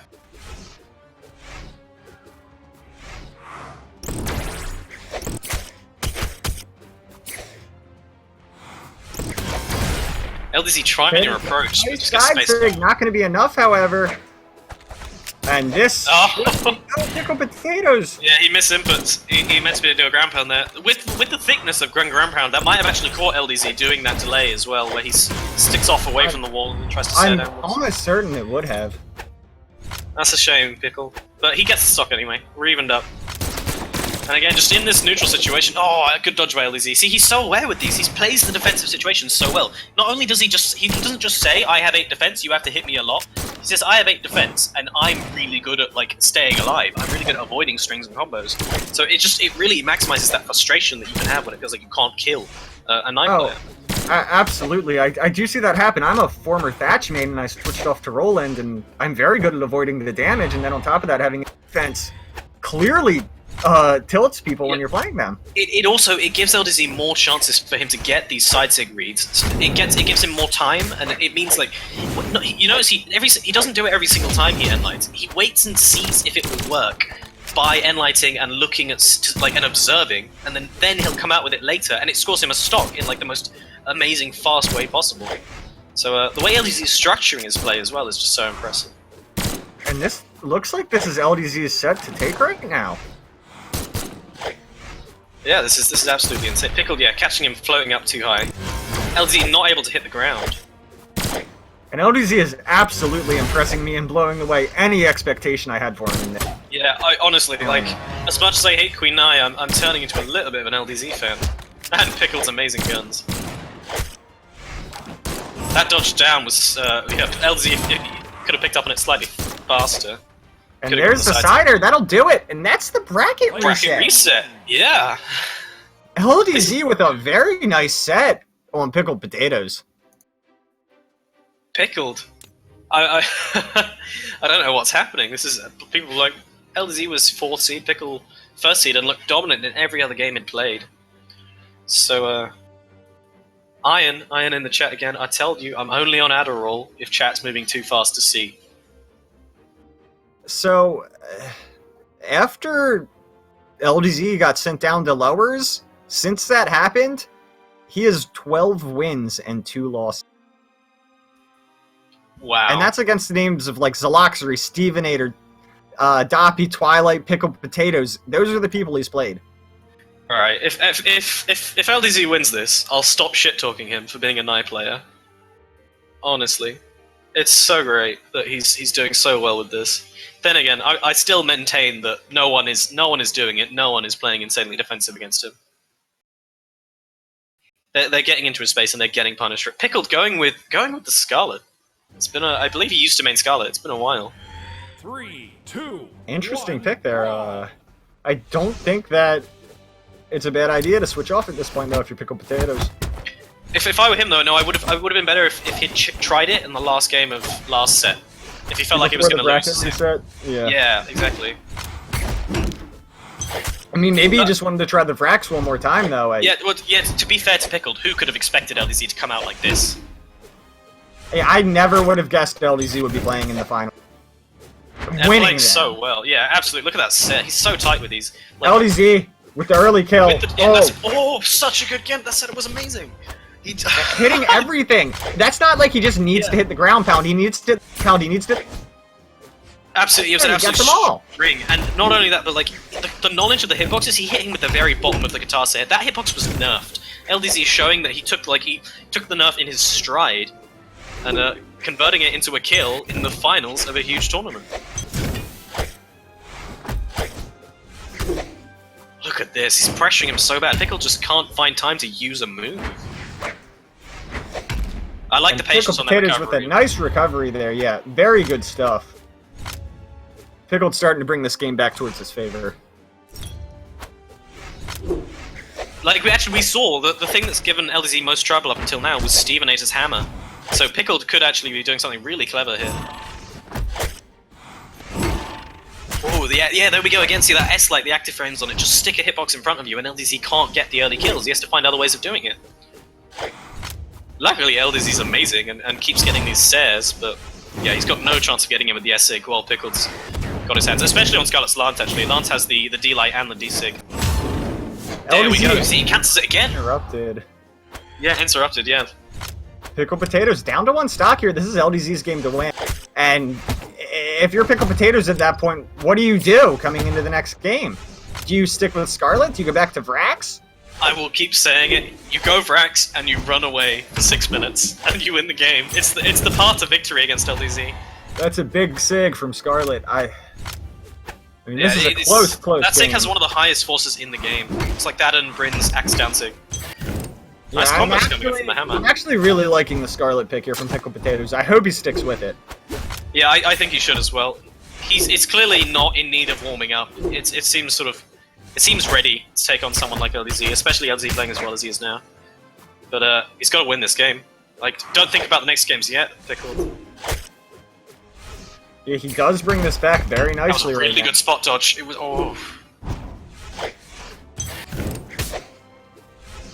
like the thoughts going through these people's heads. They're flying through so quickly. And both of these players are being so decisive right now. LDZ with it's a an great overextension side onto air, the ledge. and that's gonna do it. Player 2 wins. Game 1 of the bracket reset to LDZ. Is he gonna like sweep him? Last set was a 3-0, right? 3-1. 3-1. Okay. Yeah, the second game was he. Oh. It looks like we'll be going to Mammoth Fortress. Again, it's Pickled's comfort pick, but that was on Vrax. Are we going to see a change? Yeah, he's going back to the Vrax. Okay. Please, Pickled. Don't approach him. Don't approach. I would have liked him to pick something like Blackguard or Twilight. Actually, not Twilight, because that didn't go well at all, but 3, 2. definitely Blackguard and just loop around and play the matchup. Don't play the weapon. As amazing as you are, and as much as you want to show off how good you are. Like, I want to see this. I want to see LDZ punished for having 3 movement speed.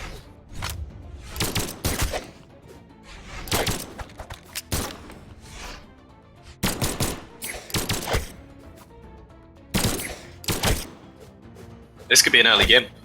No, okay, he manages to get on the good side of the katana, but he takes to the wall anyway. You do have Pickled went back to Vrax, which is what you said, and I mean, I gotta be honest, I do not agree with that.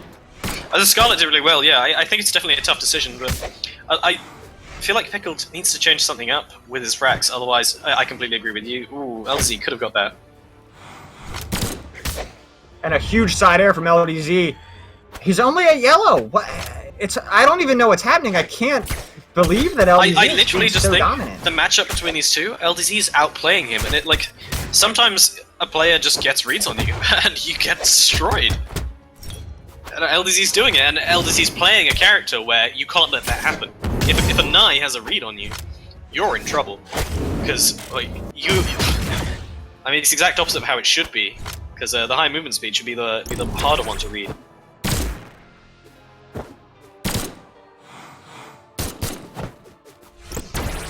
Look at that fast ledge movement. That neutral sig, but it's not going to be enough. A lot of moves here could come out from LDZ, and his stock. And I think that if LDZ takes the next stock, that I just don't see Pickled Potatoes winning the set. Yeah, not just the game, but the whole set. I think he wins with Vrax now, or he played Scarlet and he came back, made a comeback with Scarlet. That said, as we know, guns and gun potential. One of the huge things as well that's been happening is Pickled's been getting these gimp setups, but like LDZ's been surviving literally just because of the 8 defense. He's been surviving by tiny amounts of damage on knockback. And Pickled Potatoes is turning it on right now. This is the Vrax we expected to see. LDZ is not able to get any damage on him for quite some time. LDZ caught without a weapon right now. No dodge available. Pickled Potatoes with the down sig. I'm expecting the recovery or the side sig. Side sig doesn't quite hit. There's gonna keep LDZ out. Maybe a ground pound coming from Pickled. Putting him on the ledge. No He keeps poking him as he lives. Oh, okay. It tried to get us all culminate in that 1 sig read, but it just wasn't a good read. And he doesn't get punished for it though. Any unfortunate angle. Pickled he needs used to the kill MTS LDZ sig, but right now. If he lets LDZ get even 1 string, I think it's over.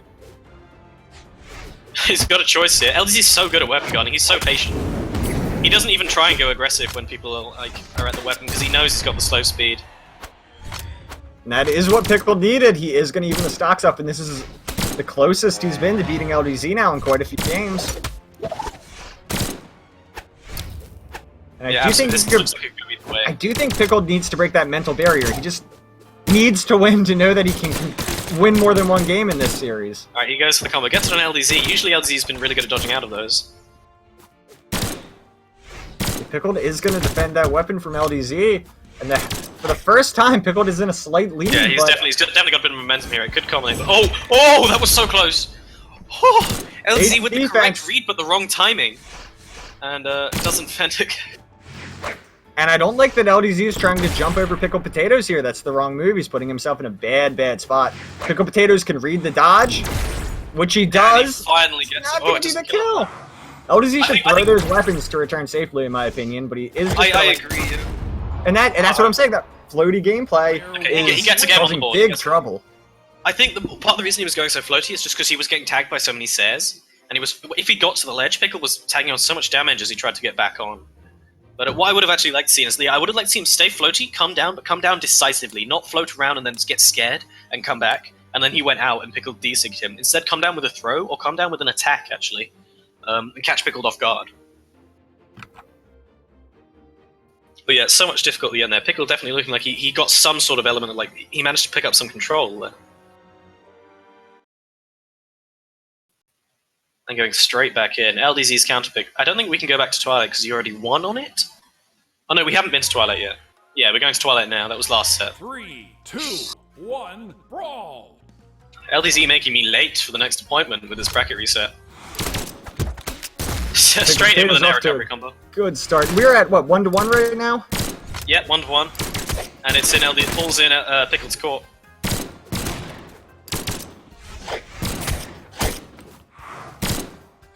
That was a good dodge through, but LDZ not taking the bait, staying in the corner. That's Potatoes common, but again, playing you see that? A lot of those aerial moves just taking LDZ all over the map right now. Yeah, And it seems that like was Pickled exactly found his groove. Yeah, that was the moment though there when if it wasn't Nye, that nair recovery would have killed a 4 defense character, a 5 defense character, and that's got to be annoying for Pickled. He's got to feel that. Yeah, I want to see the Lance come back out. Last, he was doing some amazing like anti-air reads with the Ensagon Lance. It's like he's using the guns because he knows it's a good matchup, but he's not playing the matchup. So I think his Lance can do a lot of work here against LDZ, if not just to change things up. Right now, both these guys at deep red.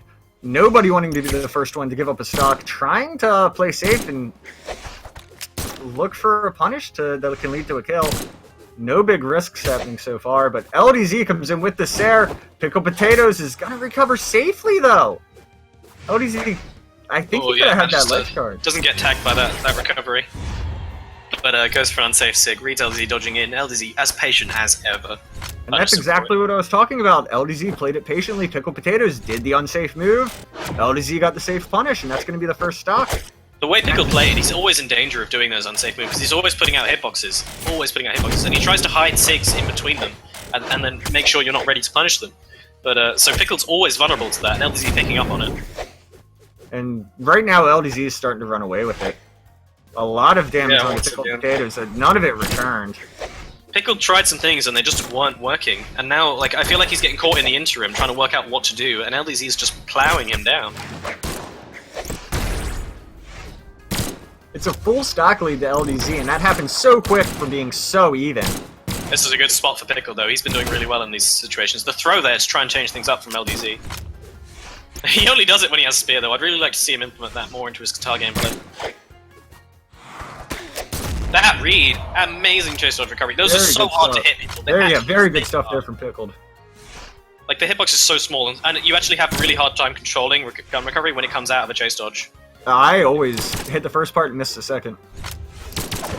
Yeah, it's because you like loop. Oh. LDZ with a nice ground pound. Pickled couldn't get out for that. And that's a full stock lead to LDZ. Oh, look at these nairs. Pickled is slamming his head into a brick wall right now. He cannot find any way in. He's getting zoned so hard. Pickled Potatoes in a whole world of trouble, and he can't be happy about that bomb hitting himself. This honestly looks so convincing for LDZ. It's hard to imagine a situation where Pickled somehow comes back and wins this.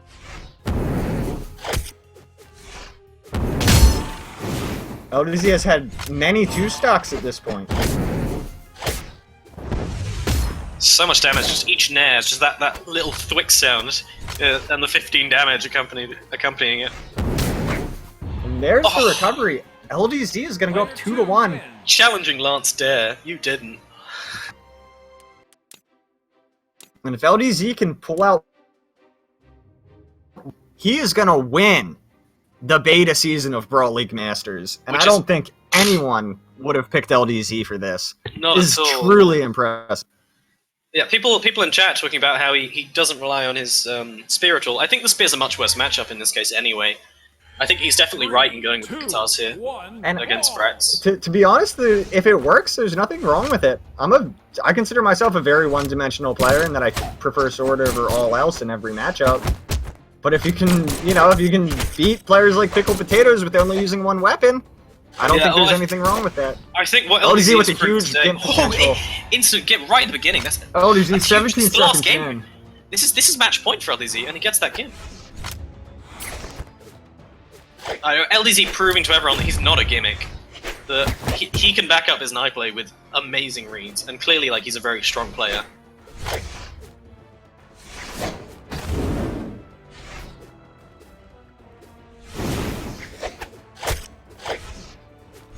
Yeah, it's just, if Pickled can come back from here, then it's absolutely god tier. Like, it's the best play this tournament if Pickled can win this game.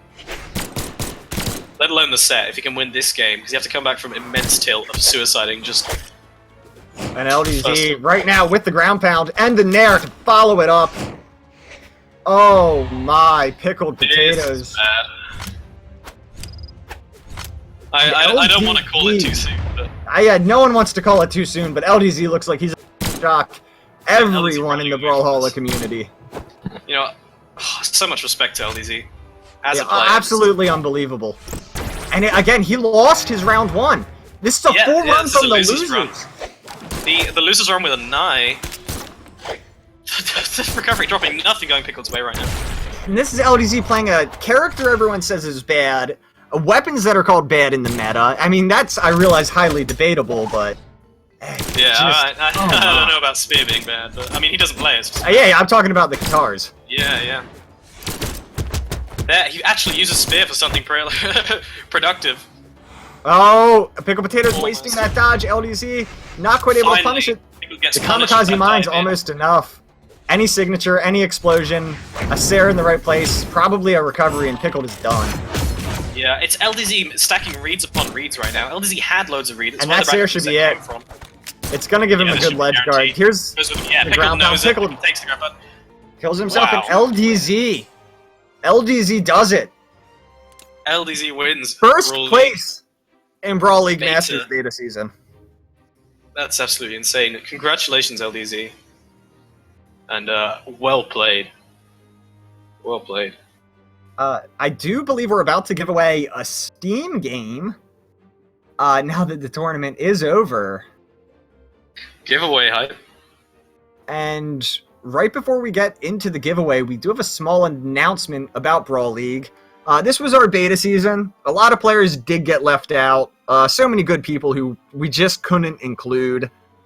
We also realized it was a mistake to put the NA and the EU players on one tournament. So we'll be announcing our Season 1 this week on the subreddit. We are going to have an NA season as well as an EU season. They will be cast on the same day by 2 different teams. The prize pool, I'm not sure if we have a final amount, but the Brawl League team itself is putting in 200 to 300, I believe. So any questions about that, be sure... EU Brawl Masters, I see people getting hyped. Please be sure to check out the subreddit this week. Keep your eye out for the Masters post. We'll also be having a tournament to determine who's going to get some of those spots. It won't be like the beta season where we picked people. It'll be very different. Yeah, Pickle talking in chat about what he thinks about the game. Effie, I was wrong. As it turns out, you can't get in on Nye. All I have to do is float for 5 hours and wait for the one approach option. Yeah, I'm getting hyped, dude. Bro, EU Masters, like, get hyped. That's insane, guys. All my EU buddies out there. Z, PogChamp. Why didn't I say what on air? I didn't want to say that. Like, oh, come on. Yeah, let's I get believe worse. it's time to do a Steam game giveaway.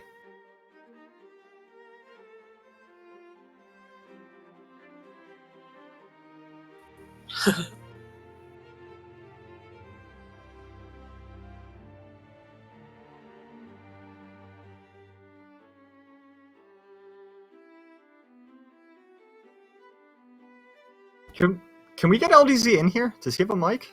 Oh, yes, please. Yeah, I'd love to.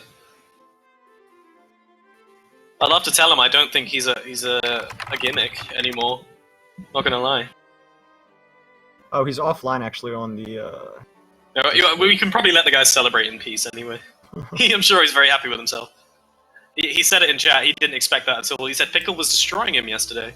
Oh, So I just LDZ realized. just playing out of his mind. I just realized that my nobody could hear my voice because I still was muted through OBS. But now I'm here. So as I had said before, to Jab only was Effie spamming. and drop. Yeah, huge congrats to LDZ.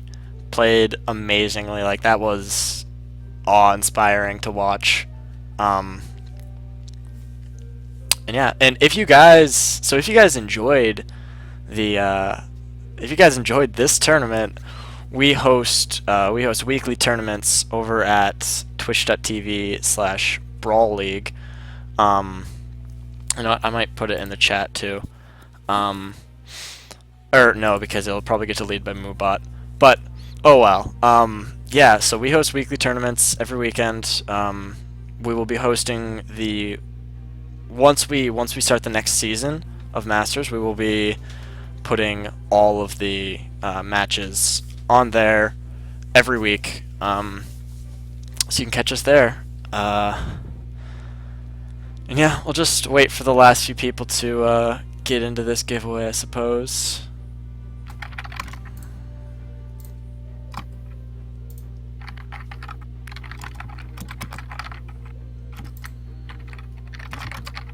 I just want to thank LDZ. Oh yeah, he's in the grand finals of Gravy Cancel now. So yeah. So if you guys want to see LDZ try to make it 2 big tournament wins in one day, head on over to the Gravy Cancel stream. That would be amazing, actually. I have no idea. I haven't been paying any attention. You know what? I could probably just check the Discord for them real quick. Gravy Cancel. Yeah, no, I have no idea. Well, Brawl League now has a channel called Screw Effie. Yeah, I honestly don't know who did that. It was probably Slosh, though. Wow. Chat is moving so fast, nobody knows I'm on Adderall. And guys, if you're putting in your, if you're trying to put in the keyword, make sure it's a capital L, capital D, capital Z. I'm seeing a lot of lowercase L's, so make sure that's correct. Don't want you guys to miss out on a chance to rig the giveaway. I've got to go soon, but I'm sticking around for this rigged giveaway. Yeah, no, I'm just to rolling. collect my CCs. This isn't CCs. This is a Steam game, actually. We have a bunch of Steam game codes, so I knew we're that. rolling. It's not you. Ren's XDD is the winner. Yeah, definitely rigged. Rigged. It's actually not rigged because the former Ren member, now Vex member, did not win. So would you look at that? Rigged anyway. I'm pretty sure Ren's has won a giveaway recently. I mean, I'm pretty sure everything's rigged. I beat him up in 2v2s, so I can feel fine about this. I'll beat him up and like make him give me CC.